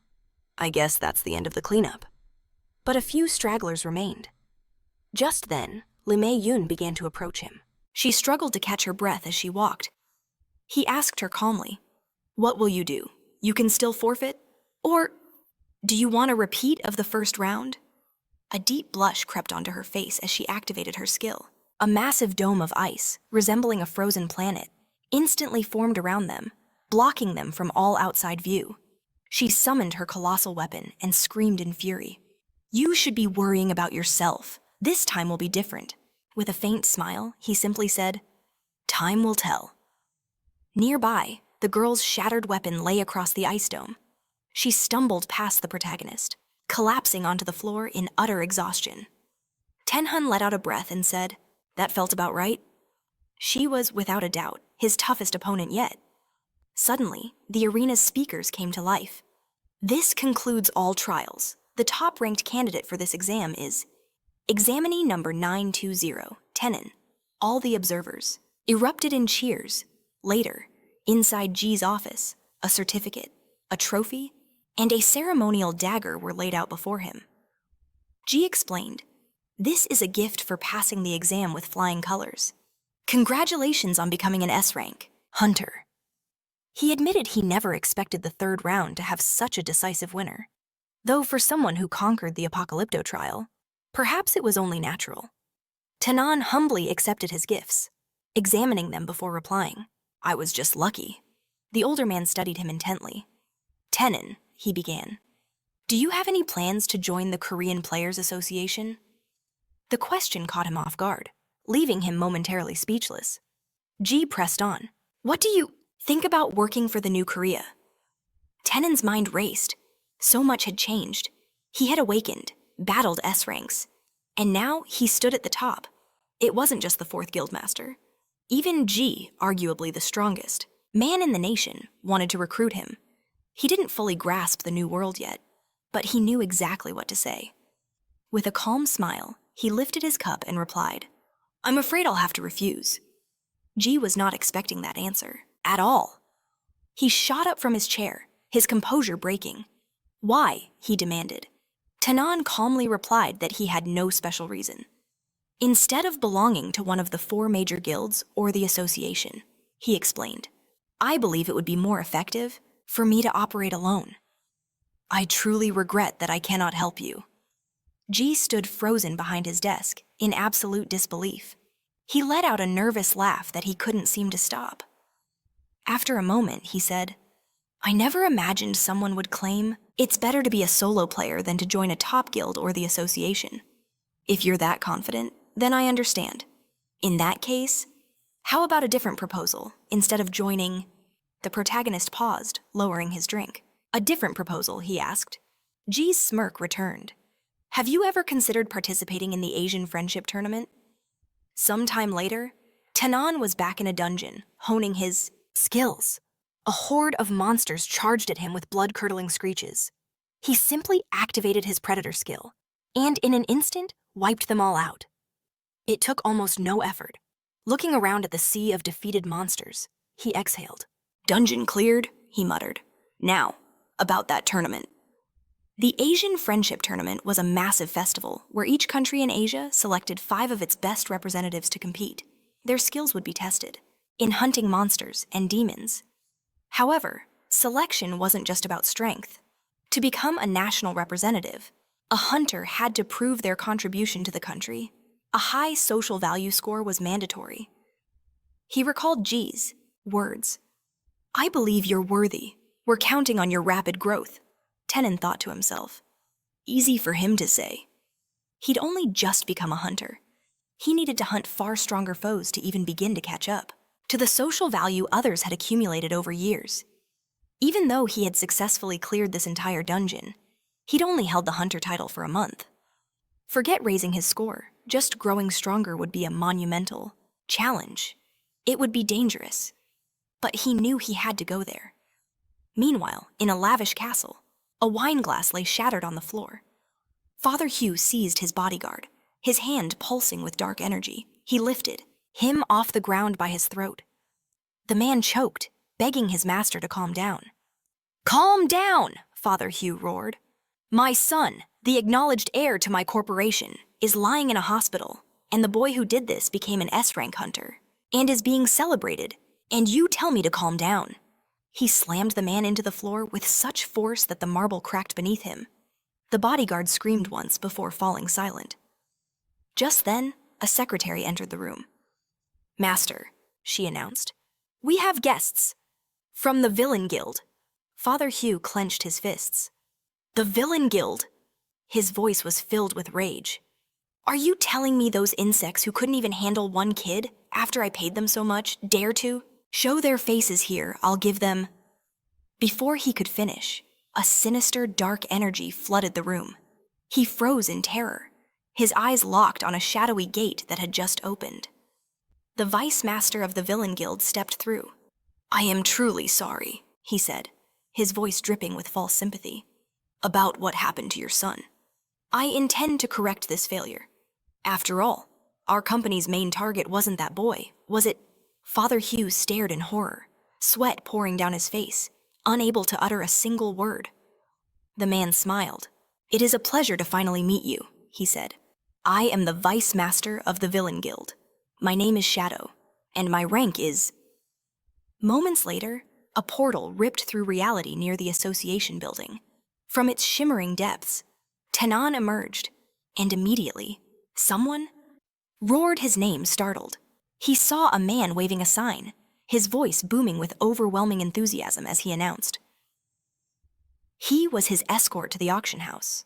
This was no mere guide, but an A-rank hunter from the Alchemists Guild, who introduced himself as Park Gangan. He bellowed that it was a legendary honor to meet him. This powerful hunter had been personally invited to guard the auction. He revealed he was also a member of the main character's fan club, possessing rare gate control skills. He raved that Taesun had shown a breathtaking victory in the hunter exam's third round. That was the moment he became a devoted fan. Then he meekly asked for an autograph. While the protagonist's status as an SVP of the Alchemists was public knowledge, he was still taken aback by this intense reaction. But then, his expression hardened. He had arrived at East Point, the greatest and largest auction house in all of Asia, with services like an automatic interpretation skill support. East Point had countless advantages, but its greatest asset was how it protected the public peace. Park stood beside him, beaming with pride. Taesun coolly asked if he seriously wanted an autograph on his forehead. The guard explained that guild members like him played a vital role in the auction's security. But since the teleport points constantly shifted their coordinates, no one could enter this place without explicit permission. A teleport point is the coordinate value required to connect a gate. Perhaps this was why not a single security breach had occurred in over a decade. Park led the protagonist onward, a look of pure satisfaction on his face, a fresh autograph now emblazoned on his forehead. Taesun mused that this place truly deserved its reputation for security, but he knew, today, a terrorist attack was destined to happen here, an attack by a C-rank demon. As they entered the main building, they surveyed the Grand Hall. A short while later, as the auction began, an announcer took the stage, microphone in hand. She declared with a flourish that the best item of the evening was finally here, its name, the Phoenix Potion. Just a single sip of this legendary elixir, and one's stamina and magic power would surge by a full 20 points. At that moment, Taesun watched from a raised platform, observing the auction below. Now, all that was left was to wait for the attack. His mission was simple: defeat the C-rank demon and claim the public value. The problem was the severe lack of information. Below him, the crowd roared, fighting fiercely over every single lot. He remembered what was known before his regression, that the company's losses from this incident were catastrophic. And the true culprit behind the attack was the S-rank demon, Narendra Nehru. Who could possibly have stopped such a monster just then? Park came jogging up to him, holding 2 ice creams and grinning from ear to ear. Happily absorbed in the spectacle, the protagonist got his attention and waved him over. He asked a simple question. "Who's in charge of security here?" The question startled the man, who sputtered. "Well, why do you ask?" "Just curious," Taesun replied, though he already knew. The man stammered that it wasn't like that at all, but a mocking laugh echoed from the distance. "And who is this?" a voice sneered. They both turned, surprised. Another voice announced, "The 12th S-rank hunter of New Korea, the youngest of them all." A line of people was approaching them. The surrounding crowd watched in stunned silence. At the head of this procession walked a man known as the Devil. Spreading his arms, he asked, "So, this is the hunter, Taesun.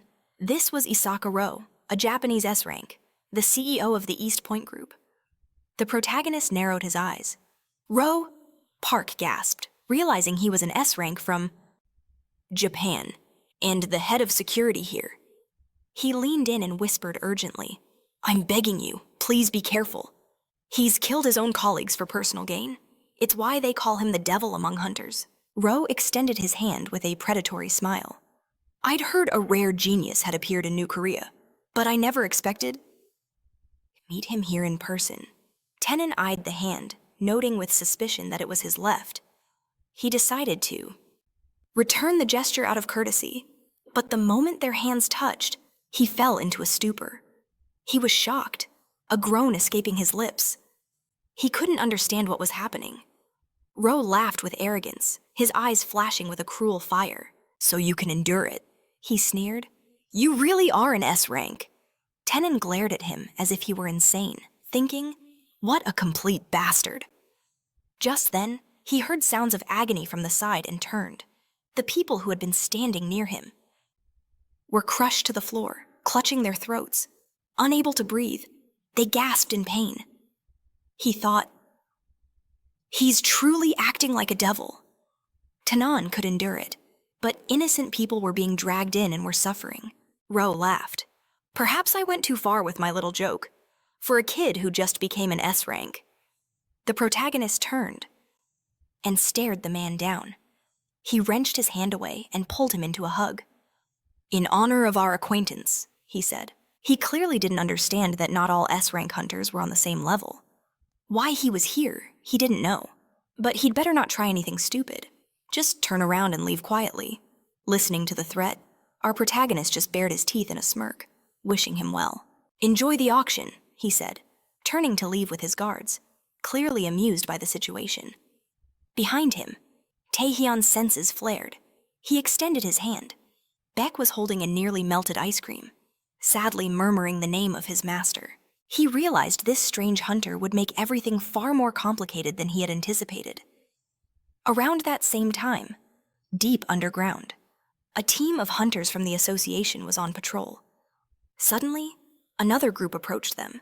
The team captain demanded to know who they were and where they came from. The opposing leader just rolled up his sleeves. It didn't matter. Behind them lay the Warp Gate Control Office. Their presence here meant one thing. They had to be eliminated.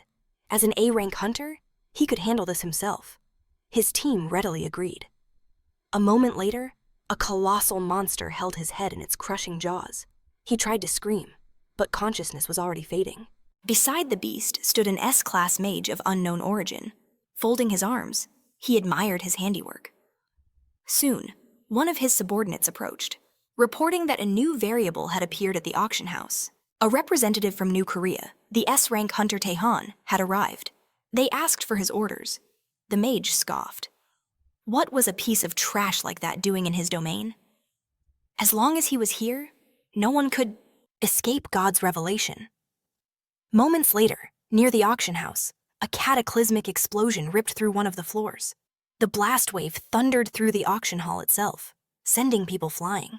Then another explosion erupted, and another. The building began to shatter, floor by floor. Beck screamed for Hunter Taehyun to be careful. He yelled, asking if he was all right and that they needed to evacuate. He stared in horror. This couldn't be happening. He knew a terrorist attack was likely, but a multi-directional explosion of this magnitude? Where were the demons hiding? When did they plant the bombs? More importantly, what about the people? As another blast tore through the building, innocent civilians ran and screamed. A monster was here. Ahead stood a terrorist. He grabbed an innocent man by the collar and fired his weapon into the air. "Throw down your weapons," he roared. "Everyone, gather your money and jewelry." People screamed in terror. The bandit shouted that anyone who resisted would get their throat slit, but suddenly, his head flew from his shoulders. He never even saw what happened. Our main character blurred past him, brandishing the dagger he'd received from his trials. Beck and the guard began to panic, calling his name, but Taehyun walked with a majestic calm. He told them not to worry, to immediately inform the association and call for backup. He would hunt down the ones who caused this catastrophe. The blade in his hands was a rare dagger, a personal gift. from the chairman of the Hunter Association, congratulating him on his high school graduation. Meanwhile, the association sent a small reinforcement team to that same tunnel. They arrived to find the villains standing over the exhausted and bloodied defenders. The defense team captain yelled that these auction lots had already been purchased. They weren't for demons like him. The bandit leader remained silent for a moment, then gave a single order: kill them all. His team moved without hesitation. The entire defense team was annihilated. The villains stood among the various cases, searching for their prize. The leader opened one case and pulled out the item he'd been waiting for. A triumphant grin spread across his face.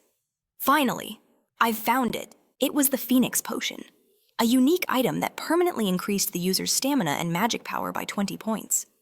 Now he understood why his master demanded he retrieve it, even at the cost of his life. He could feel its immense power just by looking at it. If he drank it, an explosion suddenly thundered beside him, sending him staggering. Some of his men were knocked unconscious. He was completely shocked. His team screamed that they were under attack. But from who? They couldn't see a single soul. Then, an invisible force slammed into one of the men, knocking him out cold. The same thing happened to the rest of the bandits. They were being taken down with single blows. The leader realized this wasn't just invisibility. This was a higher-level skill. He tensed, preparing for an attack. A split second later, an unseen blade slashed across his mask. "How cowardly!" he roared in anger. Like a rat, suddenly spectral chains materialized around him and his fallen comrades. The chains shot forward with purpose, binding his body and hoisting him into the air. The leader was forced to activate his own skill. "You filthy coward!" he screamed, hiding in the shadows. "You will die for that!" Taehyun smirked from the darkness. This was the perfect skill for tracking enemies in stealth mode. He thought he could use, as he unleashed his predator skill. Simultaneously, back in the warp gate control office, a scene of chaos unfolded. Several people lay unconscious, while the rest were bound with ropes. They could summon different monsters right next to them. All the hostages were forced into the center of the room, completely exposed, as Narendra stood. On the podium, laughing, he declared that everything was proceeding perfectly. Now, those who believed in their god will learn to fear my existence. All that remains is the Phoenix Potion. Just then, a subordinate rushed to his side. "My lord," he called out, "a message from Dyke, the one sent to retrieve the potion. It seems there's a problem." Narendra turned, his eyes narrowing. "A problem!" He reached for the radio, which only crackled with static. The connection was dead. But then, a new voice broke through the silence, checking the channel. It was our main character. "Am I speaking to the right person?" he asked calmly. Narendra was seething. "Who the hell is this?" he roared. Tenen's voice shot back. "You mean the person who took this?" The view shifted to his defeated enemy, as Tenen casually twirled the Phoenix Potion with a taunting smile. "If you want it, then you'll have to come and get it yourself, you damn criminal!" Narendra was stunned by this unexpected turn of events. He exploded in a torrent of curses. A short while later, surrounded by boxes of priceless artifacts and the corpses of his enemies, our hero opened the Phoenix Potion and drank it. A massive surge of energy coursed through him. A system window appeared. Stamina and magic power had increased. Stared at the vial. "So this is what they mean. By a unique rank potion, it's on a completely different level from anything else." After all that time grinding in dungeons, his stats skyrocketed from a single drink. Now he wouldn't have to worry about the Phoenix Potion falling into the hands of demons. Suddenly, heavy footsteps echoed from behind him. It was Devil and his team. They scanned the area cautiously, but saw only a field of corpses. "Looks like we're too late," one of them said. "Everyone's dead." "The last transmission was from here. Maybe the target escaped." A laugh echoed through the hall. "Escaped? What are you talking about?" His voice turned ice cold. "I'm right in front of you." The entire team froze, their eyes darting around wildly. Devil shouted, "Drop the invisibility and show yourself." Our hero materialized, a smirk on his face. How strange. I thought this skill was supposed to be perfect. They stood face to face. Devil sized him up. You're a C-rank hunter at least. What brings you here? Taesun smiled. Aren't you the head of security? Shouldn't you be running? All over the place, trying to stop this little terrorist plot. Devil just chuckled. I was just looking for something. Taesun thought for a moment, slowly reaching into his jacket. This whole situation feels off. This building was filled with hunter guards, yet none of them noticed a mountain of bombs being planted. And entering East Point is impossible without clearance. When I saw demons exploding, I knew there was a traitor. But who would have guessed? The demon's accomplice was the CEO of the security company himself. He pulled a dagger from his coat and watched for a reaction. Devil's smile never faded. I would advise you to stay calm. And with that, he vanished. Our hero was caught off guard, readying his dagger as his rival reappeared in a flash, with a sword aimed right at his face. Give it to me, Devil screamed furiously. Taesun met the blow with a sinister grin. You'll have to try and take it, he said, as lightning crackled to life around the mage. Their furious battle began. The shockwaves from their clash ripped through the auction cases. The team watched in fear. This is a battle between S-ranks, one of them whispered. Don't even think about interfering. That's Ray, the devil. If we get carelessly involved, we'll be annihilated. Meanwhile, on the battlefield, the two were locked in a deadly dance. This guy, Taesun thought, he fights without a shred of doubt, unlike me. Who's just guessing his attacks from the sound and the feeling of dread? He can definitely see me. They stared each other down. Taesun lunged, and though Devil saw it coming, the attack landed. A groan escaped Taenun's lips as blood started to spill. Even with similar invisibility skills, I never imagined the gap in our abilities was this wide. But of course, that was before I drank the potion. The onlookers could only watch, horrified. They were horrified by the sheer ferocity of their battle. They're fighting on the ceiling, one screamed. Taesun activated Stone Skin, and the spirit of the Death Knight. A powerful aura erupted, lifting people and objects into the air with his power. He then slammed everything back to the ground, knocking them out cold. They screamed in agony. Now, where is he, he thought, scanning the chaos. Devil was hovering directly above him. A magnificent solution, he shouted down, a skill to counter Glory's white attacks. But to find his target, he had to unleash it. His eyes began to blaze with madness.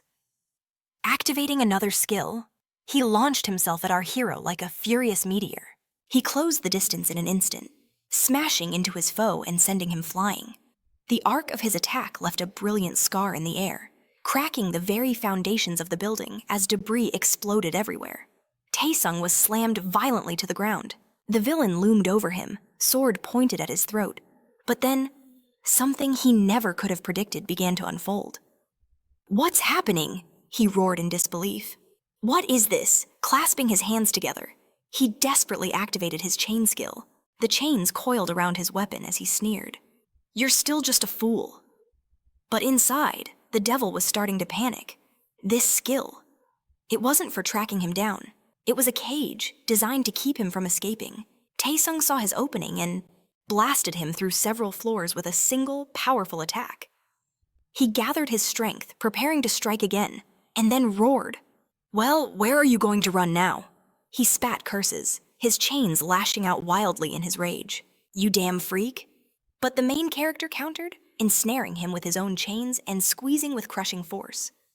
After a moment, the devil's entire team was bound and kneeling before Taesung. They didn't understand what awaited them, but their faces were masks of pure rage, teeth bared like cornered animals. The devil himself was gasping for air, screaming that he was a formidable hunter. Our protagonist simply smiled. Then tell me, why would a man with so much money become a common criminal? Shut up, he screamed furiously. If it wasn't for you, I would have... He wasn't given a chance to finish. A brutal kick smashed into his face, sending him flying back several meters. That's too many words for a murderer. His team cried out. Master, are you okay? Taesung's threatening gaze fell upon them. Pass this information. On to Narendra, right now. Requests for help are pouring in from associations in every country. And when that support arrives, you and Narendra will know that this is the beginning of the end. The devil just laughed. What help, you foolish brat? You still don't know a thing. Taesung was horrified. What do you mean? At that moment, someone was sprinting down the corridor of the association headquarters. He burst through the doors to a room where Go Gun-hee and Woo Jin-chul were deep in discussion. It was Sangyik running into the office. He was completely out of breath. We need security. What's happened at East Point? He was a C rank from one of the 4 main master guilds, the alchemists. He kept shouting. The auction wasn't just for items and guilds. There were honored guests from all over New Korea. They're all there. Go Gun-hee moved closer to the panicked man. First, calm yourself. A hunter must maintain discipline. As soon as we heard about the terrorist attack, we organized support units. The unit is made of our lead hunters, led by Park, Sangyik shouted. Then why haven't they arrived yet, our guild's personnel and equipment? Go Gun-hee interrupted him. That's not the problem, he stated grimly. There's no way to get there now.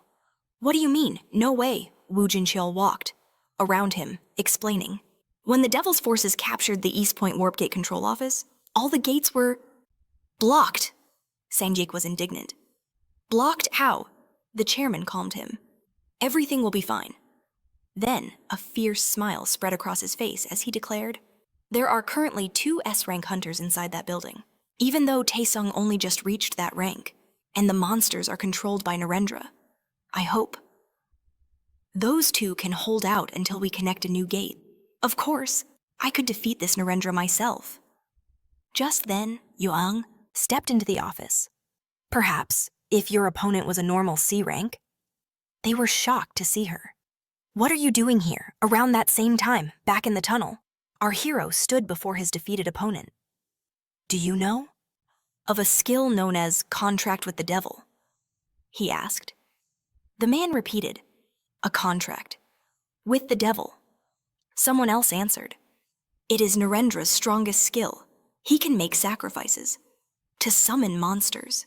The level of the monster corresponds to the quantity and quality of the offerings. Taesung was stunned. Sacrifices? Is that... The man just laughed. And who do you think he'll offer at that exact moment in the association headquarters? All eyes were on the young woman. Yuang spoke grimly. It's people. They were all shocked into silence by what they heard. What are you talking about? Woo Jin-chul said, horrified.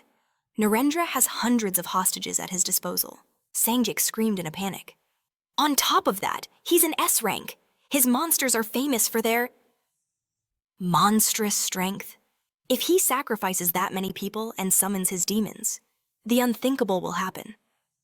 Yu Yang lowered, her gaze confirming their words. Then, a catastrophe will occur. And at that very same moment, in the tunnel, the main character slammed his foe into the wall, pinning him instantly. He drew back his fist for the final blow. When his enemy spoke, "You're nothing but a twisted psycho." The villain cackled, his voice dripping with madness. You might have gotten lucky with me, but you could never beat Narendra. He offered a cruel choice watch as innocent hostages are sacrificed, begging for their lives, or fight a battle you cannot win and die a dog's death. Taesun froze, the villain's insane words painting a horrific picture in his mind. A wave of pure terror washed over him. He lowered his fist, the maniacal laughter echoing in his ears as he tried to find a way out of this nightmare. A short time later, in the main hall, Narendra stood like a king before his helpless hostages. His subordinate approached, reporting that their captured associate had been taken down. Apparently, Taesun was the one who defeated him. He consumed the Phoenix potion and has now vanished without a trace. What should we do? Narendra just laughed. Alone, that boy stands no chance against me. We'll simply wait for the association's support. Then, out of sheer boredom, he unleashed his dark magic and snatched a hostage from the crowd. He lifted the man into the air, causing the people to erupt in panic and screams. With an arrogant air, Narendra declared, "If he won't show himself, then we'll just have to force him out of hiding." He began to squeeze the hostage with his dark power. Let the festival in the name of the gods begin, but just then, something felt wrong. The light suddenly went out, plunging the room into darkness and sparking murmurs of confusion among the hostages. The villains' team panicked, screaming about a bomb. "We can't see anything." But Narendra remained calm, his eyes scanning the shadows. He watched carefully, then realized his victim, who he'd been holding, had vanished in an instant. This could only mean one thing. The main character appeared behind him, his body encased in stone and massive chains clutched in his hands. He advanced on his greatest enemy, aiming his chains with deadly intent as they shot forward to meet Narendra. The protagonist's eyes glowed with a white-hot light as he released his magic chains toward Narendra Nehru. The mage saw the attack from the corner of his eye and dodged it with blinding speed. Taesun looked at him with sheer confidence. "Finally! I've got you," he exclaimed. However, at that moment, several snake-like monsters burst forth. From the turban on the mage's head, the protagonist was stunned as the monsters began to launch fiery magic balls. The spheres exploded around him as Narendra Nehru sneered. "Even my head has monsters hidden within it." A high wall of fire erupted. The flames shielded the mage from view. The protagonist turned to the hostages, who stared back with despair in their eyes. "Is that him? Hunter? Kim Tum? Are you here to save us?" They begged him to untie them as one hostage screamed. "Please save us from these monsters." The hostage next to her exclaimed, "If you save our lives, I will give you everything." But Taesun interrupted them. "You're only in the way." He grabbed them with his magic chains. He lifted them high into the air as they screamed in terror. The protagonist turned around to see a horde of monsters, heading right for him. He leaped into battle, striking down the creatures with his power, but the monsters continued their relentless attack. He stared in surprise. "What's going on?" He crossed his arms over his chest, blocking the monster's attack, but the force of the blow sent him crashing to the ground. The mage watched from afar, laughing. "You're still just a brat," he said. "The monsters under my devil contract skill are not like normal ones. They are under my power and obey only me." Taesun fought back, slowly being forced to retreat. Narendra Nehru sneered. "By absorbing my magical power, they become much stronger than their own kind. Far stronger." After these words, a monster slammed the protagonist into the ground again. The magician added, "Just because you defeated Ro, you shouldn't think you can go against the will of God himself." The hostages, watching what was happening, began to talk amongst themselves. They were surprised to see him retreating. One hostage exclaimed, "He ignored our pleas for salvation. He went on his own and couldn't defeat anyone." The tied-up man next to him said, "That's not true." The man turned to him in surprise and asked what he meant. He told him to look at the situation. Thanks to the hunter. "The demons show no interest in us. Although he's retreating, he isn't running away, and not a single monster has come toward us." Moreover, he now saw that the hostages who had been levitating were safe. His body trembled with the realization. A single tear fell from his eye. It's true. All Hunter Kim thought about was saving us. The detainees realized they had made false accusations. In that moment, they had only one thought, and they shouted words of encouragement to the hunter in the center of the battle. The protagonist released his magic chains again, grabbing the monsters by their heads. Then, he suddenly jerked his hands forward and shouted, "For real." "Then you all should finally shut up." The hostages stared in disbelief. Even the magician was stunned by his abrupt change in demeanor. He yelled that the hostages were merely an obstacle, that this endless tide of monsters and filth was pointless. As the hostages' desperate screams echoed again, Narendra Nehru laughed. "Giving up already," he taunted. But the protagonist declared it was time to end this. He bellowed, "Hunter Park Gainin!" The mage's eyes shot open. Just then, the hall doors burst open, revealing a lone hunter. The mage stared in utter shock, whispering, "What?" Gainin pushed his hands forward, gathering a torrent of magical energy. With clenched teeth, a bead of sweat traced a line down his face. "Who are these people?" he thought. "When did they get here?" Then he spoke. "Apologies for the wait. We're starting now. Hunter Kim Taesun." Moments earlier, Ganon had stared at a devil's corpse in shock. Pointing, he had asked Mr. Kim. And this, Taesun explained. That's the so-called escort squad. Supporters of the demonic creatures. As they ventured deeper, he muttered that they never should have left. Taesun cut him off, stating that wasn't the problem now. The Warp Gate Control Office had likely fallen to the monsters. If it were only demons, it would be manageable. But the monsters wouldn't just stand by, and worst of all, they might have living hostages. Ganon's voice trembled with fear. Then how? Taesun revealed the key. That's why your gate control skill is needed. Ganon threw his hands up in disbelief, shouting. What, me? He thought. He wants my help, but linking the gate to the association without knowing the exact warp point is impossible. Taesun's gaze was firm. It doesn't matter, he said. I only need one thing from you. Eliminate the monsters. In that instant, portals began to swirl into existence on the walls. The rifts started to vacuum the monsters inside.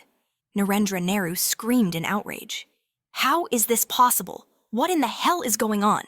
Ganon watched, stunned, recalling how he thought this operation was pure insanity. Who could have imagined it would actually succeed soon? Only Narendra Nehru and his personal monsters remained. He looked at Taesun, who stood defiantly before him, and realized victory was within their grasp. The protagonist then shouted, Hunter Park Ganon, your role is finished. Evacuate with the hostages. Now? Ganon stared back, bewildered. What are you saying this time? Taesun interrupted him, his voice steel. No, the enemy is an S-rank, just like me. Now, I will fight without worrying about your defense. At that moment, Narendra Nehru appeared before him, snarling.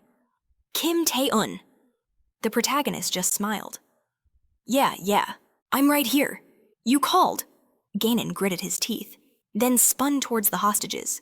Damn it, everyone, to me, now. As the hostages scrambled to follow him, Taesun watched and said, Good, that's settled. After that, he turned his gaze back to the mage. Only one thing left to do. The magician began launching a barrage of fireballs again. Taesun darted forward, weaving between the explosive attacks. He closed the distance, and Narendra Nehru charged, exclaiming, You worthless S-rank! How is this possible? The mage thrust his hand out, arcane energy swirling around it. He sneered. Do you really think a bastard like you can stop me? From his palm, he unleashed a ferocious fiery creature, aiming it straight for the hunter. The protagonist crossed his arms to block, but the impact sent him rolling violently across the ground. The magician summoned more beasts to his side, his voice dripping with contempt. It doesn't matter how many monsters you destroy, it doesn't matter how many hostages you save. It's all meaningless if you can't defeat me. More demonic figures materialized behind him. He glared down at the protagonist. You filthy infidel! For the sin of desecrating God's name, you must die. He sent his horde charging forward, but Taesun, rising to his feet, scoffed. What are you mumbling about now, Narendra Nehru? You're the one who's going to die. He thrust his own hand out, a dark energy gathering around it as he activated his predator ability. A shadowy creature erupted, beginning to devour the magician's monsters. The mage shouted in fury. What? He thought. This brat? He was hiding this much power. Then, to Taesun's surprise, the villain began to laugh. A chilling, maniacal laugh echoed as he spread his arms wide. Kim Taesun, he cackled. You've forced me to admit it. You are the perfect victim. He clasped his hands together. But did you know? I wasn't the only one hiding my true power. Taesun's eyes narrowed. What? The mage only laughed as his subordinates, fresh from the portal, suddenly collapsed. They bled out, their life force flowing like crimson rivers, straight towards Narendra Nehru. A look of ecstasy crossed his face. Blood! A cold dread seized Taesun. What is going on? The mage, now cloaked in the blood of his followers, answered, A sacrifice all for the Lord send. Down your punishment upon the sinners. He pressed his hands together in a twisted prayer, and behind him, a colossal S-rank bone dragon began to materialize. Meanwhile, Ganon and the other hostages desperately searched for an escape route, But Narendra Nehru's minions blocked their path. One of them sneered. "Well, what do we have here?" His colleague scoffed. "Did they fall from the sky?" The lead villain smirked. "Just a few more refugees. Let's just dispose of them all." But before he could finish his sentence, blood suddenly erupted from his mouth. Their bodies twisted in agony. Crying out in confusion, Ganon watched, bewildered by the chaos. What in the world is happening? Just then, the bone dragon, with the magician perched on its back, charged directly toward our main character. Taejun scrambled to evade, but the sheer force of its aura sent him flying. Nehru exclaimed, "Behold the ultimate creature, a true dragon!" Gritting his teeth, Taejun yelled, "Damn it!" releasing the chain from his hand. He launched it into a wall, piercing through and pulling him forward, stopping him on another floor as he gasped for air. Sweat pouring down his face, he raised his head. Just what is that monster? His eyes widened in sheer terror when he saw the beast lunging for him once more. The monster opened its massive jaws, ready to devour the hunter. The protagonist screamed in pain as the maid cried out, "Kim Taejun, he must die." The hunter concentrated the predator's energy into his palm and roared, "You wretched pile of bones!" He then unleashed a powerful blast of energy. It shot straight at the monster. In response, the bone dragon gathered its own immense power in its mouth as the protagonist watched, in horror. The dragon's devastating energy beam flew towards him, and a cataclysmic explosion rocked the skyscrapers. The bone dragon hovered in the air, and Nehru, standing on its back, sounded impressed. Amazing. I didn't expect he could survive such an attack. He gazed down at the hunter, who was barely clinging to the building's wreckage with the help of his chains. Taejun was breathing raggedly.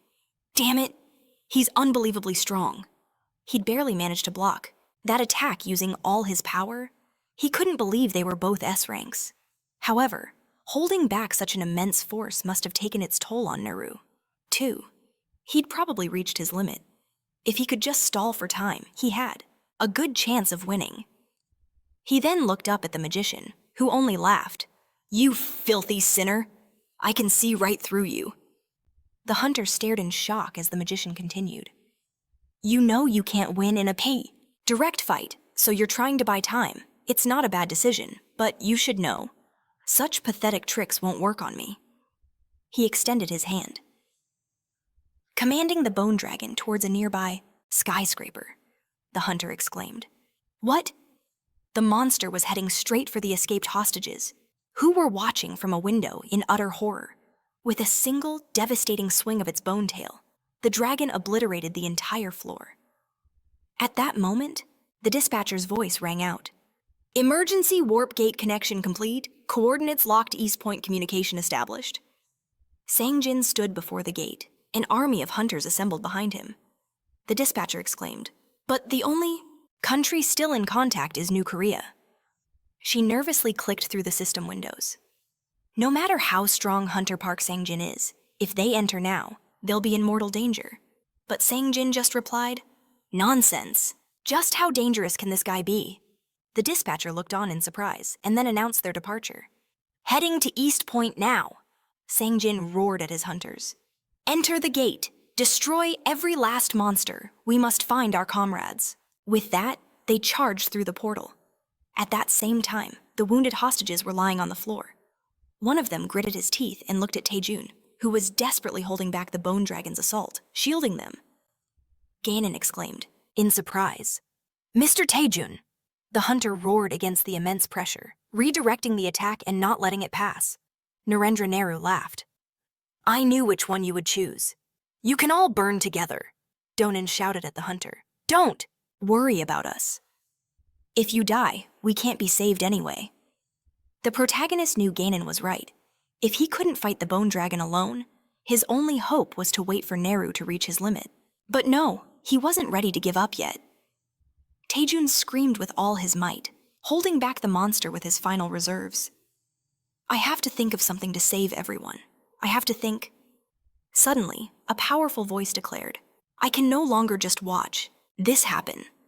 Taejun was momentarily pulled into a gray space. He turned in surprise, looking at Ganon and thinking, what was that voice? A system window materialized before him, stating that the predator rank had been temporarily revised. The predator rank was raised to S-class, and the power limit was exceeded. His body couldn't withstand the power of the predator. He gritted his teeth and shouted, "What is this?" His predator ability had risen to S rank and then to SSS rank. Narendra Nehru watched this, asking, "What is happening?" Taesun screamed as the system window declared that it is impossible to cancel the predator's skill. This is crazy, he thought. A predator's frenzy. That voice. What was that? What power did the king bestow upon him? Was this his end? His very flesh turned to stone. An arm cracked, then shattered. He couldn't believe it. Such a pathetic death. How did it come to this no matter what? He refused to die like this. He couldn't.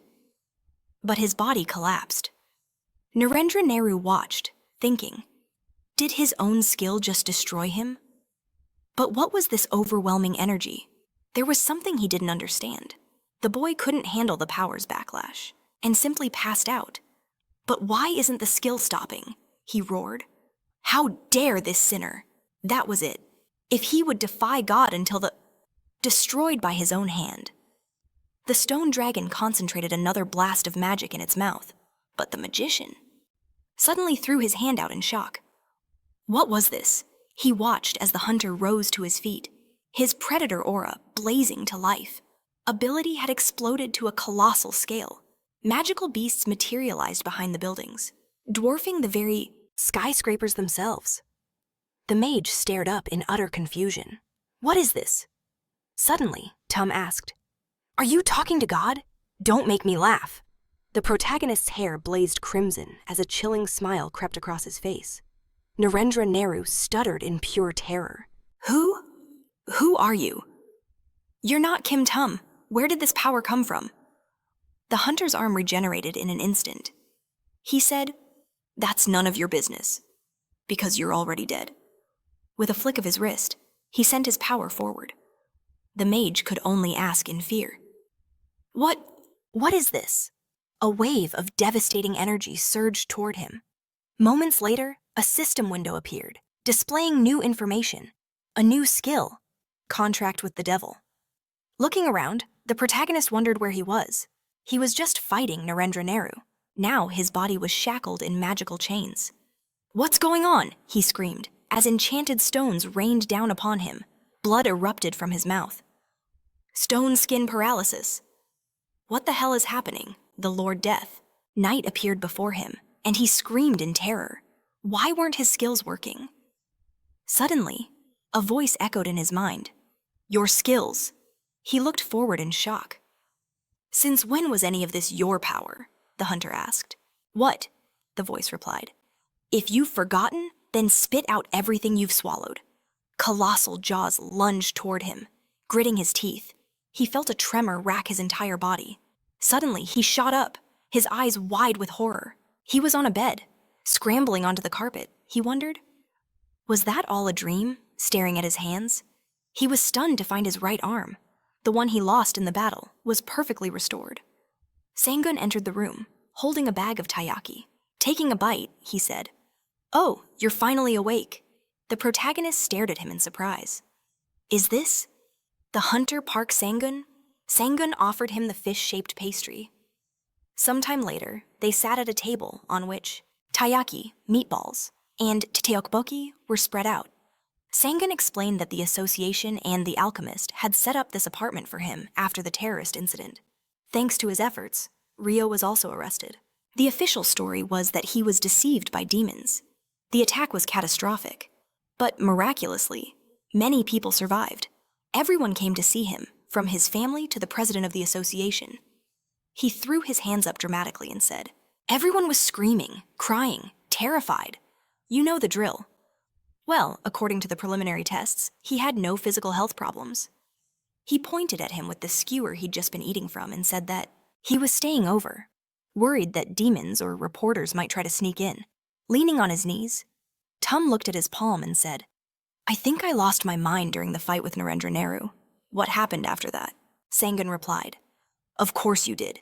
The protagonist pushed. So what happened? He answered. I was wondering the same thing. A while ago, Guigan stared at the hunter, his mind racing. Narendra Nehru was here. And who is that? He looks like Tum, but he's not Tum. He pushed himself up on one elbow and shouted, "Hey you, how did you get here?" The hunter turned, his eyes glowing with a fiery light. A crushing aura radiated from him. Guigan fell to his knees, his body trembling violently. Before he could utter a word, blood poured from his mouth and nose. He collapsed, his head thrown back. The mysterious hunter watched as his own arm glowed and his hair color faded back to normal. He asked himself, "Is this the limit? Already, can't I do anything else?" He waved a hand at the fallen hunters and said, "I'll be leaving for now." Sometime later, Sangun grabbed the protagonist's head, cradling him in his lap. He yelled, "Kim Tum, wake up!" A rescue worker in the background examined the bodies. "Confirmed, we have survivors over here," his partner added. "They're unconscious, but their lives don't seem to be in danger," her colleague noted. "But the whereabouts of the other demons and Narendra Nehru are still unknown." Sangun gritted his teeth, looking at the devastation around them, and muttered, "Devil Kim Tum! What in the world happened here?" The skyscrapers were reduced to rubble. Everything was shrouded in a thick, gray smoke. In the present, the protagonist stared at his companion, who continued, "I asked all the other survivors what happened later, but every single one of them." He tried to recall his attempt to stop Narendra Nehru, but the memories were hazy, as if something was deliberately clouding his mind. Whether he remembered or not, this was undoubtedly the magician's doing. Rising from his seat, the man walked to the exit, waving a hand. "In any case, take care of yourself. If anything becomes clear, I'll be in touch." Tae-young watched him go, thoughts racing. Did he just say Narendra Nehru was behind this impossible? His arm was completely obliterated from overusing the predator skill, though he couldn't explain how it regenerated. Perhaps Narendra and Nara were suffering from the same backlash. Suddenly, a system window materialized before his eyes. A new skill. Contract with the devil. It could open a gate to the abyss. Mana cost 200. His eyes widened in shock. Open the gate. Isn't this a monster summoning skill, and with a 200 mana requirement? His current supply was only 180. Just then, Sunjin peeked around the corner, calling his name and pulling him from his thoughts. The hunter turned, surprised. "Another guest is here," Sunjin announced. "Who is it?" the protagonist asked. Lima Young entered the room, a fruit basket in her hands. Sunjin just smiled. "Well, I'm really leaving now, Tae-young stared at the girl in surprise as she declared she was here to visit someone who was sick. She offered him the basket. They sat at the table, where she forcefully slammed the fruit basket down, right on top of his other food, crushing what was left. He looked at her, completely baffled. "I heard you were badly injured," she said, "but you look perfectly fine." He confirmed it, adding that he'd been given a clean bill of health. She picked up an apple, her eyes fixed on the fruit. "They say you saved a lot of people during that terrorist attack." He met her surprised gaze, confused. "Yes," she continued. "And I also heard you fought 2 S-rank hunters." The hand holding the apple began to tremble. Tae-young's confusion grew. Then, with a sudden burst of power, she clenched her fist. The apple exploded in her grip, pieces flying in every direction. She suddenly shouted, her voice filled with indignation. "If that's true, aren't you getting a little too arrogant I could catch up to you in a heartbeat?" A few pieces of apple landed on the protagonist's face, utterly bewildered. He asked, "Why are you even here?" She averted her gaze. "I came to visit a sick person," she mumbled. He seriously considered calling the police. Lima Young seethed with irritation, her body trembling. Kim Tae-young, she thought, clenching her teeth. She'd come because she was worried sick after hearing he was hurt. But he was completely unscathed, and this immense aura. Compared to the hunter's test, the gap between them hadn't shrunk. It had grown wider. The memory of his sudden kiss flashed in her mind. Flustered, she blurted out, "Kim Tae-young, how are you?" Her question was cut short by the sound of approaching footsteps. They both turned toward the sound. Tae-young sighed. "Why are you here again?" Lim Ah-young stared forward in disbelief and gasped. Sister, Yu Yang appeared from around the corner. Oh, Lim Ah-young! Her sister immediately shot up from her seat. She marched toward her and yelled, Sister, why are you at Kim Tae-young's place? No, how did you even get the door code? Yu Yang crossed her arms calmly. I told you not to call me sister, and the association gave me the password. She suddenly paused, her gaze locking onto Tae-young as a sly smile spread across her face. Then, in one swift motion, she grabbed the protagonist's arm and pulled him into a hug. Lim Ah-young could only watch, utterly shocked and confused. What are you doing? She screamed. Yu Yang just smirked. What does it look like? She tilted the protagonist's chin up with her fingers, peeking from behind his neck. Two S-class hunters, living in the same house. What kind of relationship do you think we have? What is this nonsense? He exclaimed. His sister shouted furiously. This is a crime Kim Tae-young is. Still a minor. The protagonist finally ripped his arm away. Hey! Yu Yang cried out, clutching her now bruised hand. The jokes are over. Hunter Yu Yang, why are you here again? To ask me to join your guild. How many times do I have to say no? That's a bit harsh, she replied. I was just visiting a sick person today. Just a visit. Besides, I brought you a gift this time. He looked at her, surprised. A gift, she explained. I heard from the association president that you're aiming for the Asian tournament, right? But despite everything you did at East Point, you're still only ranked 30th publicly. She took a step closer. You'll need many more high-profile incidents to reach 5th place and represent Korea. She placed a hand on his shoulder. So, I will give you, Kim Tae-young, the rights to clear the Fire Temple double dungeon. Meanwhile, not far from the ruins of East Point, one of the subordinates asked. Was this the location? Shadow confirmed it. The subordinate continued. They said the building held its shape for hours after the attack. But the accumulated damage was too severe. Eventually, it all came crashing down. Damaged Shadow claimed Alidoro's location was still unknown, questioning if he should even report it to his superiors. But as he spoke, a massive shadow fell over them. A colossal ship was approaching, and a voice boomed from its deck. Attention, sorcerers. You are surrounded. This is an East Point investigation zone. Drop your weapons. Before the man could finish, the world flipped upside down as their ship capsized, plunging everyone into the depths. The commander reeled in shock, wondering what was happening.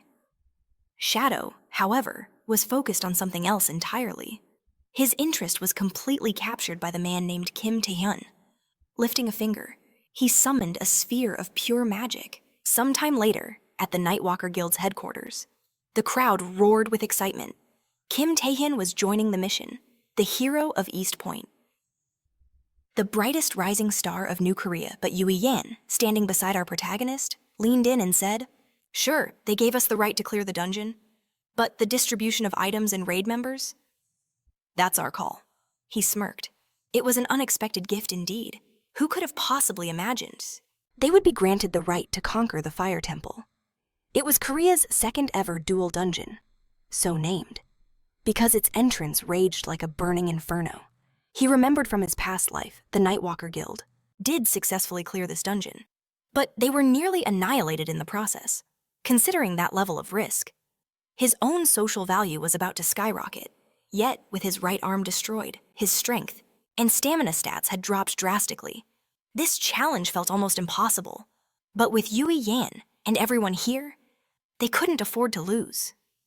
Soon, they stood before the dungeon's gaping maw as fellow guild members, held up banners with messages of encouragement. The Fire Temple raid was set to involve 300 people, but the actual attacking party consisted of only 2. The guild members cheered them on, their hopes riding on this duo. Lady Guild Leader, you must take care of yourself. Hunter Kim Tae-hyun, protect our leader. The protagonist glanced at Hunter Yui-in. She just smiled, patting his shoulder and saying, Aha! He asked why. It was only the 2 of them. She looked him right in the eyes, her own sparkling with mischief. Simple. We're on a date. He sighed, thinking, May I fail this mission, then... Once inside, she exclaimed, Wow, looking all around. Taehyun asked if this was normal. The very atmosphere was different from a standard dungeon. Are dual dungeons always this intense? He recalled the Apocalypto dungeon. It felt exactly like this. They soon arrived at a massive pit, where Yui Yan knelt and peered thoughtfully into the darkness. Holding the edge, she asked, "So, how are we supposed to get down?" He warned her to be careful, certain this was either a trap or a monster's den. Just then, a horrifying tentacle erupted from the pit, grabbing the guild leader by the head and yanking her down with brutal force. He heard her muffled question, then roared, "Hunter Yui Yan!" Gritting his teeth, he shouted, "I knew something like this would happen." He drew his blade and leaped down, digging into the wall as he looked ahead, only to see Yui Yen enveloped in a brilliant magical aura. She cracked her knuckles with a smile. "Ah, I get it now." She had figured out how to descend. The monster that grabbed her was now missing a part of its head. The protagonist plunged towards her as she called out, "You just have to fall, that's it." He stared in disbelief. She'd done that in one shot. A horde of monsters swarmed after them. But Yui Yan carved a path forward, destroying them one by one. Following close behind, he realized these monsters were at least A rank, yet she crushed them with a single blow. Didn't she hold back last time? Though he knew she was a top-tier S-rank hunter, he never expected her to be this powerful. Now it made sense why they sent only 2 of them. Great, he thought. Then I should try harder, too. He thrust his blade forward, as his body became encased in stone skin, chains of magic dangling from his arms. After a while, they landed on a mountain of monster corpses. The guild leader stretched her shoulder with a sigh. "We finally made it down. Just how deep is this hole?" The protagonist sighed, staring at his hand. Even with countless monsters, none of them had posed a serious problem for Yui Yen. So what on earth brought the Nightwalkers Guild to the brink of destruction in the past? Originally, she exclaimed. "Ah, that's right," and passed a ring into his hand. He stared at it, in absolute surprise. "Is this a warrior's ring?" It was a unique ranked item that increased strength and endurance. Dramatically, he realized that with this, he could even restore the stats he lost from the destruction of his right hand. Yui Yen raised her index finger, closing her eyes. "Actually, the right to this raid wasn't just a gift. There's a benefit for our guild, too." He was confused. Even so, why would she give him such a unique and powerful item? She looked at him directly and asked, "You're grateful, right, if you become a part of the guild? I'll give you much more valuable items," he wondered. Why would she do this? He had to ask. Why give this to me now? She looked surprised. "What do you mean?" he explained. "If you'd given this to me before the fight started, it would have made things a whole lot easier," she shot back. "Are you some kind of sociopath?" Moving on, he muttered, "Let's just say I'm practical." Reaching the edge of the bridge, he issued a warning. "From this point forward, we must be extremely careful." She followed his gaze. What is it, peering into the abyss below? He had a chilling realization. "I think we've found it. The Dungeon Master's lair." Far below them stood a strange structure with a massive, glowing egg on its roof. A mysterious, potent aura radiated from the entire place. She rushed to his side, her voice filled with awe.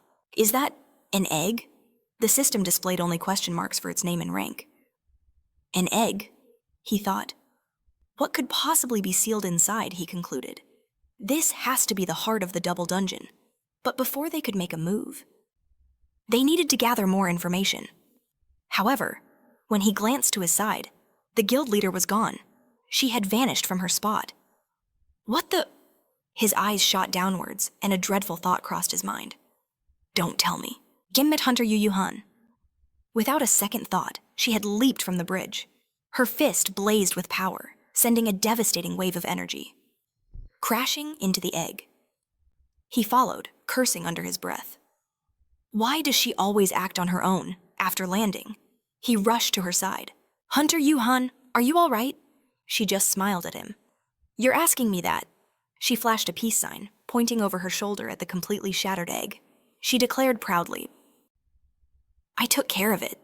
Based on its energy, it had to be an S-rank monster, she mused. Though maybe not the strongest. Perhaps a mid-tier S-Rank. Still, she admitted, I never thought I'd shatter it in a single strike. He stared at the wreckage, completely stunned. Destroyed. Pretty amazing, right, she boasted.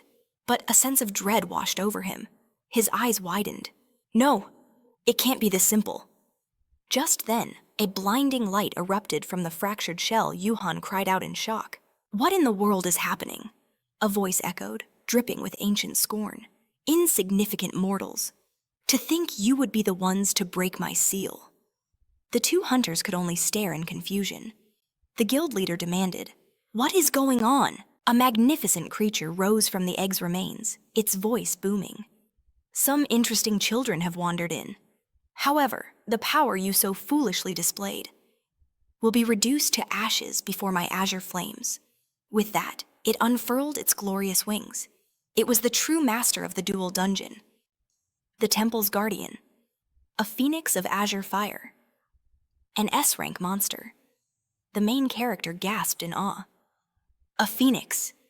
Phoenixes possessed near infinite regeneration and overwhelming magic resistance. They were, for all intents and purposes, immortal. The boss of this dungeon is a phoenix, he thought frantically. And not just any phoenix, but one with blue flames. The flames surrounding the creature flared with terrifying intensity. He shut his eyes, realizing the horrifying truth. Could it truly be that? He whipped his head around and screamed, Hunter Yuhan, be careful that thing. It has the power of mind control. But it was too late. Yuhan's leg lashed out, striking the exact spot where he'd been standing a second ago. He leaped back, gritting his teeth. S-Rank hunter. Yuhan had fallen under the phoenix's control.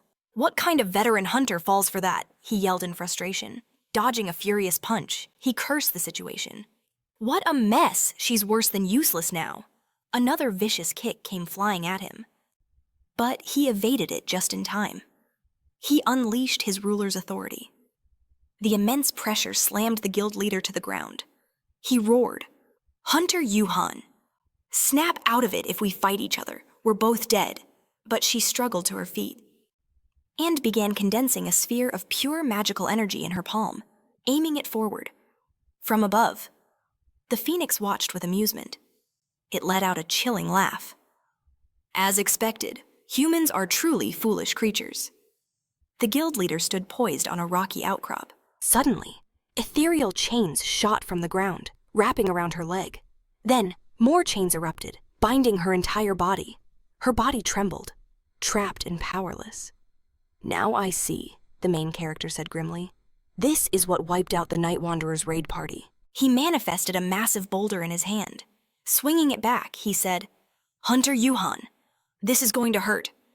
Just bear with it for a moment. With a heavy heart, he struck her. Blood sprayed from her mouth as she collapsed onto the rocks, unconscious. The chains and paralysis won't hold for long, he noted. I'll have to wake her up after this is over. He added with a grim smile. She won't be too mad if I finish this thing off before she comes to... right? The phoenix landed a short distance away. Have you enjoyed the show? It mocked. He spat back. You overgrown chicken. How dare you mock us? I'm going to kill you right now using his own chains. He secured the unconscious guildmaster to his back and moved forward. He turned, just in time to see the phoenix unleashing a barrage of magical blasts. It looked down on him.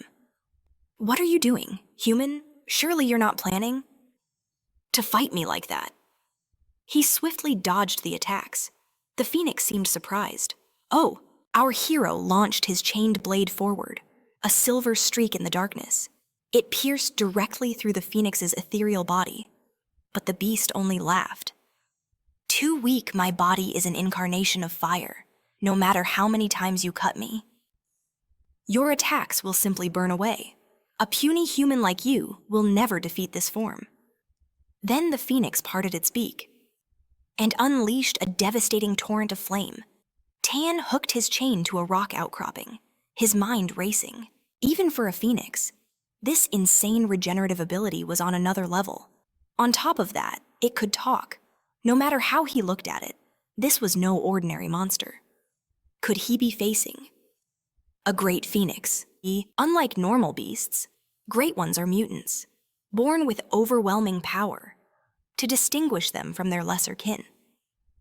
They are given the title Great or Grand, along with an S+ rank. The protagonist knew, if this truly was a great phoenix, then with his current skills, destroying its regeneration was impossible. His only path to victory was to use the predator skill. But he feared another uncontrollable surge, just like last time. He could only use it for the final, decisive blow. But without it, his chances were zero. He stared at his trembling hand and wondered what to do. Suddenly, Yu Yun's eyes shot open with a piercing scream. What is this? Why am I chained up? Why does my entire body ache? And why is that thing so huge? Her eyes widened at the sight of the blazing creature. Is that a rare phoenix? Tan yelled at her to stay still. Tans? She shot him a glare. Kim Tan, did you do this? Untie me this instant. He shot back. How can I trust you after you were mentally controlled? I was careless. I just got hit, that's all. Wait. Was my mind controlled? She asked, a flicker of confusion in her eyes. You don't even remember, he questioned. Whatever. A mistake like that won't happen again. Now untie me, immediately. He gritted his teeth, glancing back at the beast. The phoenix unleashed another searing blast. It soared towards them, roaring in fury. How dare you! Look away for even a second in my presence. Know your place, insects. The guild leader's blade and fist were now closing in on the monster. As he freed her, Tan warned, don't you dare let your mind get taken again. She looked back at him, her confidence restored. Your worries are useless. It won't happen again. The monster shrieked with indignation. How dare these worthless creatures attack me? It seems they still haven't learned that all their attacks are futile. They stood firm, staring down the fiery beast. The protagonist shouted, I'll take the lead. He activated Monarch's heart, amplifying his party members' abilities. But Yu Yun drew a magic dagger. No, she said. It's my turn. She swung her blade, unleashing a wave of raw magical energy. The phoenix reeled back. What is this power? The protagonist stared in shock at his guildmaster. Her entire body transformed as she said, Leave this one to your big sister. She had activated Amazon's Magnificence S-Rank Burst Mode Surge by unleashing all of one's magic at once. It's a technique most hunters avoid, as it can cause irreparable harm. A terrifying gamble, but for those who can control that power, even for a moment, they can wield strength that transcends all human limits. Yu Yun attacked with incredible force. A single kick sent the massive phoenix flying into the cave wall. She landed, breathing heavily, sweat dripping from her face. The phoenix rose, screeching with rage. How dare a mere human do this to me? I will tear you apart.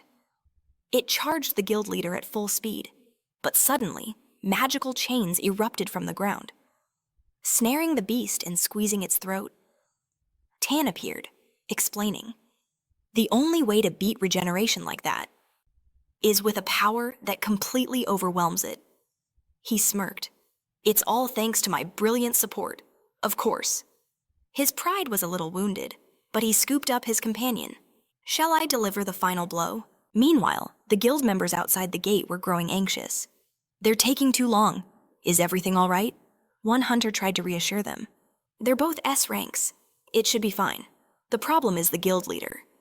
Once she gets into a fight, she becomes incredibly reckless. The others fell silent, a new wave of worry washing over them. Just as their anxiety peaked, the main character emerged from the gate, carrying the guild leader in his arms. The crowd erupted. Seeing them emerge, everyone rushed forward in a panic. Are you two okay? Is the guild leader hurt? Tan stepped forward, his voice calm and clear.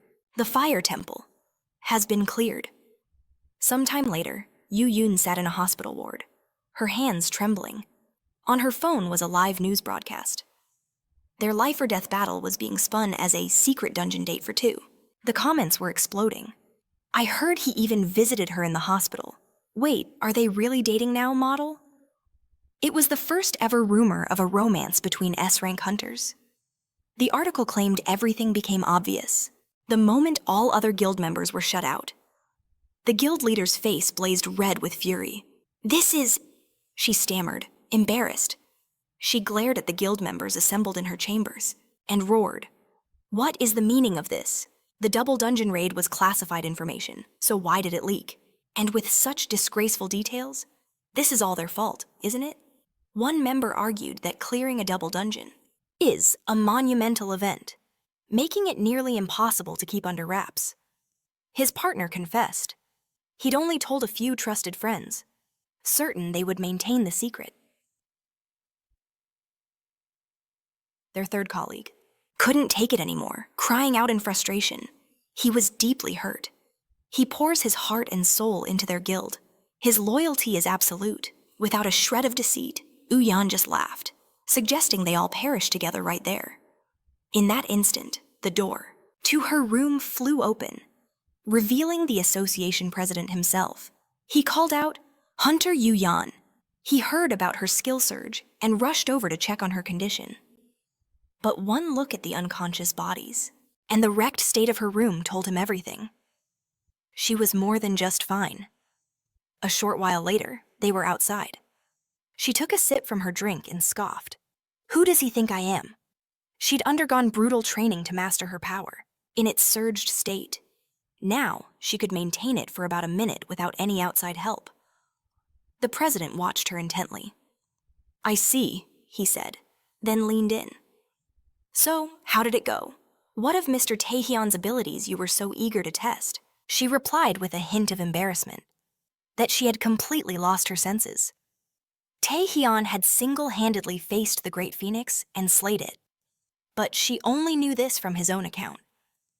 What's more, it had only been 2 days since the Fire Temple raid, and he was already plunging into the depths of the abyss. The president gasped. Into the abyss! He clenched his fist, staring at his own hand. His growth is certainly colossal, but from the perspective of a new Korea, is this really a good thing? Yoon admitted that in that case. She couldn't understand his way of thinking either. The president looked at her, confused, as she explained. Everyone has a desire to reach the top, but once a person hits a certain peak, a sense of satisfaction sets in. They take a rest. But Taehyun shows no sign of slowing down. In fact, he never even considers it. He uses every method imaginable to claw his way higher, even now. She looked the president in the eye. Why does Kim Taehyun relentlessly pursue more power? After a long pause, the president spoke. "I think I might know why." She looked at him, astonished. "You do the chairman of the Hunters Association." "It suddenly came to me," he declared. He was filled with a sense of patriotic fervor. Clenching his fist, he looked towards the sky. The guild leader just stared, asking what he meant. He shouted, "We live in an era of rampaging monsters and awakening evil. He has a powerful urge to see our country through these dark times. That is what drives Taehyun forward." But the guildmaster simply said, "I don't think that's it at all." He froze, looking at her in shock. "What?" Meanwhile, somewhere in the darkest depths of the abyss, surrounded by a deep moat, stood a massive Gothic castle. Near the throne sat the Prince of the Abyss, the Vampire Lord, Igman, his rank unknown. Around him lay the bodies of countless humans. Kneeling before him was Jang Liang. He kissed the Lord's hand as Igman, crossed his legs, proposing the possibility of a binding blood oath. The Chinese prototype hunter, Jang Liang, bowed his head low. "I am eternally grateful, Lord of Blood." Igman let out a chilling laugh. "Gratitude. Tell me, how does it feel to receive the power of our clan?" The hunter threw back his hood. "There were many with skills similar to my own," he replied. "But now, I have become the strongest." At the same time, 2 men stood at the gate to the abyss. The main character stepped through, a smile playing on his lips as he took in the base. The number 22 was proudly displayed. He mused that this was his first visit to the abyss since his return. "I am Paul Becker," the man said, "a member of the World Hunter Association, and the manager of Area 22. He greeted him warmly. "Welcome to the abyss, Hunter Kim Tae-hyun. He bowed respectfully and added, I am an A-rank hunter, Paul Becker. As they walked deeper into the facility, Paul made an inquiry. According to the records, this is your first time in the abyss, correct? The hunter, hands in his pockets, confirmed that it was. Paul raised a finger, offering advice. In that case, I suggest you hire hunters, who can serve as guides or mercenaries. The World Hunters Association establishes safe zones, or hunter zones, to assist in the exploration of each area. However, you must never forget, the depths of the abyss are so perilous that even within a hunter zone, this zone was so dangerous. Even an S-rank hunter like Paul strongly recommended that he hire a party. But Taehyun walked on, confidently stating he didn't need one. Paul was stunned. He asked what the main character. But before he could finish, a sickening sound echoed behind them, like claws scraping on rock. A colossal monster, like a worm with a maw of razor-sharp teeth, erupted from the ground. Paul screamed in absolute terror. Hunter Kim Tae-un, watch out. A monster. A bead of sweat rolled down his face as he watched in shock, as our hero tore the beast to shreds in a single blinding flash. Taehyun turned back with a faint smile, saying, he just wanted a quiet stroll.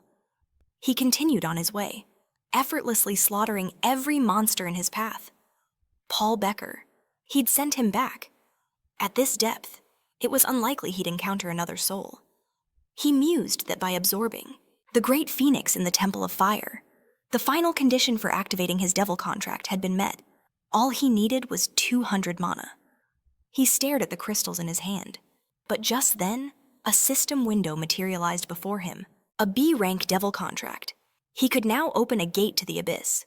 Mana cost 200, uses 1 of 1. He wondered why the skill had changed. Just like Nendra, this wasn't about simply controlling a monster. It was about creating the gate itself. And that 1 of 1 tag clearly meant it was a one-time use ability. In the end, it had transformed into a single-shot skill. Perhaps it was the influence of his predator ability. Well, in his opinion, rather than lugging around a horde of monsters, it was far better to have one overwhelmingly strong specimen. He clenched his fist, and the crystals within shattered into dust. A system window blazed to life before him. Mana enhancement stone used. Mana is temporarily enhanced. The stone was an item crafted from magic stones that gave a temporary, but massive, boost to his mana. Contract with the devil. Activated. Gate. Created. A grotesque gate, framed by skeletal remains, clawed its way into existence before him. He approached it with a predatory smile, wondering what kind of exhibit awaited him on the other side. He stepped through. While climbing the stairs within, he exclaimed in surprise, a castle. He'd never heard of such a place existing, deep within the abyss. He understood that using the mana enhancement stones had pushed his skills to their absolute limit, but he still couldn't fathom where he had ended up. As expected, it seemed he would have to find out for himself. Suddenly, succubi materialized from the shadows behind him. Sensing their presence, he spun around instantly, his blade drawn and stone skin already active. He slashed through the empty air as a succubus cooed. Oh my, how scary. Why? Would you brandish something so dangerous? She and her sisters rose into the air, asking how they should punish their little intruder. One of them purred that she saw him as a guest. Her sister smiled and shrieked with delight. A human! It's a human! They were S-rank succubi. The main character gritted his teeth, his mind racing. A succubus. A monster that drains its victim's life force through potent mental attacks like illusions or brainwashing. But aren't succubi usually around B rank? The succubus placed a hand on her cheek. Poor little human. Looks like you've wandered into the wrong place. Her sister shouted that he must be delicious. Taehyun thought, if these are the subjects of my contract, then a thorough beatdown is in order. In that moment, he exploded from the ground, his blade a blur as he rushed the monsters. What in the world, one asked, startled by his sudden ferocity. Taehyun attacked again and again, but the succubi dodged with ease, rising higher into the air. One of them laughed. Ooh, I'm so excited. She formed a heart with her fingers and said it was actually good that he was so passionate, even if it would make taming him a challenge. As the protagonist charged forward, a fiery heart materialized on the stairs. The succubus flew beside him and shouted that this was his end. A human, especially a man, could never recover after falling victim to their brainwashing. Taesun leaped forward, smashing his fist directly into her face. The remaining succubi screamed in terror. "Sister!" He then activated the Death Knight Lord's skill and commanded them kneel. After his words, it was as if an immense gravity pulled the succubi straight to the ground. They shrieked in agony. "How can this be? A puny human who can resist our brainwashing?" Taesun walked forward and smirked. What resistance? A system window flashed before him. Skill use. Detected temptation. Performing resistance check.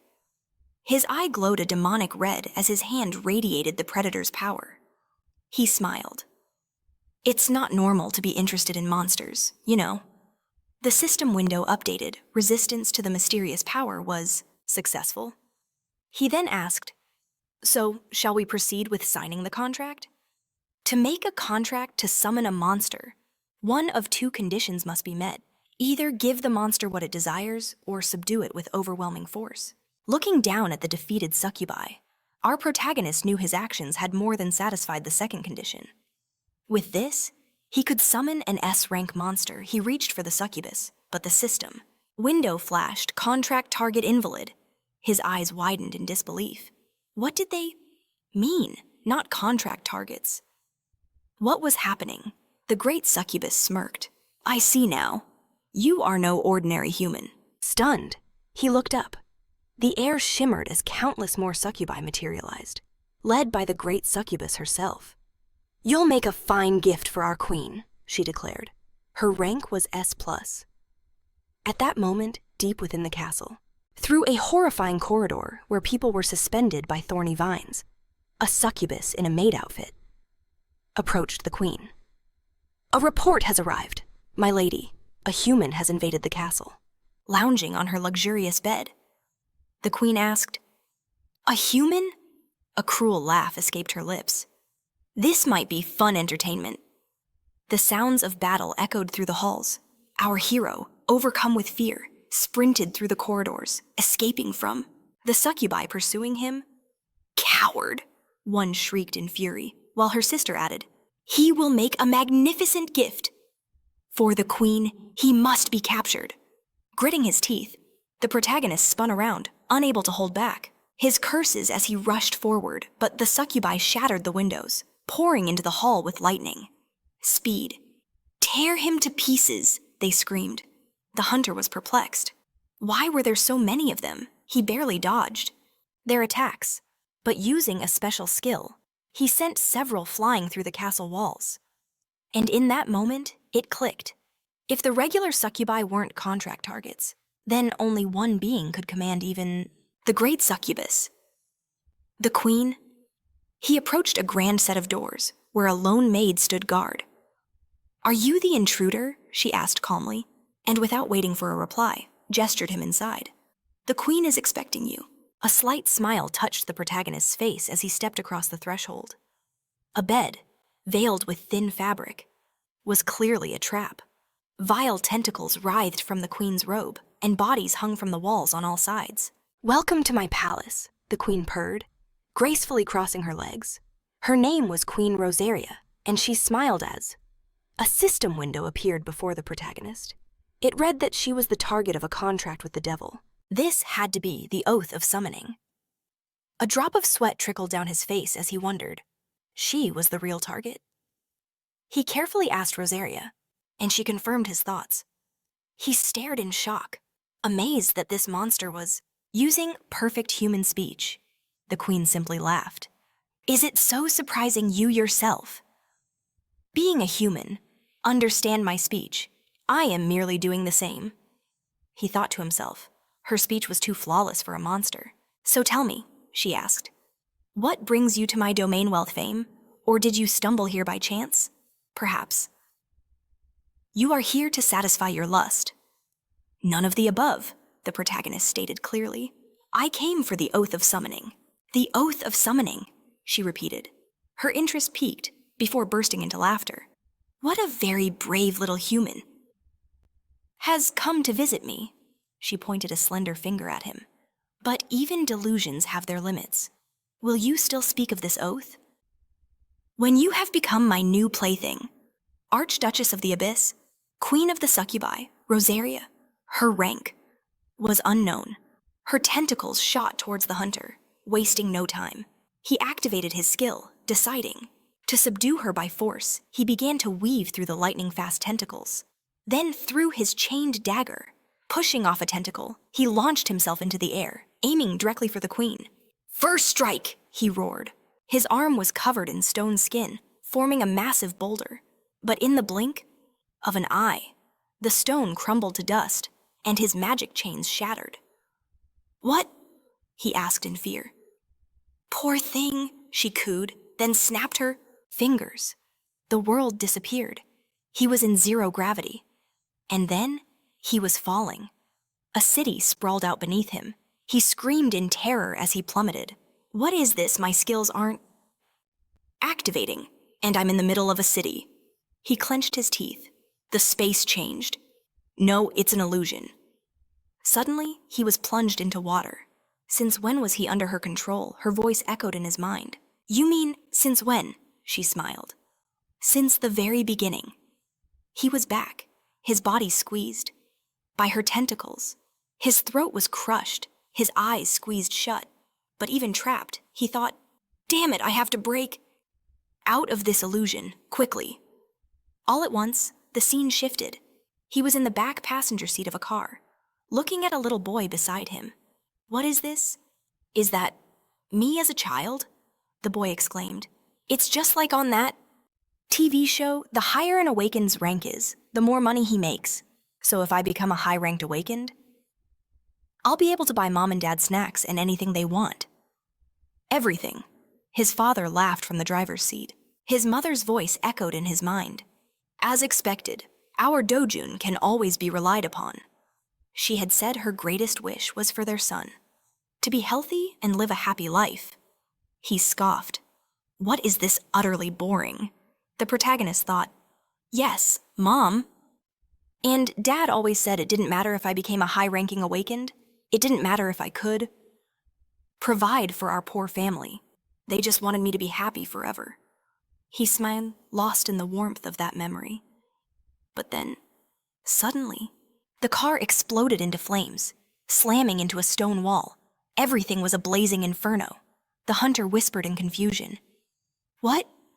A moment later, his aunt and uncle appeared by the wreckage, his aunt clutching a small version of him in her arms. She exclaimed, Oh God, how terrible! Even the heavens have turned away from this.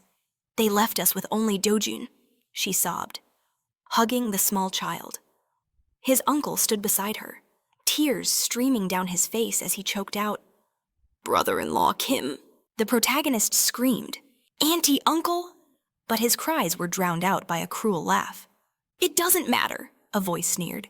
He's just a stupid, unawakened bastard.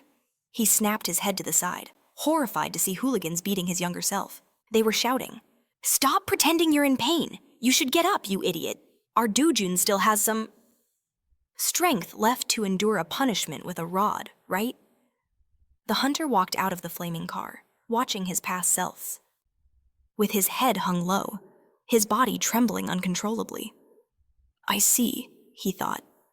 This is my memory. Then he heard another hunter arrogantly say, So, the talentless idiot is going to the abyss. He laughed cruelly. Well, a lowly porter should know his place. His place. The protagonist remembered it all. Because he was unawakened. Because he had no power.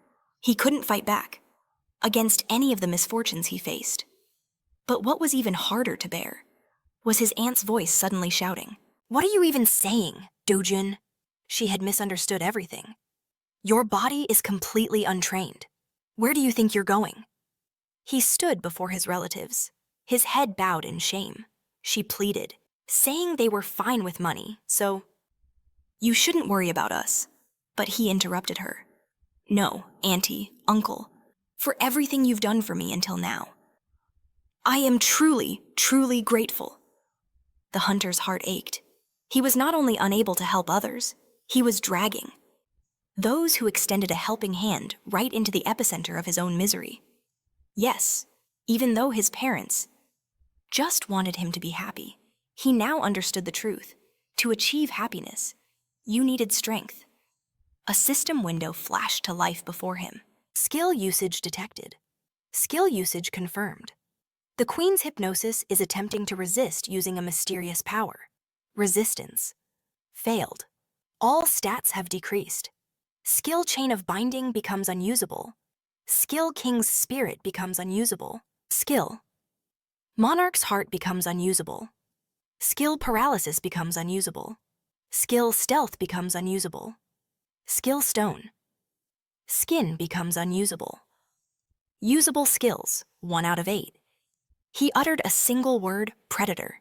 Instantly, a devastating energy engulfed him. He unleashed the predator's energy forward. In a flash, he found himself standing among a field of corpses. Rosaria laughed. Well now? You've managed to surprise me. She stood before Asmodeus, admitting, I never expected you to survive an encounter with that man. However, a few things still don't add up. She gestured to the fractured memories swirling around them. First, she questioned, why are there memories where you look much older than you do now? And second, there are memories with contradictory results. Despite being from the same time period, isn't it about time you revealed the secrets you're hiding? She slashed her tentacle, shattering the illusion into a million pieces. But suddenly, a king materialized before her very eyes. She gasped in shock. That creature, a king, the protagonist's signature ability. The predator was closing in from behind. The world of memories shattered as she was forced to her knees. Dojun appeared behind her and placed a dagger against her shoulder. Peeking into someone else's memories, he stated coldly, is a rather disgusting hobby for a queen. A chilling smile touched his lips. I'll ask again, Rosaria. You will take the summoning oath. The queen glanced to the side. I didn't expect anyone could escape my welcoming embrace. But you're still just a fool. Do you really think you can kill me with that little toy? The hunter's reply was like ice. There's only one way to find out. She looked him over and smirked. Another bluff. Then, with a lightning-fast movement, she sent him flying with her tendril. She pulled him close, pressing his face to hers and whispering that the contract was accepted. He stared back in shock, but in that same instant, she sank her fangs deep into his shoulder. He cried out in agony as system windows flooded his vision, announcing the contract's fulfillment, the ancient. Summoning oath had been spoken. The skill Contract with the Devil was reborn as the legendary Queen's Man skill. Rank had been adjusted. A new power was registered. Full hypnosis skill rank was enhanced. His attractiveness had been permanently increased. The queen caressed the hunter's neck as he lay unconscious, a faint smile on her lips, to ensure he slept soundly, a bed personally chosen by the king. Suddenly, the protagonist heard an alarmed cry from Paul, the hunter looming over him. He stared in surprise as Paul asked, Is he awake? What a relief. He's safe and sound. Leaning on his hands, the protagonist pushed himself up slightly, asking where he was. Paul explained they were in the hunter zone. He was on patrol when he found our hero unconscious. Did something happen to him? Dean gritted his teeth, a hand flying to his forehead. Could Rosaria have sent him here? He checked the system window. It read, Queen's Mail, Rank B Summon, Rosaria, the Queen of Dream Demons. Mana 200, full hypnosis. Rank B can hypnotize the enemy. Mana cost 40, charm 130. He thought, just as I suspected. What happened was no dream. The contract with the demon was replaced by a summon skill, and he'd even gained a new ability called full hypnosis. If he could summon Rosaria, he could even take on the national level forces he'd face in the Asian Friendship Tournament. Plus, a skill like hypnosis had endless applications. But why did Rosaria suddenly have a change of heart? And those last words. She knows the king. Paul extended his hand, pulling him from his thoughts. Listen, Hunter Kim, he began. Our hero looked up in surprise as the man asked what he planned to do now. He suggested hiring a hunter to act as a guide, at least for the time being. The protagonist just smiled. Thank you for your concern, but there's no need. He'd finished all his urgent business. It was time to go home. Meanwhile, Yu-Yun emerged from the hospital, adjusting her jacket. Yoon Hansu, the deputy head of the Nightwalkers Guild and an A-rank hunter, approached her with congratulations on her discharge. He asked how she was feeling. Yu-Yun countered. How many people do I have to beat up to prove I'm okay? Young Hansu laughed, then revealed he had some very interesting news for her. News? She asked. He raised a finger. Hunter Kim Tang has returned from the depths of the abyss. Yu-Yun gasped in shock. Already? Then confusion set in. No, isn't that too soon? Even for Kim Tang, exploring the depths alone is... Young Hansu folded his arms with a smirk. We're talking about a place nicknamed the Grave for S-Ranks, he mused. But the problem isn't that he returned. The problem is who he's about to meet, she asked, shocked. What he's meeting someone, he replied. The leader of Indivisible, one of the 4 largest guilds, Hunter Kwan Kang-hook. At that very moment, our protagonist stood in a corridor, staring at that exact man in disbelief. Huh, the leader of Indivisible, S-Rank Hunter Kwan Kang-hook asked. Are you Kim Tang? A manic grin spread across his face. Then let's clash, in battle, just once. Kwan Kang-hook, the protagonist thought, leader of one of the 4 largest guilds, a man called the ultimate tank of the new South Korea. Legends surrounded him, like battling monsters for tens of hours straight, or single-handedly wiping out hundreds of them. But his most infamous trait was his habit of using duels for forced guild recruitment. An immense magical energy exploded around Kang-hook as he stepped forward.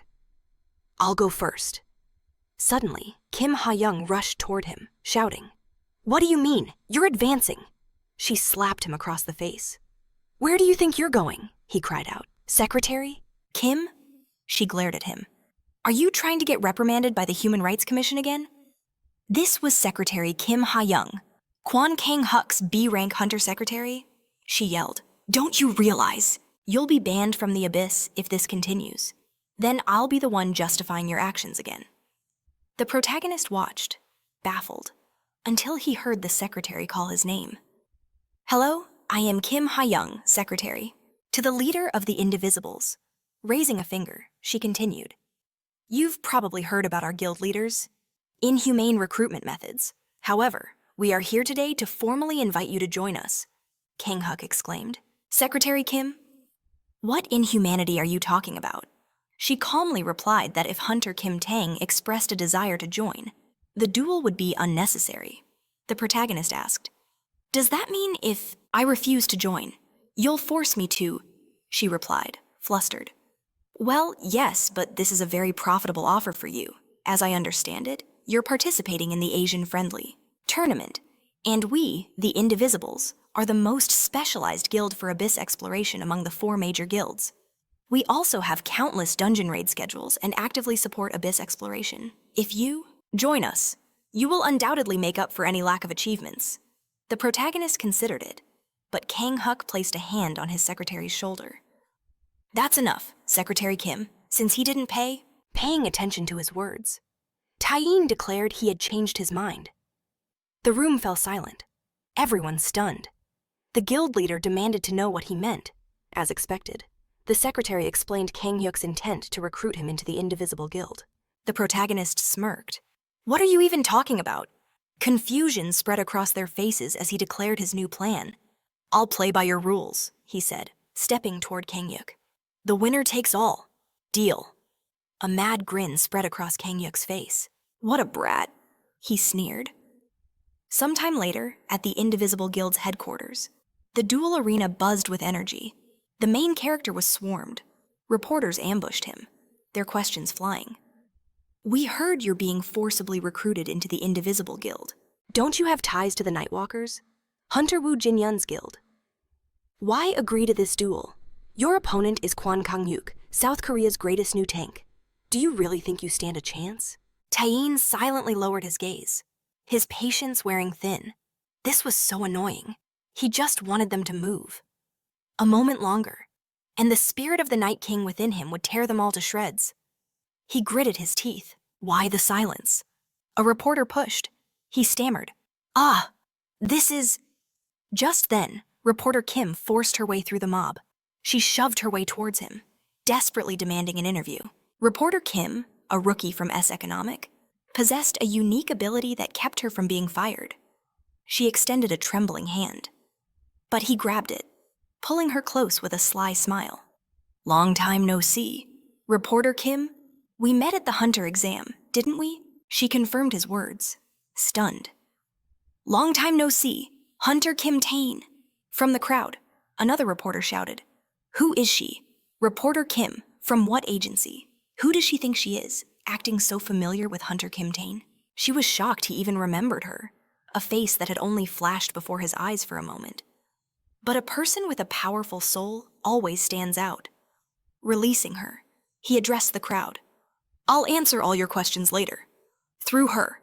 "What?" she exclaimed, completely bewildered. He explained that his duel with Kwon Kang-yuk left no time for individual interviews. Instantly, the reporters descended upon reporter Kim. "You're reporter Kim, right? What's your connection to Hunter Kim Taesun?" As they swarmed her, the protagonist slipped through the chaos with a faint smile. "Well then, I'll be on my way." He headed for the arena's entrance. Ascending the steps, he came face to face with Kang-yuk, who stood with his arms crossed. "So, you finally showed up." Kang-yuk laughed. "I was starting to worry you'd tucked your tail and run." As stone skin enveloped his body, Taesun shot back with pure arrogance. "Look who's talking." He then added, "Let's just get this over with." The commentator for Indivisible's broadcast, Hunter Choi-ho, roared into the microphone with unbridled excitement. And here it is, the long-awaited match everyone has been waiting for. The rules for victory were simple. "Bring your opponent to their knees," he announced, raising a finger. "We now open the 20th Forest recruitment." "No, wait." Kang-hyuk dropped into a battle stance, ready to strike. "Well then," he growled. "Isn't it time we see what you're made of?" The announcer continued. "A duel to recruit a talent who stands as a guardian of humanity. Let the battle begin." The protagonist thrust his hand forward, declaring, "There will be no holding back." He unleashed his signature skill. Spirit of the Night King, ready to reveal the true depths of his power. He knew that at full strength, this skill could paralyze even an S-rank monster in a single instant. Even a hunter of Kwon Kang-hyuk's caliber should be crushed under its immense pressure. He aimed his skill, but his opponent didn't even flinch. Kang-hyuk stood his ground, a mocking smirk on his face. The protagonist stared in utter disbelief. "Not bad at all," Kang-hyuk admitted, running a thumb over his lip. "But you can't stop me with a trick like this." He then activated the cheetah spirit. He burst forward with blinding speed. Taesun, caught completely off guard, could only exclaim, "What?" Kang-hyuk's fist, now cloaked in the raw energy of the bear spirit, slammed into his opponent. Taesun was sent flying from the devastating blow. He threw his hands up to defend himself as Kang-hyuk charged again, shouting, "That pinning technique of yours is impressive. But if you think that's enough to stop me, you're dead wrong." He unleashed the ox spirit, closing the distance instantly. As he flew backward, Taesun could only smile. This is insane. Kang-hyuk was already on him, his legs swinging for a devastating kick. Behind him, the spectral form of the elephant spirit raised its mighty trunk. The protagonist gritted his teeth, bracing for the impact. A colossal shockwave erupted as Kang-hyuk's attack landed. Dust and debris filled the air, and the arena floor shattered. Through the clearing smoke, he saw his opponent's silhouette. "I see you're a master of running away," Kang-hyuk taunted. "How exactly do you plan on winning this?" Taesun let his head fall back and laughed. "As for you, Guildmaster, if you don't have some kind of hidden trump card, then bringing me to my knees is going to be a lot harder than you think." With a sneer, Kang-hyuk laughed. "A clueless brat who knows nothing can only run his mouth. I'll end this farce right here." In that instant, the massive spirit of a dinosaur manifested behind him, its fingers morphing into deadly claws. The crowd erupted. "This is it, Guildmaster Kwon Kang-hyuk's final attack form." He's going to put a decisive end to this. Even for a rising star, Kwon Kong-huk is in a league of his own. Watching this, Yu Yan grabbed a handful of popcorn, smiling. See, I knew this would be a great show. Huh? Sitting beside her, yelped in shock. How can you be so calm right now? He stared at her, panicked. If Kim Tae-young is defeated, he'll be forced to join the Indivisible Guild. She calmly agreed. He lamented. Just as I feared, we should have stopped this duel from ever happening.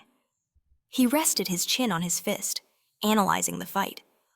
Kwon Kong-huk's skill is called Blessing of the Wild Beasts. It allows him to channel the ferocity of various beasts, giving him overwhelming power in close quarters. Even a hunter like Kim Tae-young stands no chance in a direct one-on-one clash. Yu Yan simply closed her eyes. Don't worry so much, she said, surprising him. From what I've seen of Kim Tae-young, he always has at least one hidden ace up his sleeve. Just then, Kong-huk unleashed his final, devastating blow, staring at the arena in disbelief. Who screamed? What? Reporter Kim was frozen in shock, and the commentator, drenched in sweat, stammered. What? What is this? The guild leader himself is on his knees. The smoke from the powerful impact began to clear, revealing the guild leader kneeling, completely bewildered. What? How? He stammered. Tae-young looked down at him with a smirk. So what now? Meanwhile, Hyum was desperately on the phone. The guild leader requested the duel first. Yes, but my client accepted the challenge voluntarily. She was frantically explaining the situation to the Human Rights Commission. A guild member watching exclaimed in pure shock. Guildmaster Kwon Kong-huk. Lost. A spectator pointed a trembling finger forward and screamed. The man who never knelt, even after clearing hundreds of dungeons, is kneeling himself. Impossible. It must have been a violation of the rules. They have to fight again. This result is invalid. Fight properly. The crowd roared in agreement. This isn't right. Rematch, another fight? The protagonist calmly glanced around, then looked back at his opponent. He thought, I anticipated this uproar to some extent, but I didn't expect to be so cornered by his relentless melee assault. Well, that's the best tank in New South Korea for you. Fortunately, just as he launched his final strike, the mind control skill, full hypnosis, from the rosary, worked exactly as planned. At the very last second, I gave him a single command, kneel. Kong-huk was seething, his body trembling, teeth clenched with rage. He couldn't process it. They're saying I lost. How I don't even remember the last moments of my attack. Was it some kind of mental skill? How could I have made such a blunder? Then he roared. Damn it, all of you need to shut up right now. The spectators stared in stunned silence as Hyseol asked in confusion. Guild leader, Kong-huk declared. I don't know what skill he used, but this loss is entirely my fault. The outcome of this duel has been decided. If you are members of the Indivisible Guild, you will accept this result with dignity. If anyone is dissatisfied, step forward, I will. Personally crush your skull, Hansu gasped. Kwon Kong-huk? Really lost, Yuen mused. He must be furious about losing to Kim Tae-young. But I never imagined he could force Kong-huk to his knees at his strongest moment. As expected, he still has skills hidden from the world. Kim Tae-young never fails to amaze me. Who noticed her eating popcorn with a renewed passion? Guildmaster, he mumbled. You have a very strange look on your face. A few moments later, Kong-huk approached his opponent. Tae-young extended his hand with a smile. That was a great duel. The guildmaster couldn't suppress a wry grin. Did you plan to win like this from the very beginning? Tae-young paused for a moment before replying. You could say that. Kong-huk clasped his hand, exclaiming, Damn it, you really know how to kill the hype. They shook hands firmly. All right, the guildmaster said. A promise is a promise. What do you want? Money, a unique item. Name it, and it's yours, Tae-young replied. Those are all fine options. But what I want isn't something material at all. Puzzled, Kong-huk asked. Then what is it? Taeyoung stated his price, the labyrinth of the Minotaur. The guild leader stared, not hiding his astonishment. Taeyoung clarified, I want to participate in the raid on that dungeon.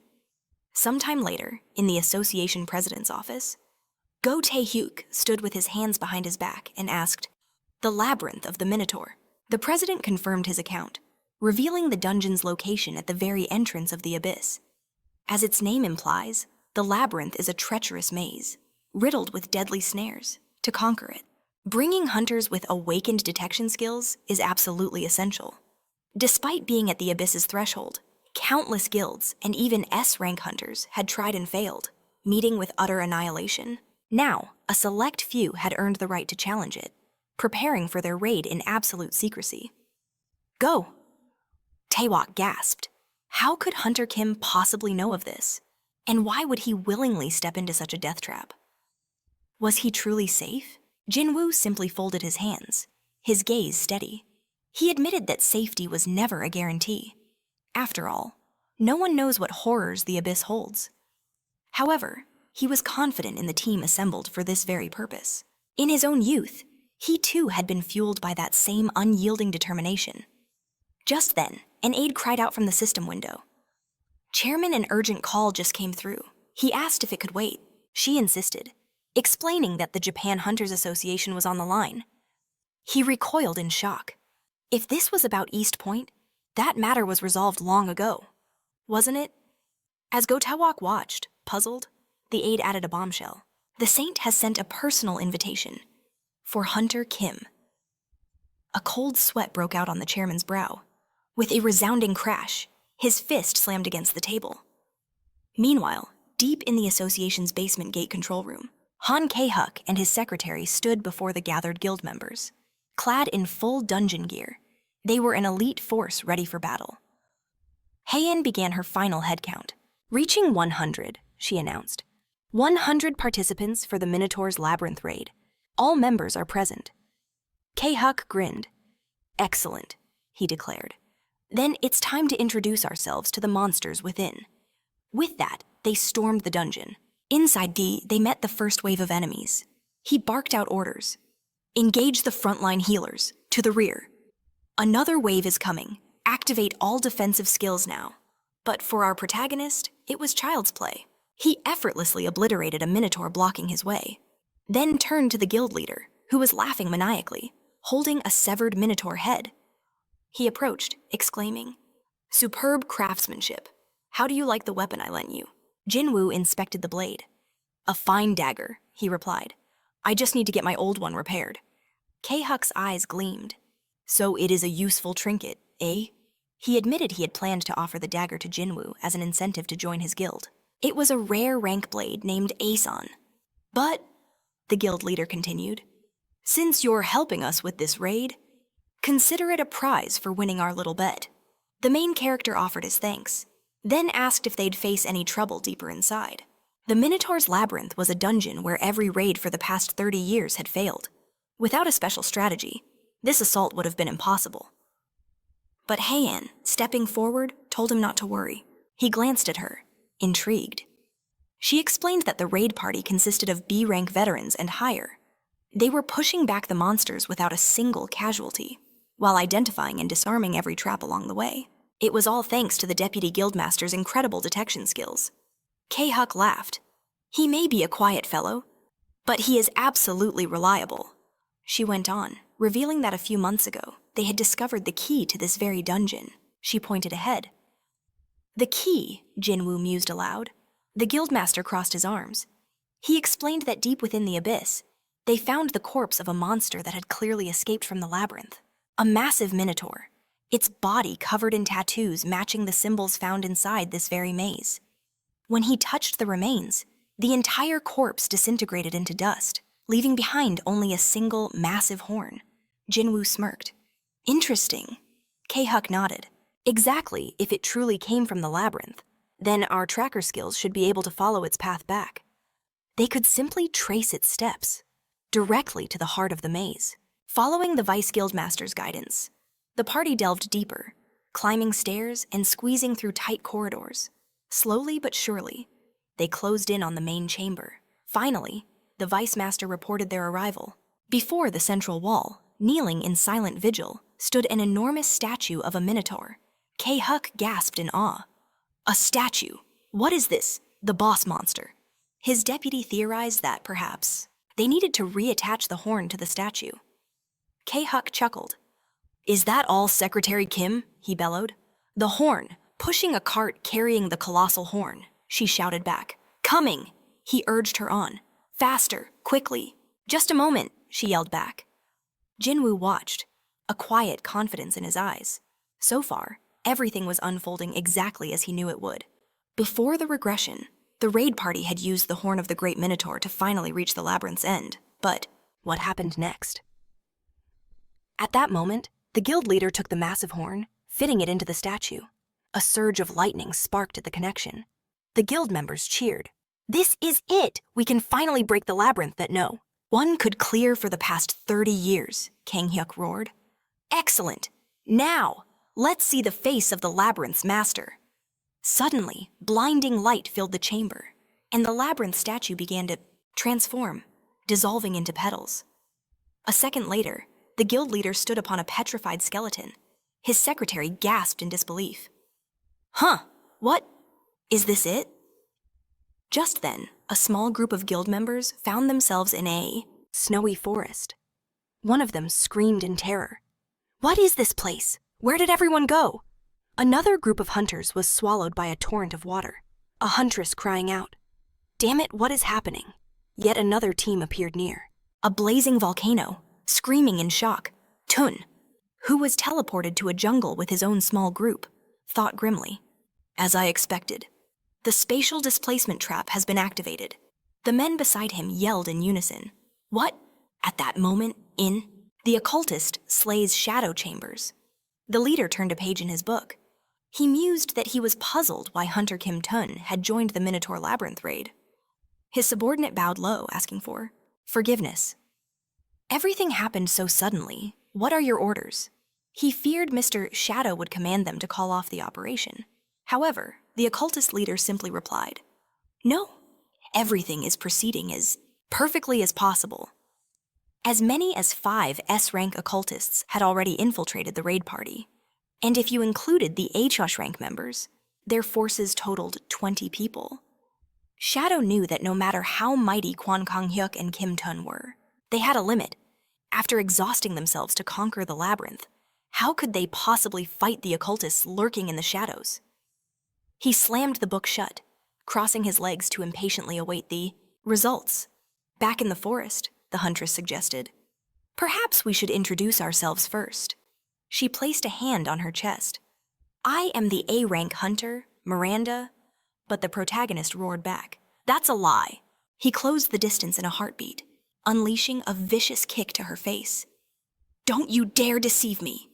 The brutal blow sent blood flying from her mouth as she screamed in agony. She was no mere hunter, but a triple wizard, an S-rank occultist named Milena Park, she thought to herself.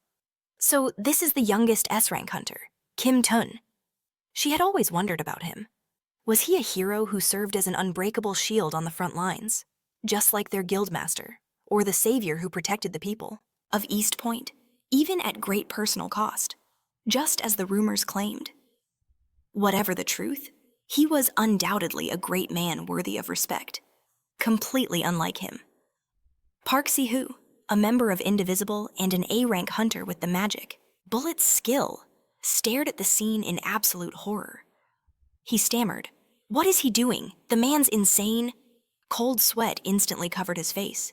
Taesun just smirked, gave him a thumbs up, and casually said, She's an occultist. Don't worry about it.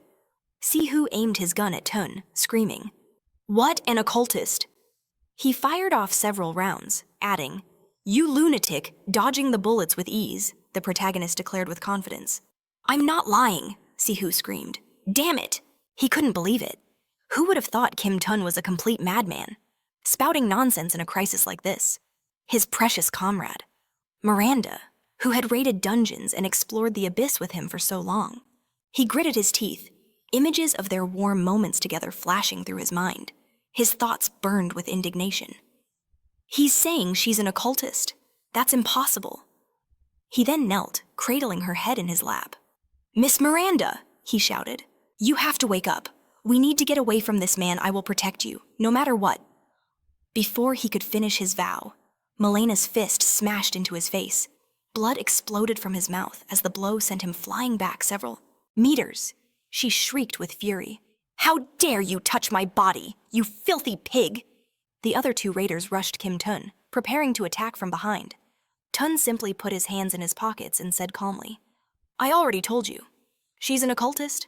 And he was right, wasn't he? He smirked, turning away as a powerful blast obliterated the spot. Two occultists appeared, staring in shock at the newly formed crater. But then, Taegun materialized behind them, a dagger poised with deadly intent. He mused that he never expected all three of them to be cultists. Cloaking himself in stone skin, he wondered aloud. Perhaps he should have paid more attention to the small fry. Melina discarded her disguise, fixing her hair as she licked the corner of her mouth. How strange, she hissed, that not one member of the indivisible guild she spent years with ever suspected a thing. With a grimace, she demanded, "But how in the hell did you know?" King just smiled. He told her not to worry. The problem wasn't her acting. He was simply someone who had come from the future. She stared at him, her eyes burning with indignation. "What a brat," she snarled. He even dared to smirk. Was it because of his ties? To Yang. Had the Night Wanderers sniffed something out? A tremor ran through her hand as the nails on her fingertips began to sharpen and grow. "Or," she hissed, "is there a traitor among us? No matter. He would just have to die right here, her nails, transformed into razor-sharp claws." With a scream, she lunged toward the hunter. One of her claws grazed Dean's cheek, while her comrades attacked from all sides. He moved like a phantom, weaving through their strikes before unleashing his own magical chains. The chains whipped out, instantly grabbing the occultists by their necks. One of them could only gasp. "What?" Before Dean slammed to the ground, pulling them all down with him. Melina recovered, striking again and again, sweat pouring down her face. She gritted her teeth, her mind reeling in disbelief. How was this even possible? She knew Kim Taehyung was special, but her skill. Witch's claws inflicted vomiting, paralysis, and hallucinations. The poison spreads from the slightest touch, and even S-rank hunters were no exception. She was certain she'd scratched his face in that first attack. So why? What in the world was going on as she continued her frantic assault? The protagonist spoke. "I'm sorry, but poison has absolutely no effect on me." He activated the spirit of the Night King, and a system window flashed before his eyes. The message was clear skill witch's claws detected. Successful resistance with a mysterious power. She charged forward, lost in confusion, screaming, "You freak!" The moment they collided, a deafening explosion ripped through the air, blasting the nearby trees to splinters. Peeking from behind a tree, Sue stared through his broken glasses. He saw the protagonist standing over Melina, who was now pinned to the ground by the chains. She screamed, demanding he release her, promising to tear him limb from limb. Taehyung simply grabbed her by the hair, and she cried, out in pain. He offered a cold apology, stating he didn't have time to play with her any longer. She looked at him in shock as he leaned in closer. "Now, tell me the truth." In that instant, he activated his skillful hypnosis. "How many of your people have infiltrated the raid party?" he commanded. "And what is the purpose of this infiltration?" she shouted back in defiance. "I don't know." But then, her eyes glazed over. 20 people have infiltrated, she said monotonously, including 5 S-ranks. Their goal to sabotage the Minotaur Labyrinth raid and assassinate the guildmaster of the Indivisible, Kwon K-Huck. Dean slipped a hand into his pocket, his mind racing. 5 S-rank occultists. Before his regression, there were only 3. Just like the gate rupture, the future was changing. Was he the cause? Later, as he and Sue walked onward, he laid out the plan. First things first, since we know their goal, we need to team up with Hunter Kwon Kong-Huck. The Indivisible Guild member just stared at him, utterly bewildered, before hesitantly agreeing. They ventured deeper into the forest. And Sue couldn't stop thinking. He never imagined Miss Miranda could be an occultist. This meant Hunter Kim Taehyung knew about the betrayal from the very beginning. But if he knew everything, why didn't he say anything? Taehyung gazed ahead with unnerving confidence. "Getting out of here is easier than it seems," he declared. "Although this place feels like a different dimension, it's actually just another part of the labyrinth. That means there must be a corridor connecting this space to the others. We probably won't reach our destination on the first try, since the passages are connected to many different spaces. But if we keep moving through the doors, we will eventually reach Hunter Kwang Kong Huk." Just as the protagonist reached for a door, Sue suddenly called out.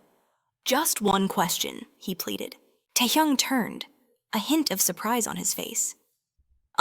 Sue asked, "Why didn't you reveal the truth when you knew it?" He bowed his head slightly. "I apologize for doubting you earlier. But if you had told the guild leader about the occultists right away, this situation could have been avoided. So why? Why did you stay silent?"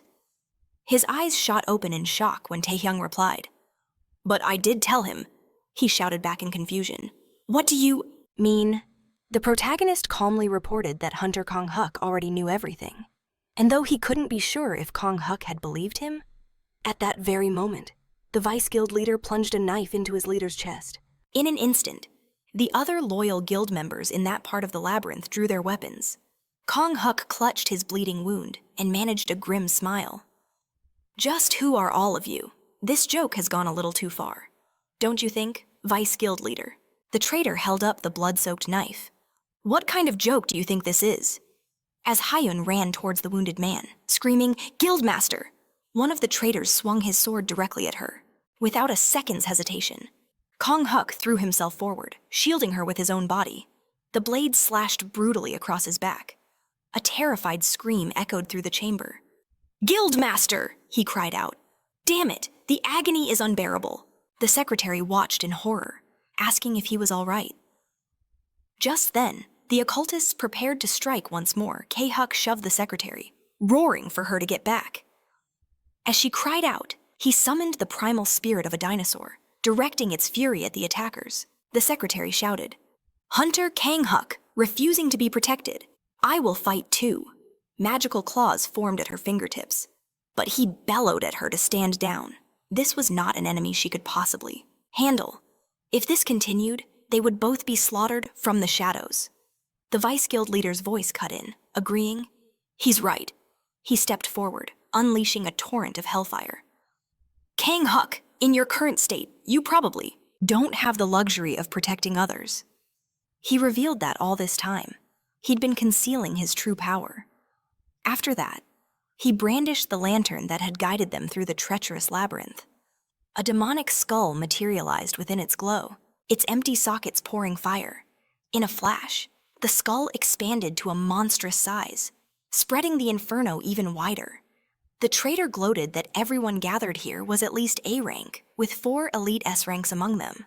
They were the chosen members of the Dark Guild, assembled for the sole purpose of executing him. Kang Huk knew they were meticulously prepared.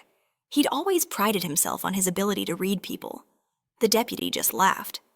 "Don't blame yourself too much. This is a grand design our Dark Guild has been orchestrating for years." He clenched his fist, sneering. "A simple-minded fool like you could never see through it." But Kang Huk just smirked and said, "Damn, so that brat Kim was right after all." The deputy stared in shock. "What?" Kang Huk explained. "That kid warned me, said you were occultists who would try to kill me. Damn it all."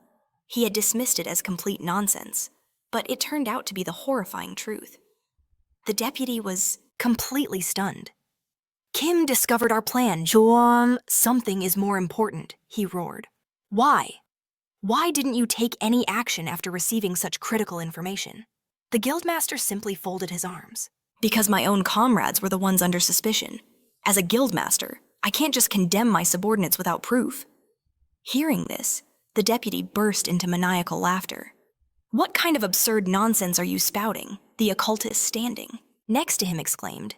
"I knew this man was a fool, but to this extent, we wasted years on this idiot."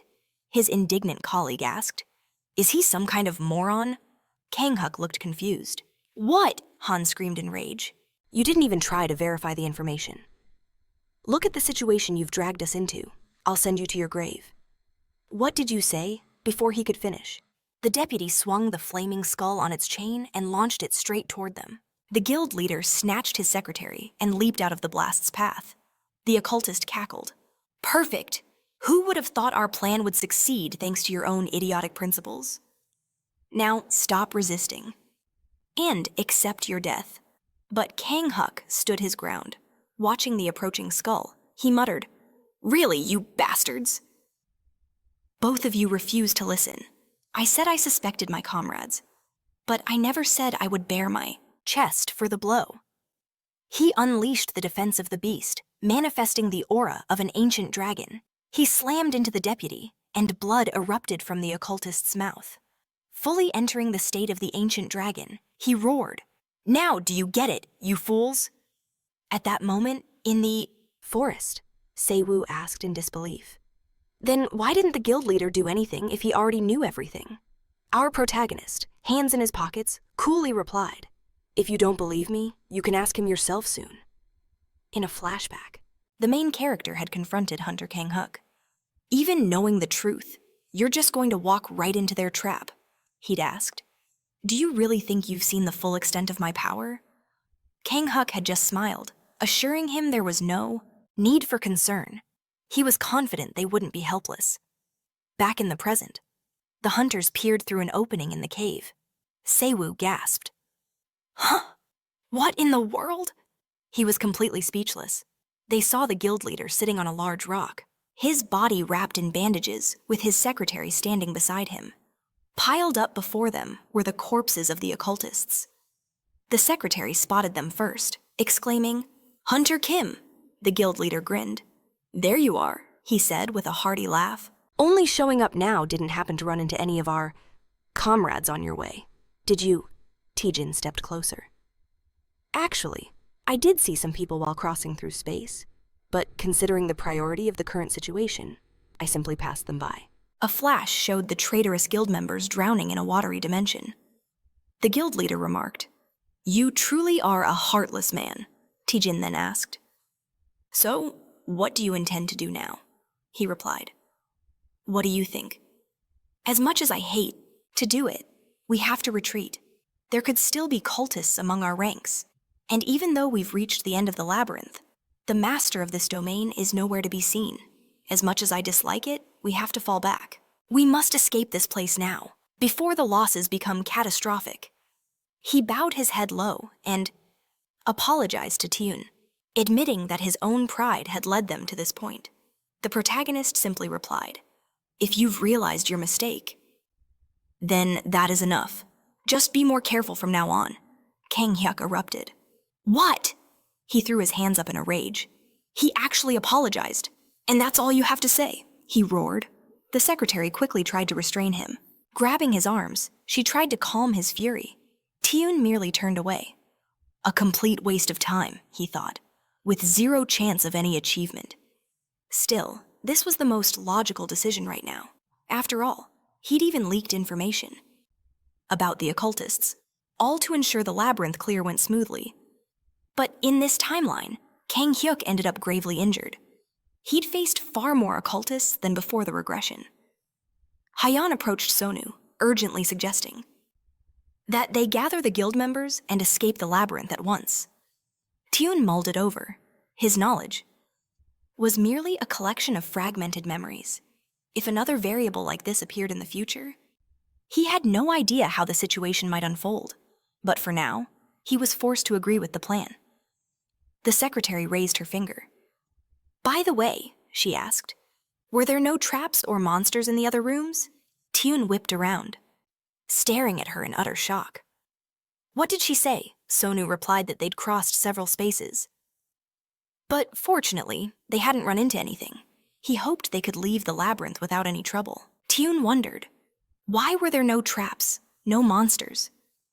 Usually, when he was caught in a dimensional shift, the other rooms, his comrade, still on all fours, could only ask what had happened. Then, they all looked up and saw the heroes who had conquered the beast approaching. Taein was supporting Kang Hyuk by the shoulder. He declared, "It's over." The guild members cried out in relief. "Leader Lord Kim Tae-in." They rushed forward, embracing their saviors. After the fall of the great Minotaur Queen, the raid party found mountains of gold, silver, and gems within the labyrinth. However, the greatest treasure of all was a unique elixir, known as the Fountain of Endurance. A single sip could drastically boost a hunter's stats. But the elixir was limited, not nearly enough for everyone. Thus, only Tae-in and Kang Hyuk, the two greatest contributors, were given the prize. Unfortunately for Kang Hyuk, the stats he'd lost from his severed arm outweighed the gains he received from the elixir. Still, he exclaimed that it was better than nothing. Meanwhile, the cultists who infiltrated the Indivisibles were swiftly tracked down and apprehended. The hunters from the raid focused on their recovery, and just like that, the epic saga of the Minotaur's Labyrinth finally concluded. Later, a reporter snapped a photo of the guild leader on stage. A spectator roared from the crowd, "Is what he just said true? Hunter Kwang Kang Hyuk, please say it again. Are you truly retiring from being a hunter?" The guild leader trembled, closing his eyes before grabbing the microphone. He clarified that he wasn't retiring, merely taking a temporary break. "Don't you idiots know the meaning of the word rest?" Hyeon yelled at him to watch his mouth. A reporter quickly asked, "Is this because of your right arm injury? What about the upcoming Asian-friendly tournament, if the national team is missing?" South Korea's greatest tank, our defenses will crumble. Kang Hyuk confirmed his break was due to his arm, but told them not to worry about the tournament. "Because," he declared, "there is already someone who will take my place." The entire audience stared with bated breath. Just then, he noticed Tae-in approaching, from the corner of his eye. "In fact, I'll introduce you to him right now, Kim Tae-in." The crowd erupted in surprise. "Kim Tae-in? Isn't he just a rookie? Is he really qualified to represent our country?" The crowd roared, "No." But after conquering the Minotaur's Labyrinth, Kim Tae-in ranked 5th in total achievements. He has every right to compete for the national team. Better yet, rumors are spreading that he's already reached the national level. A national level of strength by drinking from a fountain of stamina. Haeyong stared, exclaiming for him not to speak such nonsense. Did he even grasp what a national-level hunter truly was? They were monsters on an entirely different plane of existence, even among S ranks. The title was created because they defy all comparison with other S-class hunters. No matter how gifted Kim Tae-hun might be, he was clearly a world away from that level. But the protagonist took the microphone. "I am Kim Tae-hun," he declared, one of New South Korea's representatives for the Asian-friendly tournament. He knew they must all be concerned now that the legendary Hunter Kwon Kook has suspended his activities, leaving a vacancy on the national team. He understood their anxiety. While he'd accomplished much, he was, in the end, a rookie who had only just received his license. He couldn't be sure if he could fill the shoes of the team's previous members. Watching the broadcast through his system window, a hunter scoffed. "So this kid is the rookie in S rank, just like that?" Tae-hun added that for now, the rumors swirling around about him being at the national level of strength were just that, rumors. A hunter watching on her phone sighed. "He's so humble," Tae-hun continued. "Can I say that I'm confident in my power?" "No, I cannot." Did they think anyone could just waltz into the realm of a national-level hunter? He knew from the very start it wouldn't be easy. Still, every eye was fixed on him with soaring expectations.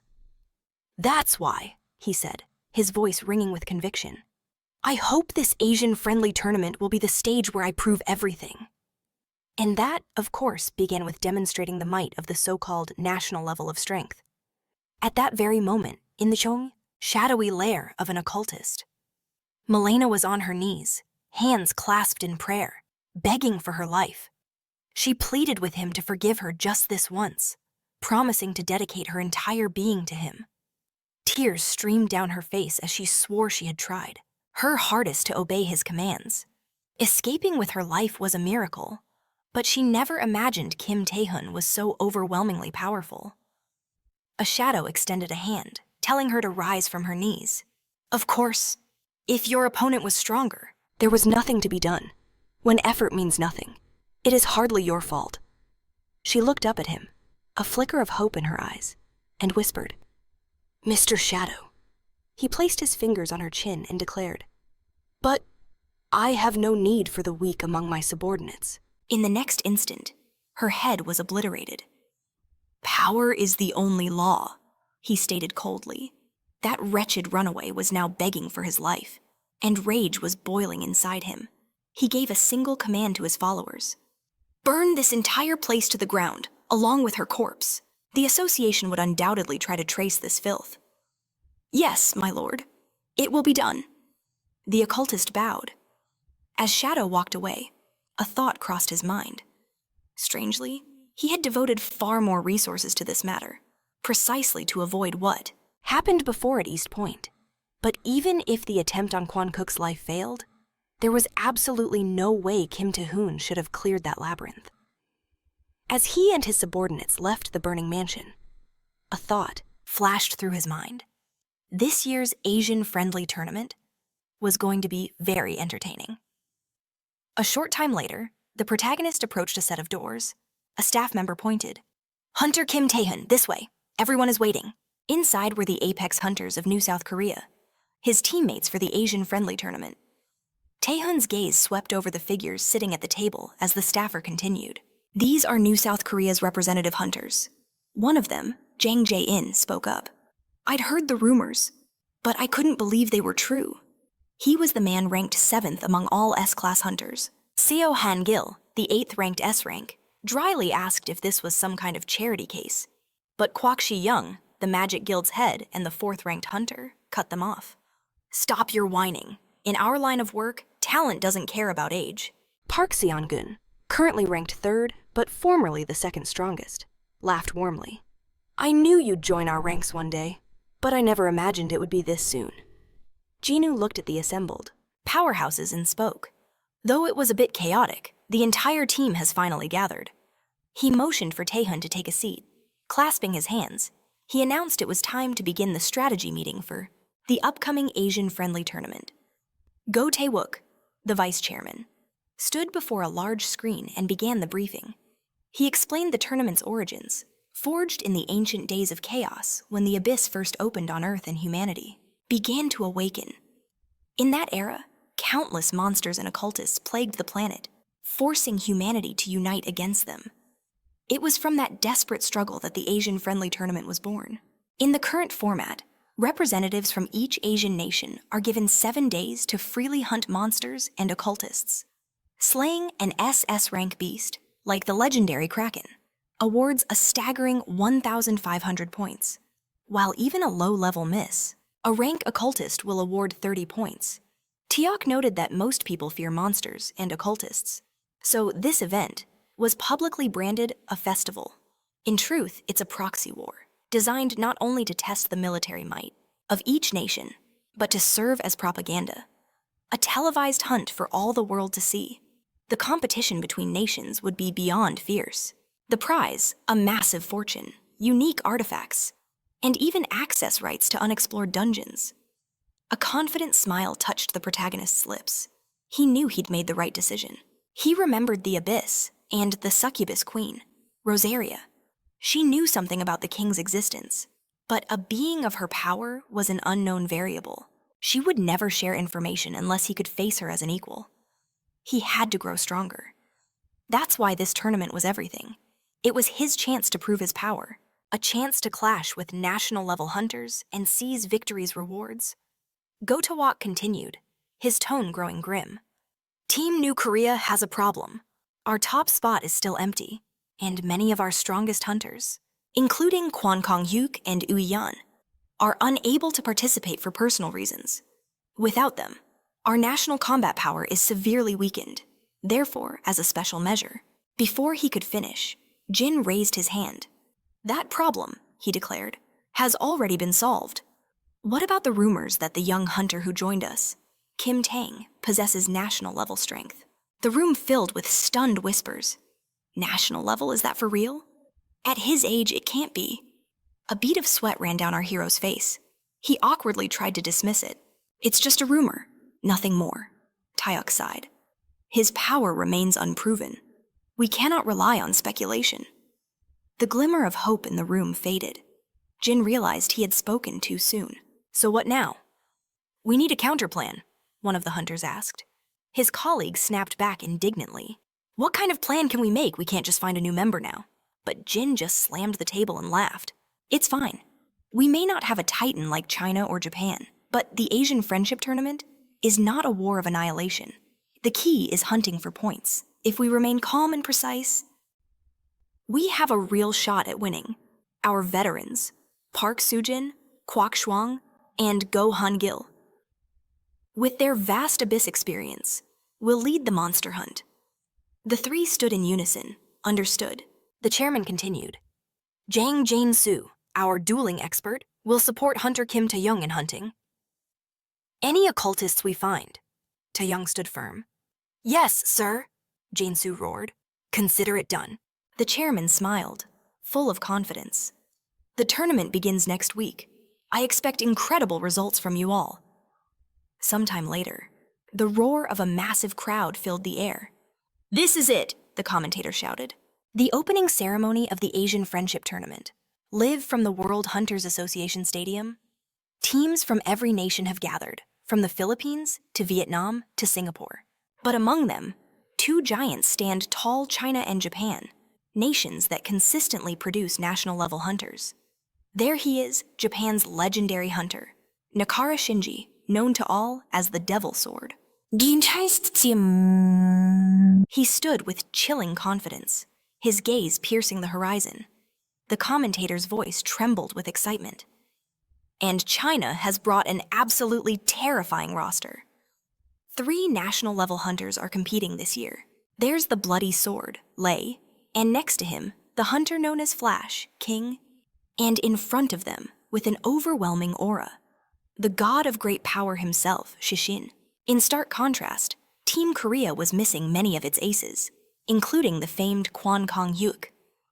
Meanwhile, the protagonist's family watched the broadcast, their faces etched with worry. Against monsters like them, winning is impossible, his uncle lamented. His wife added, I just want our Taeyoung to come back safely. Suddenly, Jae-young appeared behind them, clutching a sign.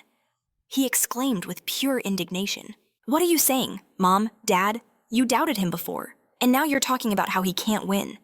Have you completely forgotten everything my brother has done for us? He glared at them with disapproval. They stared back in confusion. Of course we know. But he wasn't done, shouting with righteous fury. Take this house, for example. They bought it with the money their brother earned, and their allowance every single time. Their brother returned from a dungeon. He gave them a huge bonus. He wiped a bit of drool from his chin. This meant the more Taegun succeeded, the richer he would get. So, of course, they had to cheer for him, their uncle, utterly bewildered. Confessed that even though it was his own son, he'd never seen such a money-grubbing rogue. His auntie sighed, saying his condition was worsening by the day. Maybe a shaman was needed. But he just yelled back that unlike them, he believed in his brother Taegun had to show his true power to the world's hunters. He pleaded, do whatever your heart desires. Just then, the saint approached our main character. You are Kim Taegun, I presume, she asked. The young S-Rank, hunter from New Korea. He eyed her with surprise as she continued. I owe you a debt for what happened at East Point. He smirked, and she explained she had tried to handle it. But by the time she arrived on the scene, everything had already been resolved. She was a hunter of national renown from Japan, the saint, Yoshiwara. Awkwardly, he smiled, thinking to himself, Yoshiwara. So, in the past timeline, she was the one who settled the East Point incident. Before his regression, considering her immense power, he now understood why an incident of that staggering scale was silenced so effectively. I invited you here to express my gratitude, she said. So why did you turn me down? He met her gaze with silence. A while ago, as the hunters were leaving the meeting, one of them suggested they all go out for a drink now that business was over. Jin-Soo replied that he would pass. As Taegun started to rise, Chairman Goonbaek told him to stay a moment longer. Taegun looked back, surprised. An invitation. The chairman confirmed it. The saint herself has personally requested to meet with you. He admitted he didn't know her intentions. But the saint was one of the few beings in the world possessing super regenerative healing powers, an ability that could perhaps restore Kwang Hyuk's arm. The chairman thought it wise to meet her before the tournament began, asking for Taegun's opinion. Our protagonist's answer was simple. I refuse. The vice chairman exploded in fury. Why Hunter Kim Taegun? Hunter Kwang Hyuk was injured protecting you. The chairman raised a hand to silence him.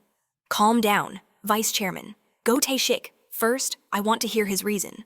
Why would you do this? Taegun replied. I cannot give you the details right now, but my reason for refusing is very simple. Back in the present. He walked forward, his shoulder deliberately brushing against the saint's. Because I know the ugly reality hidden behind the name Saint. That was the entire reason. She simply grinned, watching him walk away. Nakata Shinji approached her, asking what her next move would be. She mused that his reason for refusal wasn't so simple after all. He obviously knows something about me. Shinji looked at her, shocked. In that case, I'll take care of him. Right now. But she smiled sweetly. That's not what I mean at all. Everyone else is only focused on this boy's power level, but his most frightening asset is his information network. He continues to make moves that should be impossible without the right intel. Specifically, I have no idea how he acquired information on me, she said, licking her lips. But I intend to possess all of it very soon, the official host. Singapore's A-rank hunter, Alex Go, announced the start of the long-awaited Asia Friendship Tournament with a massive smile. The countdown echoed through the arena as the crowd roared, 10-9-8! Nakata Shinji trembled with excitement. It's finally beginning. As the numbers ticked down, Shaxin glanced at King Ming, laughed, and proposed. Why don't we kick off this tournament by killing a couple of hunters right here just to warm up? Flash scowled. Watch your tongue. This is an official event. Seojin turned to his team, shouting. Everyone remembers their role, right? Guokshil, Hangil, and I will handle the monsters while helping Jang Jinsu and Kim Taegun. Wait, where did Kim Taegun go? He frantically scanned the empty space beside him as the rest of the team exchanged baffled looks. Meanwhile, Alex Go's voice boomed. And so, the second hot 7-day festival, the Asian Friendship Tournament, is officially. Before another word could escape his lips, a blur of silver. The protagonist's dagger severed the host's head from his shoulders.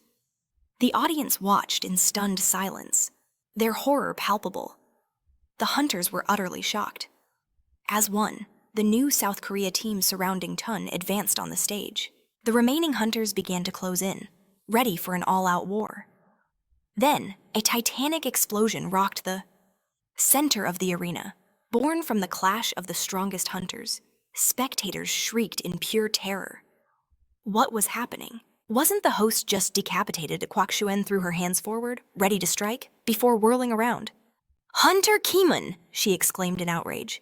Has he gone completely insane? What did he just do, approaching them? Shishin just laughed and replied. Not only did he eliminate the host without permission, but his comrades fully supported the move.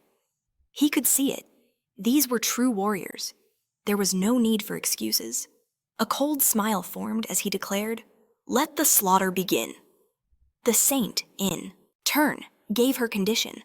The devil's sword could kill as many as it liked, but he must, at all costs, spare her property. Suddenly, the chairman of the Singapore Hunters Association, Haley Tan, stormed the scene, thundering for everyone to halt immediately. Yoshikawa, stunned, asked what was happening. Haley Tan replied with fury, We appreciate your attention, but that was our Singaporean hunter who was just killed. We will handle this problem ourselves. The chairman of the South Korean Hunters Association, following close behind, tried to defuse the situation, certain that some misunderstanding had occurred. Our representatives would never do such a thing. But she roared back. We saw our hunter's head sent flying. What more proof do you need? Arrest this criminal now. But Taesun's voice cut through the chaos. Occultist Wang Zai, he announced. An S-rank monster who tortured and murdered around 30 passengers on a luxury cruise ship several years ago. Everyone stared at him, utterly stunned. He continued. Associations and companies from all over the world placed a bounty of 30 billion won on Wang Zai's head. But he vanished after earning a huge sum of money by selling information he'd extracted through torture. Well, to be more precise, he simply changed his appearance. Haley Tan scoffed. What does that have to do with anything? A bead of sweat trickled down her face. Really? The protagonist smirked and kicked the decapitated head, turning it to face them. Her eyes widened in horrified recognition. As shock rippled through the crowd, the main character said, "You should all be thanking the Night Wanderers for providing this information." The hunters were speechless. How was this possible? How did Taesun, or rather, the Night Wanderers, discover this? Jean Lone murmured. Kim Taesun, he is an incredibly curious man. A system window then materialized, announcing, Asian-friendly tournament. First place New Republic of Korea, awarded 1,000 points. The rest of the countries received nothing. Soon after, the host reported that following an investigation, the tournament official was confirmed to be an occultist. Because of this revelation, the Asian-friendly tournament, which had been temporarily suspended, would resume immediately. Hunters from all nations poured from the arena, flooding the open sites to hunt monsters and occultists. Hunter Kim Taesun, who secured the first points, noted that all credit belonged to the Night Wanderers before he too vanished to hunt down occultists. Hansu, holding a phone blaring with joyful chants of Kim's name, asked, "Is this real?" He never imagined that the guild leader actually knew Wang Zai's location. But Ayan, who was standing beside him, scoffed indignantly. "Of course, it's not true. Are you an idiot?" Hansu asked. "Then why did Taesun lie?" "I have no idea," Ayan replied, looking at her frantic employees. "Thanks for promoting the guild, but our work is paralyzed by calls from everywhere. This is definitely not the association chairman's style. This was clearly Taesun's personal initiative." The deputy, surprised, asked, "What do you mean?" Ayan just smiled. "My darling really went and did it, didn't he?" he asked. "What kind of darling is this?" Sometime later, on a rain-slicked street, the protagonist stood over a defeated A-rank occultist. The blood-sucking demon groaned in pain, asking how he knew his true identity. Taesun, holding a phone to his ear, smiled and answered, "How you're an occultist? I could smell your stench." "Hello," Ayan's voice exclaimed into the phone. "Darling." He pulled the phone from his ear and said that she seemed to be a little late with her call. "Late," she retorted. "You have no idea how many tasks you just dropped on us." He assumed she had contacted him through a secure channel. She touched the earpiece in her ear. "I knew you would be waiting. For my call," he explained. "I just couldn't connect to the secure channel from my regular phone," Ayan asked. "Did you want to talk to me that badly?" he said. "Anyway, I have 2 requests for you." "Which ones?" "What requests?" she asked. He replied, "The first is about a small investigation, and the second is providing information on a certain occultist." She glanced at her screen and said, "Investigation? Information. If it's about intel, we have already transmitted all the data through the association," he reminded her. "No matter how many of these idiots we catch, we are not destined to win this tournament. If we want to reach the top, we need bigger prey," she gasped. "Could it be him?" He smiled. "For example, how about a dark guild?" At that moment, a Japanese S-rank hunter, Ren Kimura, known as the Tiger's Sword, materialized before him. His face was hidden by a kasa, his hand resting on the hilt of his sword. He introduced himself simply Ren Kimura. Taesun asked in surprise. "Who is he?" From the phone, Ayan asked, "Huh, what was that?" With a shout, Ren Kimura appeared, declaring he had come to punish the man who defiled the saint's name. Tishak simply scoffed. "Oh, and how exactly did I defile her name, an S-rank hunter from Japan, and one of the saint's most zealous followers?" Ren Kimura wielded his sword in battle. But unlike the beautiful, harmonious blade of Nakara Shinji, a hunter of national power, Ren Kimura's sword was a storm of chaos. It was forged to tear, to shatter, and to utterly annihilate his enemies. But no matter how fierce the blade, its power is meaningless if it cannot reach its mark. Ren rushed forward, a whirlwind of attacks, but the protagonist continued his phone call, effortlessly sidestepping every blow. "Why is that?" he asked into the phone. Ren's face was slick with sweat. "Damn it," he roared in his mind. "Why can't I hit him? How is this brat managing to simply ignore my sword?" He grit his teeth in pure rage. Elsewhere, Yuan walked down a corridor. "Of course it won't work," she muttered. She couldn't believe he was actually targeting a dark guild. He truly had no idea why the association left the occultist cartel untouched. They vanish like ghosts the moment you get close. Even with solid intel, no one dares to move on them, unless the target is perfectly trapped. Stirring up that hornet's nest for no reason would create a catastrophe. Tun, still dancing around the attacks, replied, "You're right," but Ren could only stare at his opponent in disbelief. In the next instant, the protagonist struck back with enough force to send him flying, his head snapping back as blood sprayed from his mouth. Pam's voice came through the phone. "If it's you, I suppose you can handle the fallout." "What is it?" she asked. He walked calmly down the street. "I can't tell you the whole plan, but I promise, I will catch them. Have a little faith in me. Aren't my past results proof enough?" She sighed. Yes, okay. "I don't have much on the Dark Guild," she continued. "So I'll give you information on another target." He paused. "Another target?" "Information about the Triad," she confirmed. "The tycoons who control the political world from the shadows. The three leaders of the occult cartel that dominates Asia. I've found the location of a man named Miyazaki Kenji, one of the leaders. Of course, once you catch him, you'll need pincers to pry any information out of him. If you aren't careful, you might just multiply your enemies during this friendly tournament. So, what will you do?" The protagonist smiled. The Triad. It wasn't a dark guild, but they would still grant some excellent points. "I'm in," he declared. "First order of business is to catch those bastards." She replied that she would continue digging into his previous request. He thanked her, and she asked if he would treat her to dinner once this was all over. "After the Asian-friendly tournament ends," he promised, Ren Kimura, with great effort, rose to his feet, his body trembling with humiliation. He screamed in fury, "You worthless!" The protagonist turned in surprise, then asked with annoyance, "Are you really going to ignore me until the very end?" Toon calmly replied. "I wasn't ignoring you at all," Ren roared. "If you don't fight me properly, I will burn this entire territory to the ground, with you in it." His aura exploded, shattering the concrete beneath his feet. "I told you, I wasn't ignoring you," Tun repeated, his own anger finally rising. The hunter bellowed, "Then I'll start by dominating your 5 senses. Sight, smell, taste, touch. 5 sense dominance." Toon sighed. "I could have avoided this fight. Don't you know combat between participants is forbidden?" He then smirked. "But I suppose it can't be helped." Spirit of the King Knight. A chilling aura surrounded him. "I wanted to play with you, so let's add a little sincerity to my actions." The next moment, he thrust his hand forward, and his opponent screamed as an invisible force crushed him.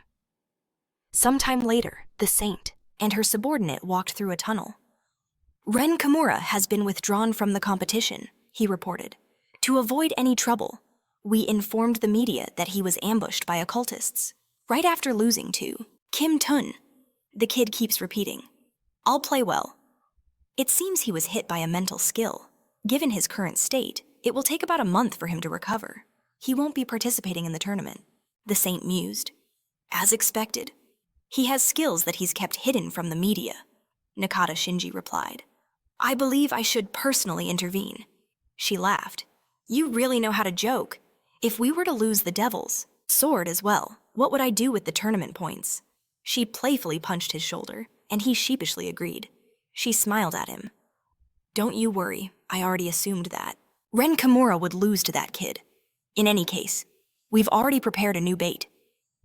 In the next moment, they approached a room, and she opened the heavy iron door. Inside, hanging from the wall in chains, was the devil himself. He tilted his head, asking wearily, "Yoshikawa Sara?" A faint smile touched her lips as she replied, "Isaka Ro, it's time to get to work." In the abyss, a nameless territory, the Philippines' S-rank hunter, Regaya, desperately dodged a lethal strike. Panting heavily, she screamed, "Why? Why is he trying to kill us? With his power, he could easily claim first place. He doesn't need to use such cowardly tactics." But Shishin merely scratched his ear, a cruel smirk playing on his lips, saying he wasn't targeting them because he wanted to play with such weaklings. It was simply a small favor for the head of his association, who'd fallen into senile dementia. Regaya's eyes widened in shock.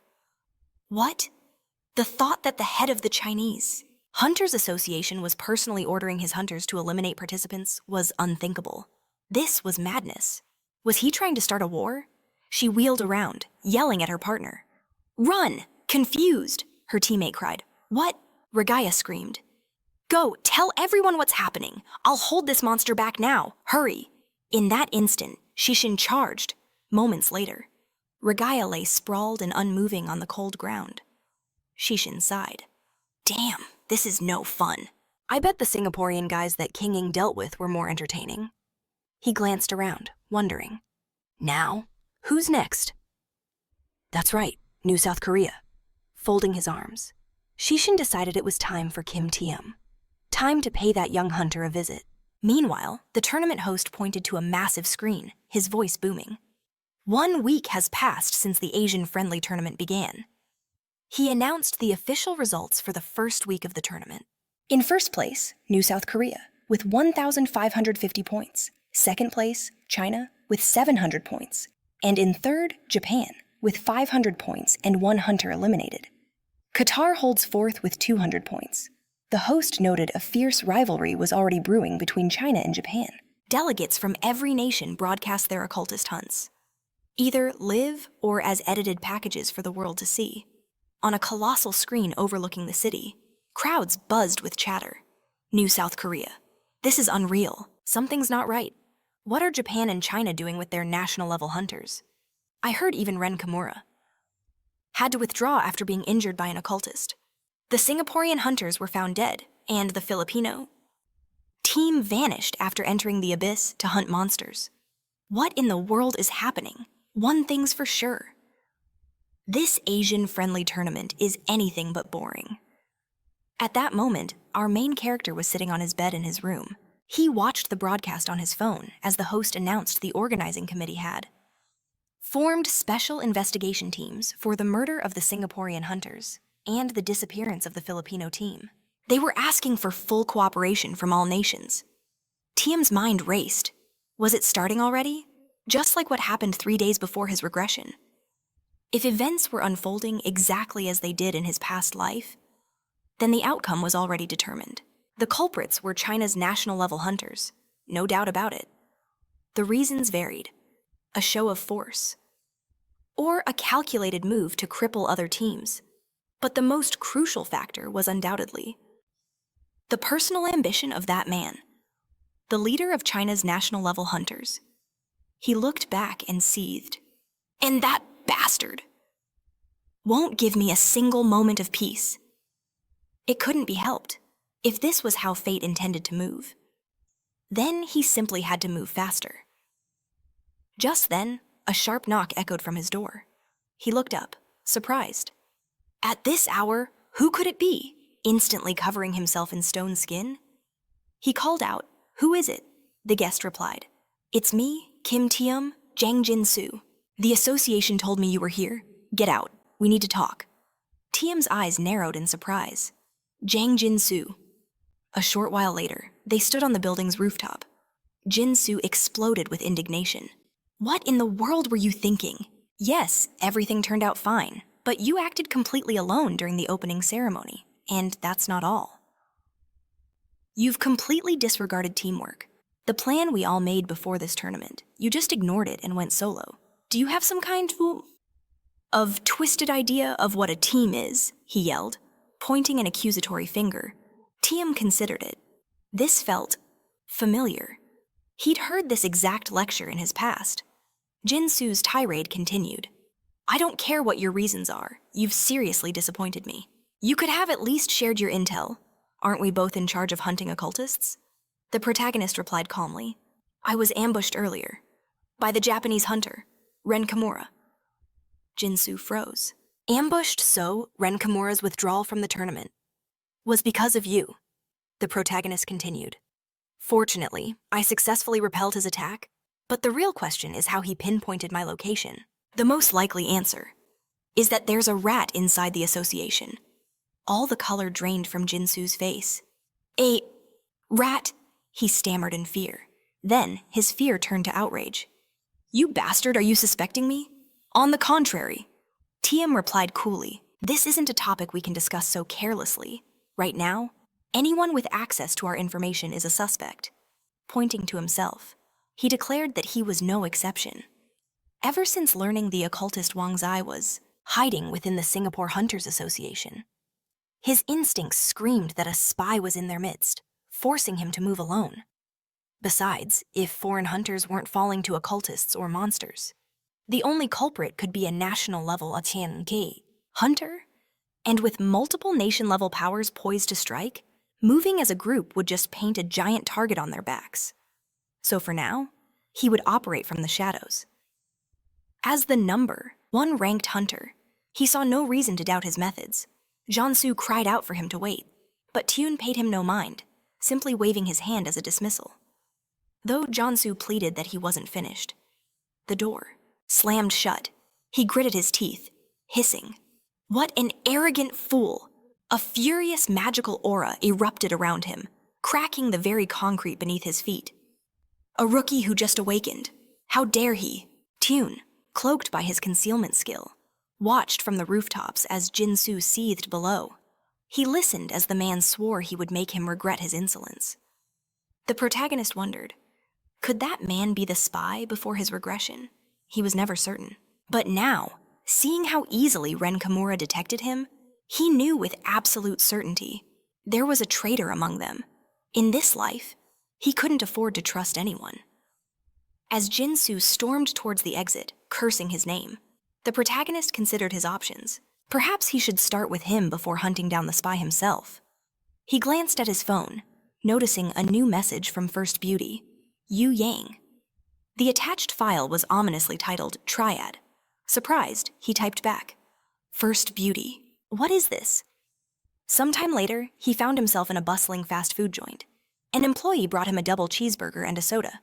Taesun took the tray, thanking her. As he scanned for a seat, he overheard a group of teenagers shouting about fries and cola. He turned his gaze toward them, a thought striking him.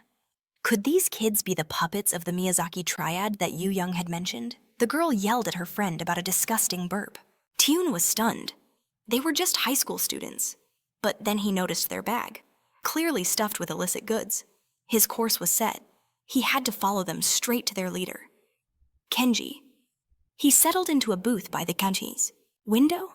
A voice chuckled beside him. You're as cautious as ever. It's been a while. Kim Taesun? The protagonist's eyes widened in shock. What? Ryo took a lazy bite of a fry. Don't you remember me? Taesun was floored. Isakar Ryo. He'd heard the man was sentenced to life in prison after the East Point incident. So how was he sitting right here? Ryo assured him he didn't come for a fight, telling him to relax. The protagonist shot back. Stop! Spouting nonsense and get out while I'm letting you. Ryo just smirked. While you're letting me? How arrogant, especially for someone who was clearly setting an ambush. His words were a direct challenge. He then shattered the window beside them with a single blow, shouting. Am I wrong? Taesun could only yell in frustration. Every customer in the place whipped their heads around. What's happening? Is that a fight? Someone gasped. Isn't that Ryo on the right? I thought he was locked up. Another recognized his opponent. And that's Kim Taesun from New Korea. Is he here to capture them? Just then, the teenagers grabbed their bag and bolted for the door. The protagonist cursed under his breath. Damn it. Just when everything was going according to plan, Ryo smirked. I said I didn't come to fight. But then, His eyes blazed with power. Crackling lightning enveloped his body, unleashing a wave of magical energy that swept through the restaurant. The patrons all collapsed, unconscious. Taesun was shocked. With just one pulse of energy. Has his power grown this much since we last met? Ryo casually adjusted his hat. I'm looking for their leader, Miyazaki. Kenji. He must be close by, right? He removed the hat, his voice dropping. I won't waste any more time. In an instant, Taesun bound his body with a chain of pure magic. Since you're so confident, I'll give you exactly 1 minute, he declared. But if you waste my time with lies, you'll pay dearly for ruining my plan. Ryo smiled. This chain brings back some bad memories, but don't think for a second I'm the same man I was back then. A powerful energy surged. Through the chain, Ryo gritted his teeth, his eyes wide with shock. What is this? This overwhelming power? He collapsed to his knees, staring in disbelief. How did Kim Taesun get so much stronger? Taesun raised his hand. 50 seconds. The villain looked up, fear now replacing his confidence. Okay, I'll get straight to it. Even I can't take on the triad alone. The kids you're chasing. They're just bait. If you follow them, you'll either find nothing or walk right into a trap. Taesun curled 2 fingers. 30 seconds, Ryo continued. But I've been dealing with occultists for a long time. I can take you directly to the triad's heart. How about it? It's a deal you can't refuse. He raised a single finger. 10 seconds. Sweat poured down Rohi's face as he screamed in terror, begging him to wait. Wasn't your target the triad? What did this monster truly want? He'd promised a minute, but hadn't even given 5 seconds. The main character clenched his fist. In that instant, an overwhelming force surged through the villain's body. Tears streamed from Rohi's eyes. He shrieked in agony, pleading for his life.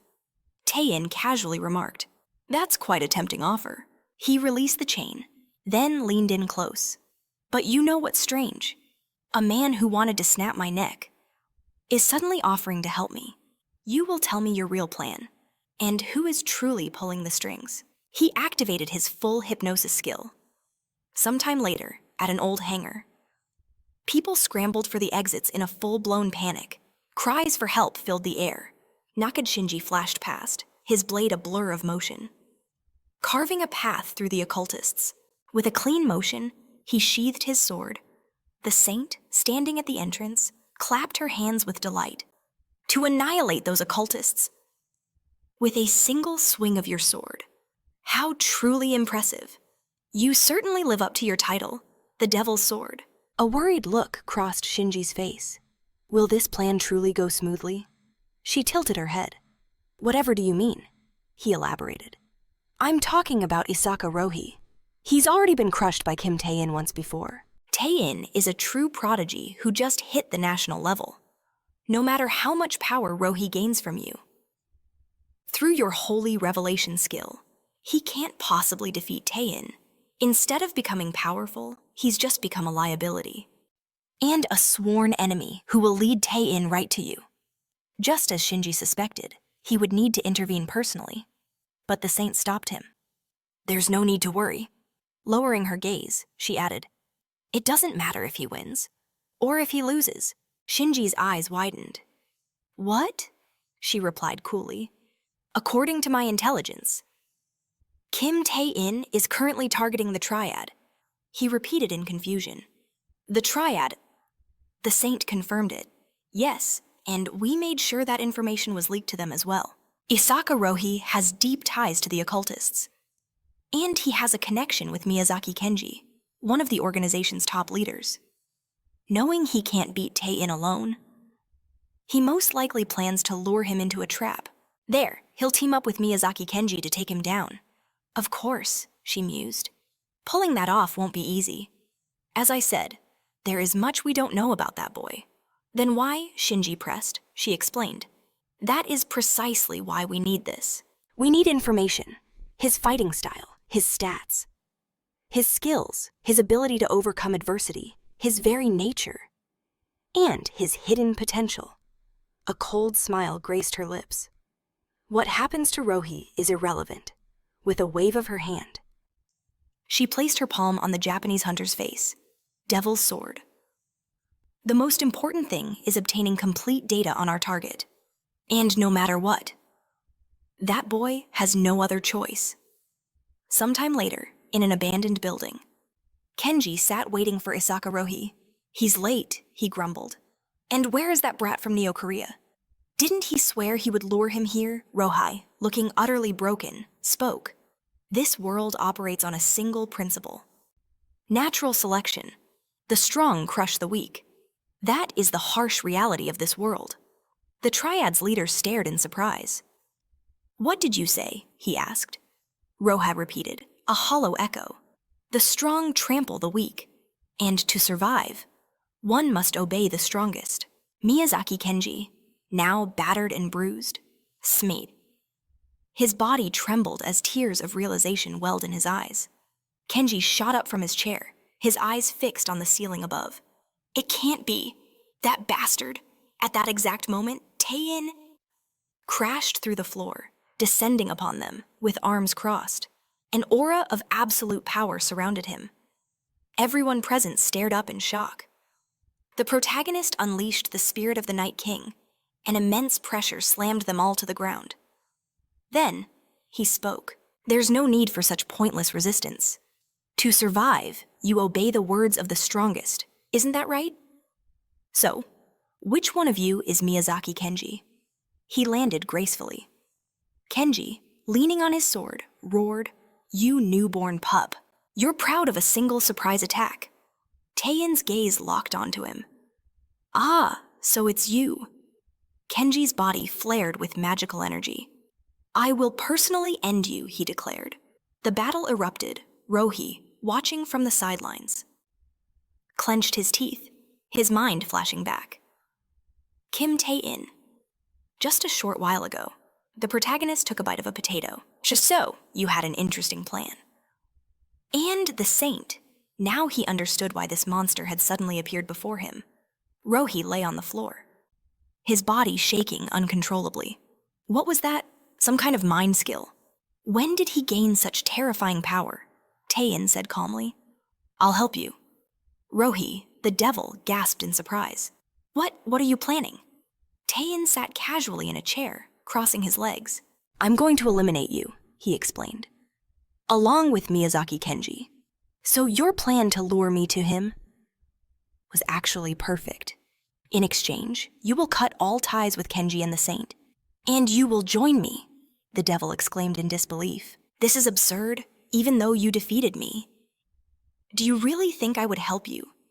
If I do that, I'll become the Triad's mortal enemy and the saint with the devil's sword. They would have ripped him to shreds the moment they saw the protagonist. Closing his eyes, he accepted his fate. Fine. If he didn't help, he'd die by the hero's hand. But there was no need to worry. The protagonist didn't care what happened to a piece of trash like him, but he would offer one chance. The devil raised his head and asked. A chance. Tongue laid out the terms. The devil would assist him in any way possible during the friendly tournament.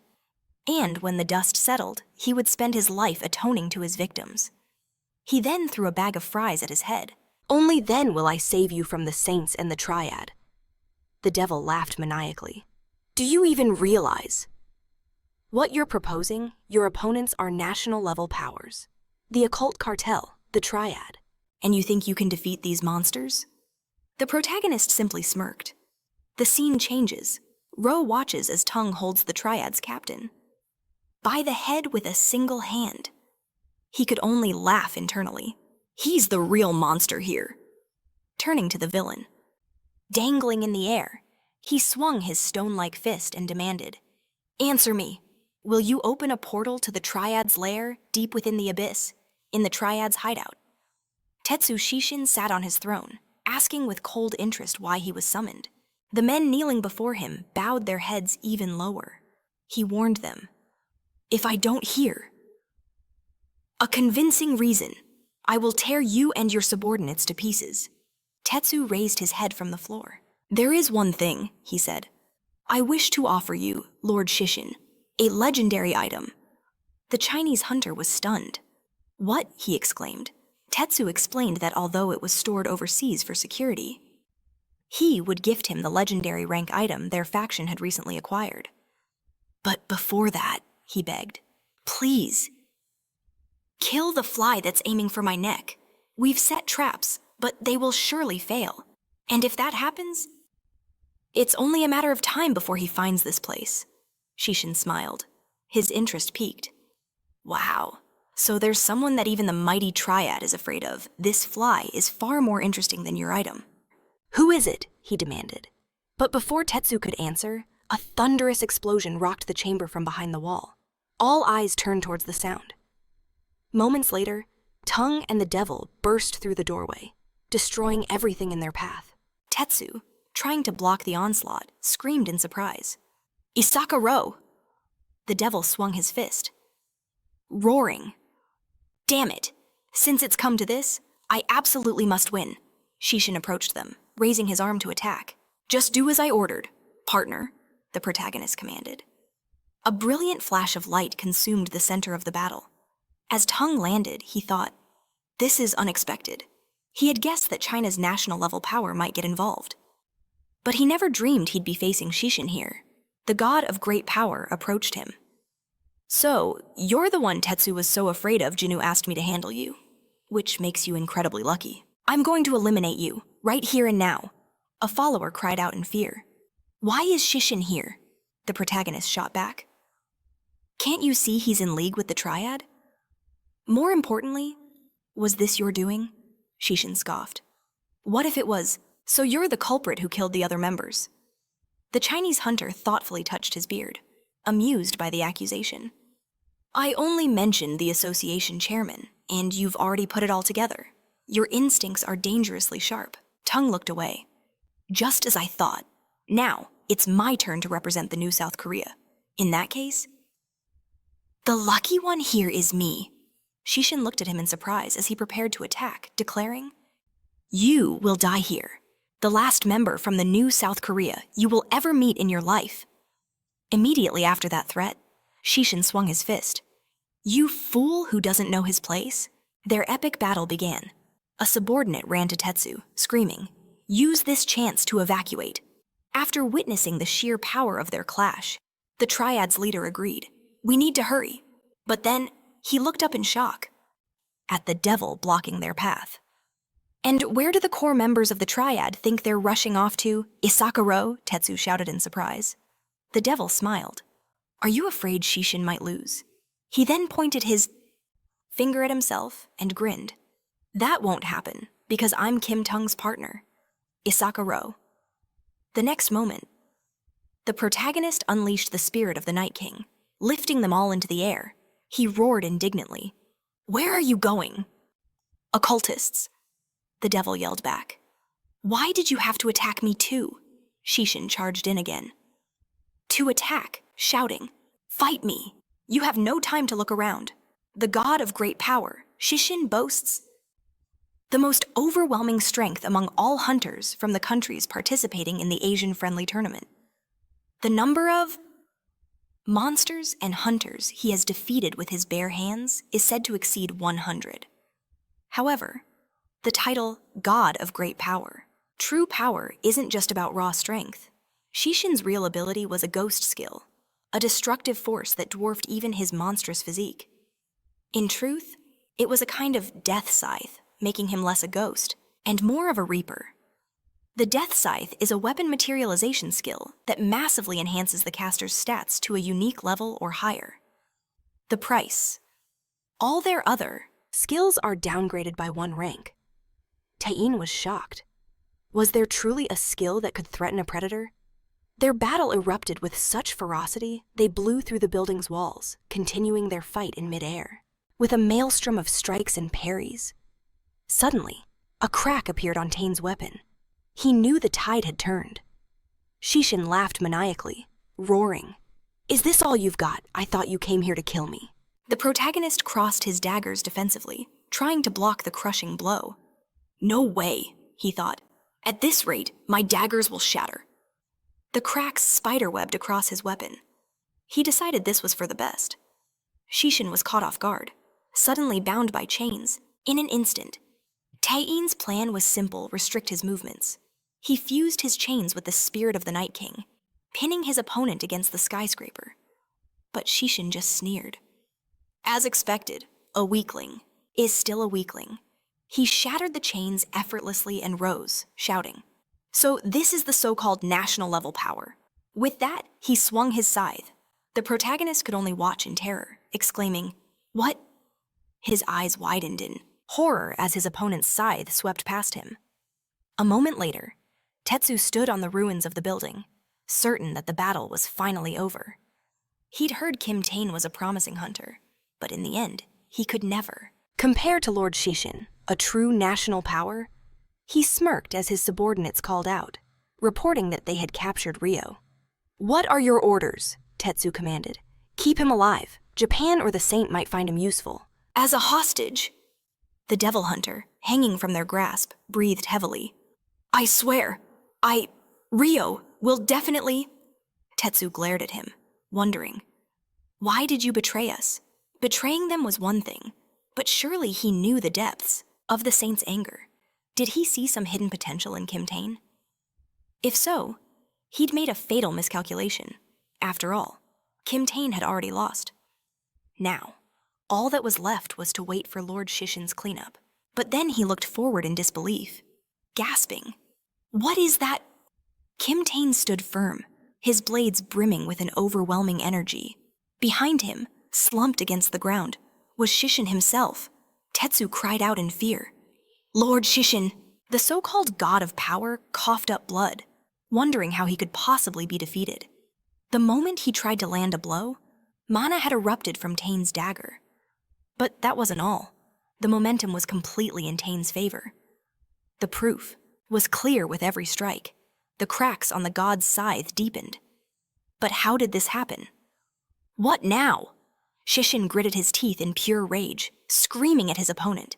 "You arrogant brat, how dare you hide your true strength from me?" He swung his scythe again, closing in on Tae, who simply met his fury with a calm smile. His daggers, Aeson and Talisman, were only rare rank weapons. He'd only tested this theory briefly against the Minotaur Queen, so he wasn't certain. But if any, Predator's power was restrained beyond its limits. The weapon itself wouldn't be able to handle the overflow of mana and would begin to crumble. This meant that if he could completely overwhelm the Predator's own power, Tae's own weapon would break first. Looking at his enemy, he declared, "You've taken my weapon. In exchange, I'll take your life." With that, he lunged, striking down the god of great power. Tetsu could only watch the scene in absolute terror. A moment later, Shishin fell lifelessly to the ground, and Kim Tae's rank had ascended to the national level of power. Sometime later, Kinging lay in bed with Ming Ming. He mused, "I see.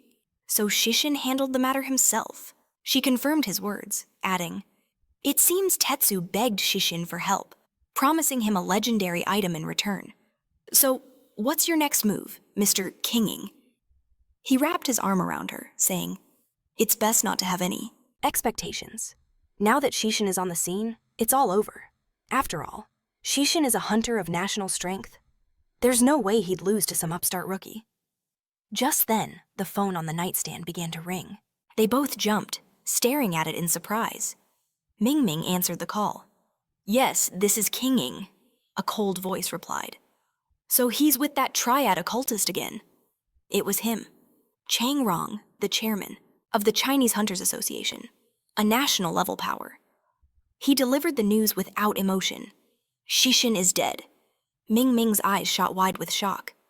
Chang Rong's command was absolute. "I want you to personally bring me Kim Tae's head." A system window materialized before the protagonist. The message read, "Absorbing the owner of enormous power." The power-up was complete. A surge of raw strength flowed through his veins.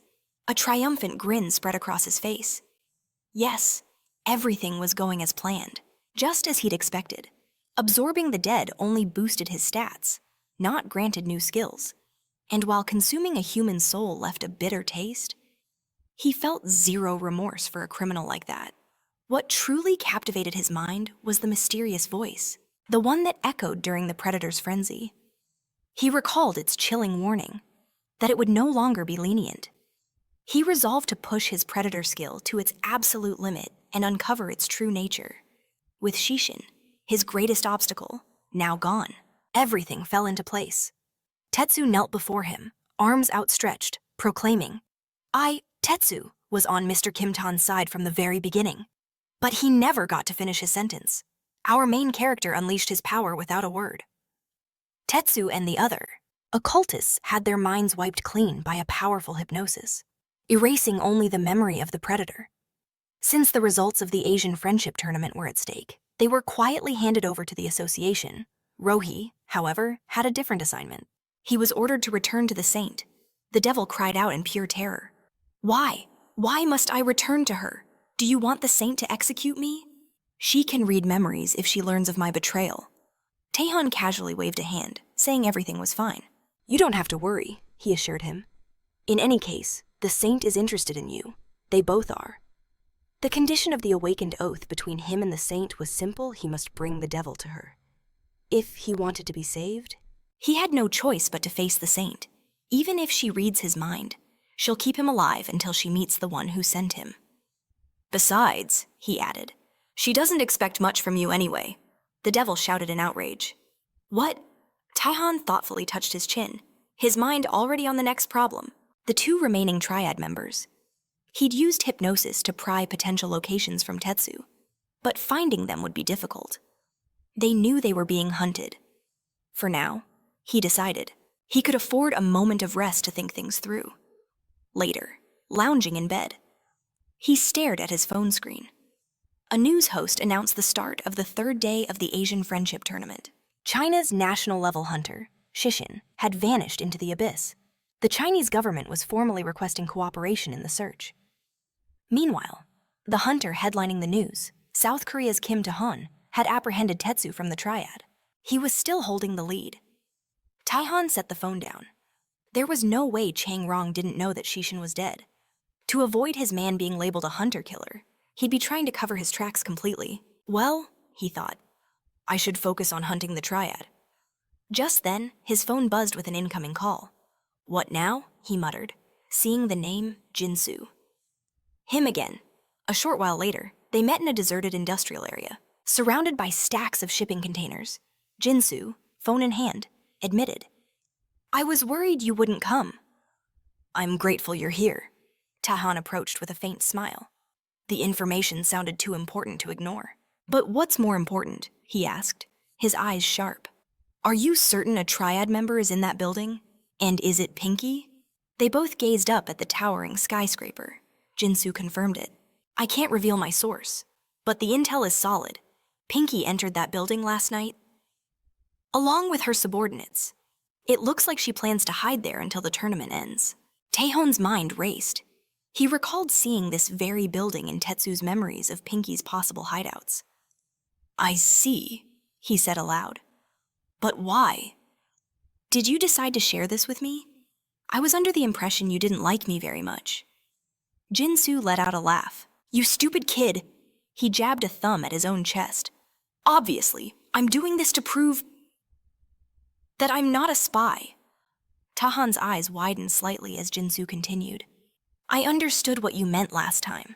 Being attacked by the other side, you're forced to suspect everyone. But I want out of that circle of suspicion. So, I prepared this information, proving that I am your comrade. Now you get it, right? I'm not a spy. I'm an ally, Taehan said with feigned surprise. Hunter Jinsu. He thought to himself, I already know you're the spy. In fact, just before this meeting, he had received a call from Yuyan. I'm calling about the additional information you requested, she had said. As you suspected, there is a spy on the team? I know, he'd replied. The spy is Hunter Jang Jinsu, isn't it? She sounded surprised. What, you already figured it out? He confirmed he had his suspicions. So whose spy is he? Since Ren Kimura attacked me, it has to be Japan, right? Yuyan's voice turned grim. No, that's not it. Unfortunately, you're wrong. He's working for China. Leaning back in her chair, she explained. We have records that he visited a casino in China a few years ago. He must have made a deal to pay off his massive gambling debts. The protagonist exclaimed, "Wait a second. But then how did Ren Kimura find me?" Yuyan asked. "Haven't you heard? He was yet another spy working for Japan, astonished that in a team crawling with moles, not a single one had been exposed. How was that possible?" She tried to reassure him, saying a report to the association chairman would guarantee immediate action. But he cut her off with a sharp no. He forbade her from sending the report, leaving her to ask in utter disbelief. What? He laid out his strategy. There were 2 reasons. First, if their spy's espionage was revealed and he was arrested, the true puppet master working for Japan would simply vanish. And second, now that he knew Jinsu was a traitor, he could be used, a pawn for his own grand design. At that moment, Jinsu approached our main character, a treacherous smile on his face.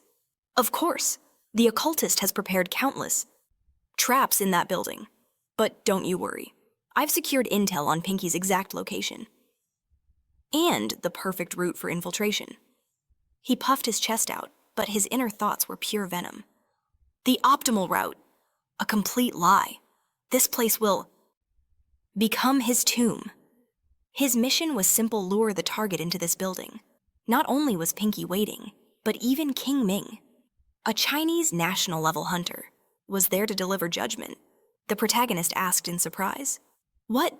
He then looked at Taesun, who was pointing his hand forward, channeling the powers of Predator and the spirit of the Night King directly at the building before them. With that immense force, the entire building began to crumble. The protagonist noted, "It seems he's already adapted to using Predator. His combat efficiency has skyrocketed." Jinsu's jaw dropped in sheer disbelief, shouting, "What are you doing? Have you completely lost your mind?" Taesun replied coolly, "You're the one who said it was full of occultist traps, so why would anyone want to walk into a place like that? It's easier to just destroy the entire building." He then smirked, and Jinsu could only think, "What kind of psycho is this guy?" He stammered about it being a human rights issue, but Taesun walked past him, asking, "Isn't that Pinky over there?" Her body was crushed beneath the slabs of destroyed concrete. Jinsu reached out and screamed, "Kim! Taeun!" Pinky lifted her head, her eyes blazoning with fury. "Jang Jinsu, you damn gaming addict! How dare you betray us? I will kill you myself." The protagonist turned to the trembling hunter. "Betrayal? What exactly is she talking about?" He jumped back, in terror, shouting that he had no idea. Pinky then glared at Taesun. "We'll see how long you can keep that arrogant nose in the air. You'll be stripped of that power soon enough." Taesun interrupted her with a smile. "That must be King Ming's work." She looked at him, utterly confused. "How did you know?" He pressed on. "Is it King Ming, or that you're working for China?" Jinsu's face was drenched in a cold sweat. He stammered in fear. I was his from the very beginning. Kim Taeun." He swung his fist, but suddenly, his body froze in place as blood gushed from his mouth. The protagonist watched, unable to hide his shock at the unfolding chaos. That's when the system windows appeared before him. The message read that he was under the influence of the world without feelings. Despite some success in resisting this mysterious force, all of his cognitive abilities, including his 5 senses, were impaired.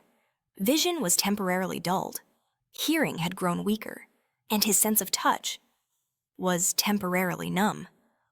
Taeun looked at his trembling hand, wondering. So this is King Ming's skill, the world without feelings. His vision was already starting to decline. All his senses were impaired, even with the passive effects of Predator. He suffered immensely. King Ming, who was now standing behind him, could not believe he had managed to destroy an entire building. He was curious to see the one who defeated Shishin, but this was on another level. Taeun mockingly asked, "Is this the one who communicates with occultists? I'm not interested in you at all." He activated the Predator skill, and turning to his opponent, declared, "I'm only interested in that skill of yours. Sometime later, in a gazebo by a small pond, the saint stood before the devil, who was kneeling and awaiting her decision. She directed her magic at him. Interesting memories. Not only did Taesun turn out to be a national-level power, but he also killed Shishin. But Rio, why did you help him? He confessed that he planned to betray her. The devil trembled with fear, but she simply stroked his head and calmed him. She whispered that everything was fine, and there was no reason to shake with fear. Just as the boy had guessed, she had no interest in his life. In fact, by inviting Kim Taeun, he had played his role perfectly. However, she didn't like how her own actions had become so predictable. She placed a hand on his face and asked, "You said that boy was targeting the triad," he exclaimed in fear. "Could it really be her?" She smiled. "I think it's time I go and meet him myself." A short while ago, Chong Rong had raised 3 fingers and declared their 3 tasks. First, they had to win the Asian Friendship Tournament. Second, they had to cripple the power of other associations by eliminating their key members. And finally, after completing the first 2 tasks, they had to prove that their Chinese hunter association was the best in Asia. They would use this opportunity to monopolize all dungeons and the magic stone trade. To achieve this goal, they could commit murder, torture, or whatever it took, and he would take care of the fallout. Shishin just folded his arms and smiled, declaring that any chance to fight the strong was a welcome one. Lu Fang saw no problem with this path to power. To Minging, they were all completely insane. But then again, so was he. To protect his bond with Pinky from the triad, he had crushed anyone who stood in his path. He was no different from these battle-crazed monsters. This time, however, he recalled the order to eliminate Kim Tun. He figured it was simply Tun's turn to die. With that thought, he surged forward, his sword a blur of motion, but stopped dead in his tracks. The power of the Predator's skill radiated before him. He wondered if his own skill, No Feeling World, was useless against this man. After all, Tun had already defeated Shishin, a national-level hunter. But this was some kind of monstrous power. This wasn't national level. It was something that transcended human limits entirely. Tun simply held out his hand and spoke. No feeling. World. So, it was a power that erased all sensation. The situation would become dire if he couldn't master Predator quickly. A grin spread across Tun's face. He liked this. He would put these new skills to very good use. He clenched his fist, focusing the skill's immense power on his target. Minging could only let out a scream before he was consumed by a torrent of energy. System windows materialized before the protagonist. No Feeling World has been registered. Just then, he noticed a weapon gleaming from the ground. He bent down and claimed it. How fortunate. They don't call them national-level hunters for nothing. This was truly an expensive piece of equipment. He gazed at the unique ranked relic in his hands. With this, China had just lost 2 of its strongest hunters at once. Now, only a single one of their champions remained. Tucking the dagger into his jacket, he continued onward. He knew that no matter how strong a national rank hunter was, they couldn't overcome this point gap alone. First place belonged to New South Korea with 3,550 points. Second, China with 2,570. And in third, Japan with 2,000. Fourth place was held by Qatar with a mere 750. He then remembered he had also eliminated Pinky. If he could find the final member of the triad, their victory would be absolute. Still, the silence from the Japanese side was unsettling. Suddenly, the roar of an approaching helicopter shattered the quiet. Leaping from it, the saint descended, cracking the very earth as she landed before him. He shielded his face from the flying debris. She spoke. "We finally meet again." His eyes widened in shock. Yoshikawa Sera, wielder of the rapid regeneration orb, capable of reattaching a severed arm, user of the holy fast, which calmed the mind and granted divine blessings to enhance physical abilities. A woman who had saved countless lives, earning her the title of saint and Japan's national-level hunter. But the truth of her holy fast was far darker. It was a mental skill that brainwashed people by twisting their memories. Yoshikawa Sera had used this power to turn her own followers into mindless believers who worshipped her as a god. And now, it was his turn. He demanded to know how she found him, since he never told Rio his location. She simply replied that if she knew where he was, she would have caught him sooner. "So you created all this chaos, just for me?" A chill ran down his spine. Smiling, she questioned his calm demeanor. After all, he knew her role as the saint. She was the one who gave the world strength to endure this ugly reality. And how did she gain such strength? Placing a hand on her chest, she declared, "The secret is to worship me without question." He stared in disbelief as she shrieked, "To meet someone as beautiful, arrogant, and perfect as me, that is the greatest happiness one can achieve. For worship and devotion to me is the driving force of this world. So why? Why can't you feel anything when you look at me?" The protagonist could only think one thing. This woman was truly insane. She smiled serenely. "It's all right. The role of a saint is to save those who have strayed from the righteous path." Just then, a fleet of cars screeched to a halt behind him. He realized in horror that civilians had wandered into the area.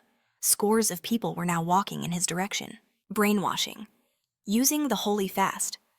She continued, "Even though I followed Rio's memories, there was one thing I couldn't learn. The source of your information, your power, and the skills you're hiding. So I came prepared." With a snap of her fingers, she issued a chilling command. "No matter what secrets you hold, no matter how powerful your skills, I will render them all useless."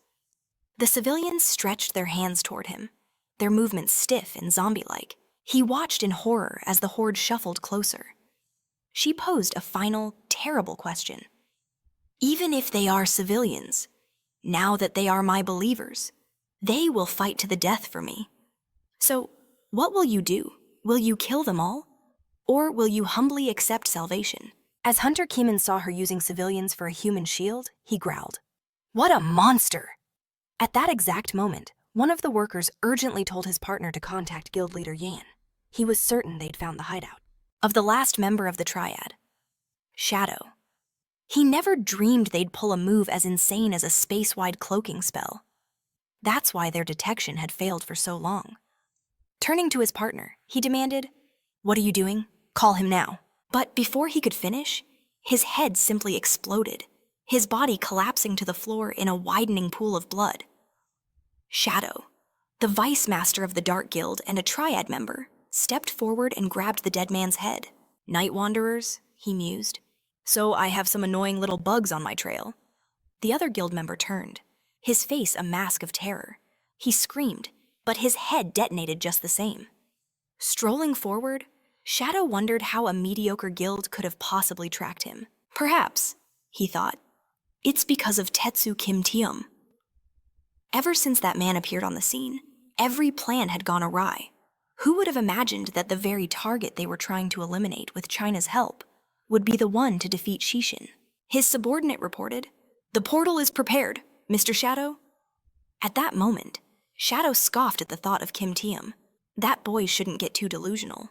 He's not the only genius in this world. After all, Shadow's own talent had reached its peak 10 years ago. With that final thought, he and his subordinates vanished into the abyss. At the same time, Tium was completely surrounded by a horde of civilians relentlessly attacking him. The saint, watching the chaos unfold, laughed. "Kim Tium," she said, "the famous figure who saved countless people in East Point, he'd never raise his hand against civilians. Even if they've been brainwashed. All she had to do was wait for him to become exhausted under the onslaught of her believers." But then, her eyes widened in disbelief. The protagonist was using stone fists to attack the civilians. Outraged, she shrieked, "What is he doing fighting civilians?" He shot back. "What's wrong? I'm just hitting everyone who runs at me, and the person controlling them." In the next instant, he snared her with his chain, yanking her towards him. "And you," he roared, "are no exception." He then planted a brutal kick right in her face. Oh my God, she thought, stunned. Was my prediction wrong? Who knew the so-called hero of East Point would be such a piece of trash? No, she realized. That's not it. Even when striking the civilians, he only used light blows. She glanced at the people on the ground and understood. Not a single one of them had died. It was all a clever trick. The next moment, magic seeds appeared in her hand. She threw them forward, and as they landed, a colossal tree erupted from the ground, scattering everyone. The protagonist immediately used his chains to catch the civilians, who were sent flying. Staring at the massive plant, he shouted, "What the hell is this thing, a tree?" She had used rapid regeneration on the seed. "How could I attack those I control?" she mocked. He looked down at the trembling girl in his arms. She whimpered that he had hit her, too. The saint approached him. "Just as I thought," she purred. That violence from before was all an act to create the illusion that manipulating civilians was useless. It was a masterpiece, really. She moved, a strand of hair from her face. "But if you were going to act, you should have been more thorough. Although, there's no need for that now, because you've already been caught." The scratch on her face healed instantly, and in that same moment, the girl in the protagonist's arms began to stretch her hands toward his neck. He exclaimed in shock, "What?" He thought she was completely unable to move. The saint's voice turned cold. "From now on, even if they're unconscious with broken bones and crushed flesh, they will not stop. If you don't want to kill them, there is only one way out. You must accept my salvation." The people swarmed towards Tiam as the branches of the great tree reached for him as well. He glared at her. "You're called a saint, but you have no sense of guilt at all. I really can't let this go." He then activated a skill. "No sense world?" she asked in confusion. What? A system window materialized before her eyes, informing her that she was under its effect. All of her cognitive abilities, including her vision and hearing, had significantly deteriorated. Her convergence abilities and stats were dropping rapidly, and the flow of her magical power had become unstable. Bleeding from her eyes and ears, she clutched her head and screamed, "Isn't this Ming Ming's skill? What's going on? Does he have the same ability? Is this just a coincidence? No. If he had a skill like this from the start, he would have used it many times already." Tiam, now surrounded by a powerful force, swung at her. "Now!" he declared. "I'm going to beat you up a bit." She could only scream in terror as the protagonist rushed her, dragging along the civilians still chained to him. A while later, he looked down at the saint's broken body lying on the ground. He ran a hand over his face, as expected from someone with super fast regeneration. Her recovery speed was incredible. She had been beaten so badly, yet her body continued to mend itself. Then she exclaimed, "Kim Tiam, how did you get the world without feelings? What is your true identity?" He replied. He was here for one reason, and he made it perfectly clear. She lifted her head, feigning confusion, and asked what he was talking about. He crouched down, meeting her gaze. "Weren't you planning on using that brainwashing skill of yours on me?" He challenged her to use it. "Unleash your wonderful holy fast." He'd known they would meet one day, but he never expected it to be so soon.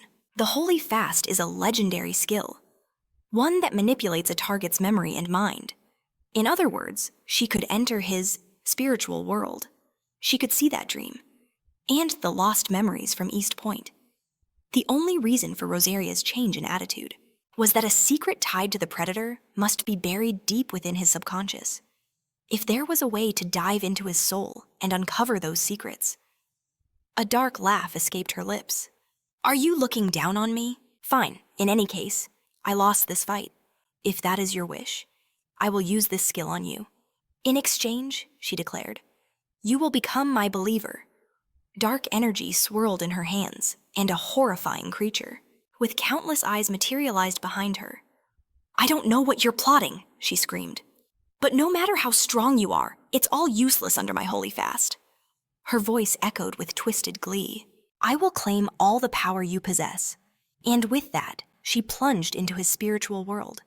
Before her stretched an endless sea of blood. From its depths rose a gruesome staircase of bone, leading to a colossal, towering throne. She wondered, Was this crimson hellscape truly Kim's spiritual world? And who was that, sitting upon the throne? A voice echoed. This time, you went further than I expected. Her eyes widened in horror. That was not the protagonist. I did not expect, the voice boomed, that you would try to reach me. Through such an insignificant creature, staring forward in pure terror, she realized, this is not Taeyoung. This is not human, the predator sneered.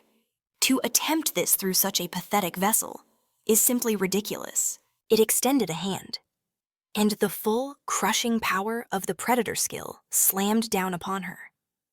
Sometime later, the protagonist's eyes shot open in a hospital. Huh, what happened? He mumbled, sitting up. He scanned the room, wondering where Yoshikawa, Sarah, had gone. Just then, Yuyan opened the door. Kim Taeyoung, she cried out, rushing inside. He looked at her, his mind still hazy. Hunter Yu Ayun. A relieved smile spread across her face. You're finally awake. Do you have any idea how worried I was? Just yesterday, your family was swarming this place. He blinked. Yesterday? Don't even think about talking, she scolded gently. You showed no signs of waking up for over a day. His eyes sharpened. What happened? And where is Yoshikawa Sarah? Yuyan held up a finger. You were both found unconscious. The same thing happened to Pinky and Jang Jinsu. What's more, Kim Mingming has completely vanished. What in the world happened in there? As he feared, the plan had been a total failure. He'd considered the possibility of failure. Of course, but... Are you even listening to me? She asked. He clenched his fist. Even a hunter with national-level power couldn't touch the predator's secrets. What was sealed away in his subconscious? Curse it all. How much stronger did he have to become to find out? Yuyan gently patted his head. For now, you need to focus on your recovery, my dear. The Asian-friendly tournament will be held, even without you. He pushed her hands away, about to speak, when suddenly, Taewook burst into the room. Hunter Yu Ayun, he yelled. She turned in surprise. Huh, Deputy, go Taewook. He rushed to the bed. Hunter Kim Taeyoung. You're finally awake. We were so worried. Putting that aside, we need the Night Wanderer's support. We have to send a search party into the abyss. Yuyan was confused. What do you mean, a search party? His face was grim. The new South Korea team, including Parkin, has gone missing. In unison, they both gasped. What? Taewook looked at the protagonist. He exclaimed indignantly. What is the meaning of this? Hunter Kim Taeyoung, are you saying you're going there alone? It's exactly as you heard. Sending a search party now will only lead to more casualties. The new Korea team didn't just disappear in the abyss. They were all veteran hunters, with Park Sunjin among them. If a team that powerful went missing, this wasn't some normal monster attack. It was the work of a creature with, at the very least, national-level strength. The deputy leader slammed his fist in frustration. If that's true, then I can't let you go either. You're a patient who just regained consciousness. That's right, a voice boomed as the door flew open again. Just where do you think you're going? His aunt demanded, arms crossed. You haven't even fully recovered yet. Jae Young placed a hand on his chest dramatically. Do you have any idea how worried we were yesterday? I thought you would never open your eyes again. A single drop of sweat rolled down the protagonist's face. Auntie.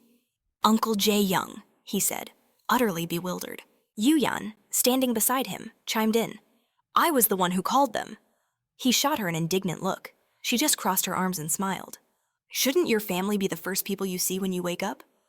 His aunt stepped forward.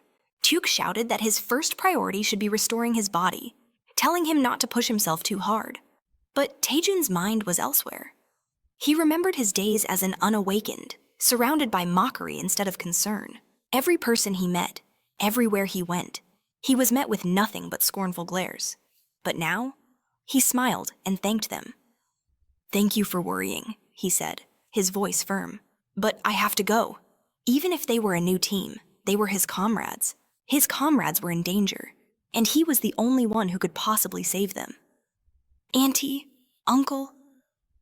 Didn't you raise me to never abandon my comrades? Moved by his words, Ji-Yum's eyes filled with tears. Brother Taejun. Taeyuk smacked him lightly on the head. Don't cry, you brat, she said, but a warm smile betrayed her words. Since your mind is made up, she said, you better return, safe and sound, with every single one of your teammates. He turned to leave. Oh my God. Meanwhile, deep within the abyss, the fierce battle reached its climax as Seojin collapsed to the ground. He was breathing heavily when Gwaksong rushed to his side, her voice laced with worry. Are you all right? Luo Feng watched, amused. To think you'd last this long, as expected of New Korea's aces, but this drawn-out game of hide-and-seek has finally come to an end. He had seen enough of their abilities. Become my subordinates, and I will spare your lives. I'm far more merciful than I appear. Seojin staggered to his feet, rage burning in his eyes. You're asking me? To betray my country and my comrades, I refuse. Luo Feng simply replied, pride over life. How courageous. But I wonder if your comrade feels the same. In that moment, all eyes shifted in shock to Han Gil. He raised a trembling hand. A wave of outrage erupted. Hunter Seo Hangil, what are you doing? Why now? Are they all fools? He thought. Can't they see this is the only way to survive? It was obvious at a glance. Luo Feng was a true monster. There was no other path to survival. His mind flashed back to that day, when the Saintess had him wrapped in cursed tree branches, making him groan in agony. Hunter Seo Hangil, she had said, one of the New Korea team members. As the Saintess, I have come to grant you mercy. Become my subordinate and report on all the actions and movements of the New Korea team, including Hunter Kim Taejun. Of course, should you refuse, I have ways to force your compliance. You understand that following my orders willingly is best for both of us, right? Back in the present, tears streamed down his face as he squeezed his eyes shut. He had already betrayed them all once. He would simply do it again. But then, Seojin placed a hand on his shoulder. It's okay. I can see you're terrified. But you don't have to worry. I'll put my life on the line to buy you all time to escape. Han Gil was stunned. He looked at his captain, moved beyond words. You can betray us after I'm dead, Seojin declared. An intense aura flared around him as he stepped forward. Gwaksong concentrated energy in her hand. Stop talking. Like we're already dead. All you're good for is bragging. She strode forward to stand with him. Han Gil watched them and apologized. Wiping a tear from his face, he found his resolve.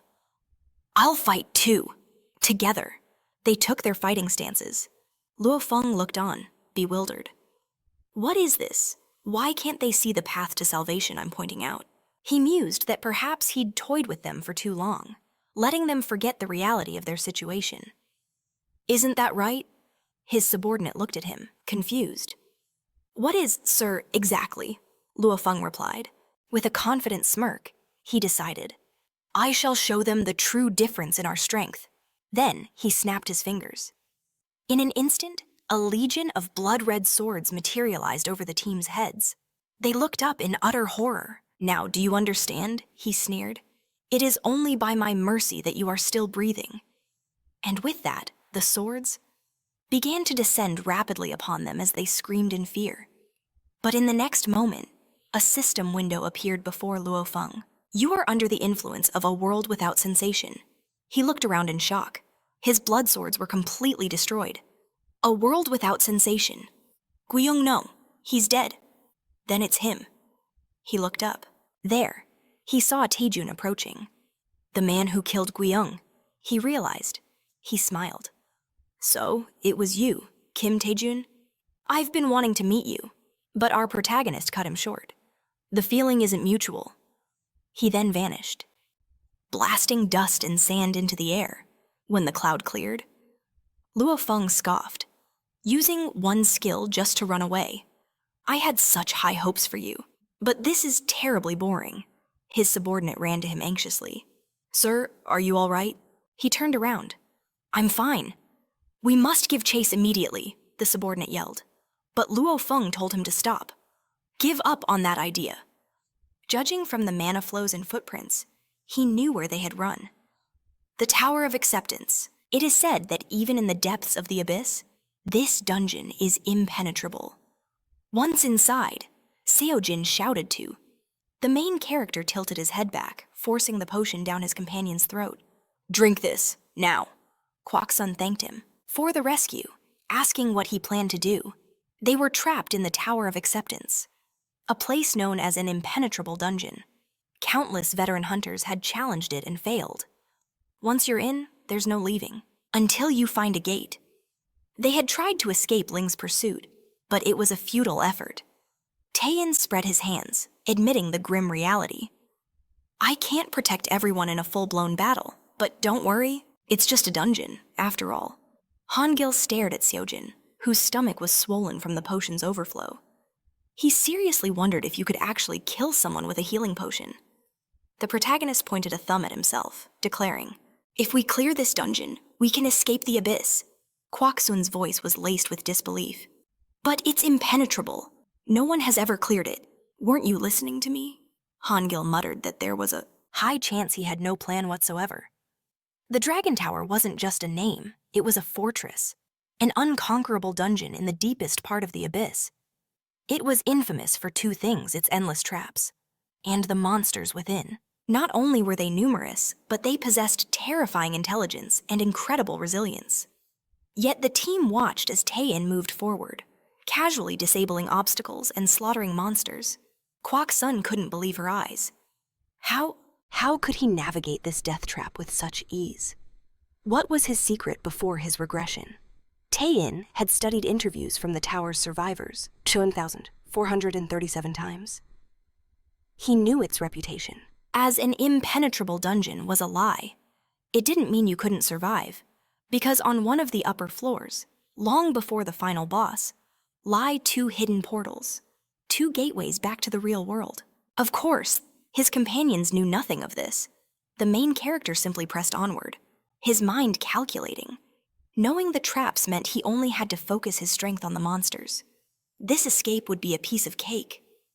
Soon, they reached a staircase leading to a room with a glowing portal at its center. A wave of relief washed over them. A portal. Seojin couldn't believe it. A portal. All the way up here. He sighed, thankful they wouldn't have to fight any further. Hangil roared with joy. We survived. Shireen turned to Taesun. Did you know about this from the start? He simply closed his eyes. No. I just trusted my luck. But inside, he smirked. Of course I knew. He then strode towards the glowing gate. All right, let's move, he declared, pointing at the exit. We need to get out of here before more monsters show up. Shireen quickly agreed. One by one, they stepped through the portal. Seojin paused, turning back to offer his thanks. You saved us all. I swear I'll repay this kindness. Taesun waved it off. No need. Hearing those words from Seojin was repayment enough. With everyone back safely, Taesun could finally breathe again. Better yet, Hunter Hill had confessed to being a spy for Japan. That meant the traitor problem was finally solved. Hill had surrendered, ready to accept his punishment. All that remained was to win the Asian tournament, blocking the demonic sword's interference now that they'd lost their saint. Things were looking up, but suddenly, he was violently thrown backward, away from the portal, crashing hard onto the ground. Stunned, he looked up. What's going on? A system message flared to life before his eyes. Warp portal usage failed. The master of the Kaizen Tower is watching you, he whispered in shock. The master of the tower. And as he looked up, he saw the ceiling cracking under an immense pressure. As a colossal dragon emerged from the shadows, Kaizen's voice boomed. What insolent whelp dares to trespass in my tower? Taesun's mouth fell open in pure horror. A dragon? The beast sneered. I never imagined such a disturbance was the work of one insignificant human. This was the Red Dragon, Kaizen, master of the tower and a SS-Rank threat. Dragons are a race considered to be the absolute strongest among all monsters. Those that have been discovered fall into 4 terrifying categories. The baby class, with power rivaling an S-rank hunter. The evil dragon class, a terrifying S+ rank. The serpentine dragon class, which reaches the legendary double S rank. And finally, a class known only through whispers. The ancient dragon class, whose true power cannot even be measured. Taesun's mind raced. The dragon before him had to be at least serpentine class. The only other dragon he'd seen was a reanimated corpse of an evil dragon. So how powerful was this living, breathing monstrosity? Nothing in his past life had ever mentioned this happening. Perhaps he could reason with it. But Taesun merely glared down and roared, "Die!" Taesun realized his mistake. So much for talking. The dragon's jaw opened wide, unleashing a torrent of hellfire that engulfed the entire floor. Taesun narrowed his eyes. Then there's only one thing left to do. Fight! He activated his skills, preparing for battle. With chains wrapped tight around the dragon's neck, he whipped out his dagger and began his assault, preparing to use every last one of his skills. He poured all his power into a single strike, aiming for a fatal blow. An SS-rank beast might survive, but a mortal wound was absolutely guaranteed. Yet, the dragon's claw tore through the concrete, sending the hunter flying.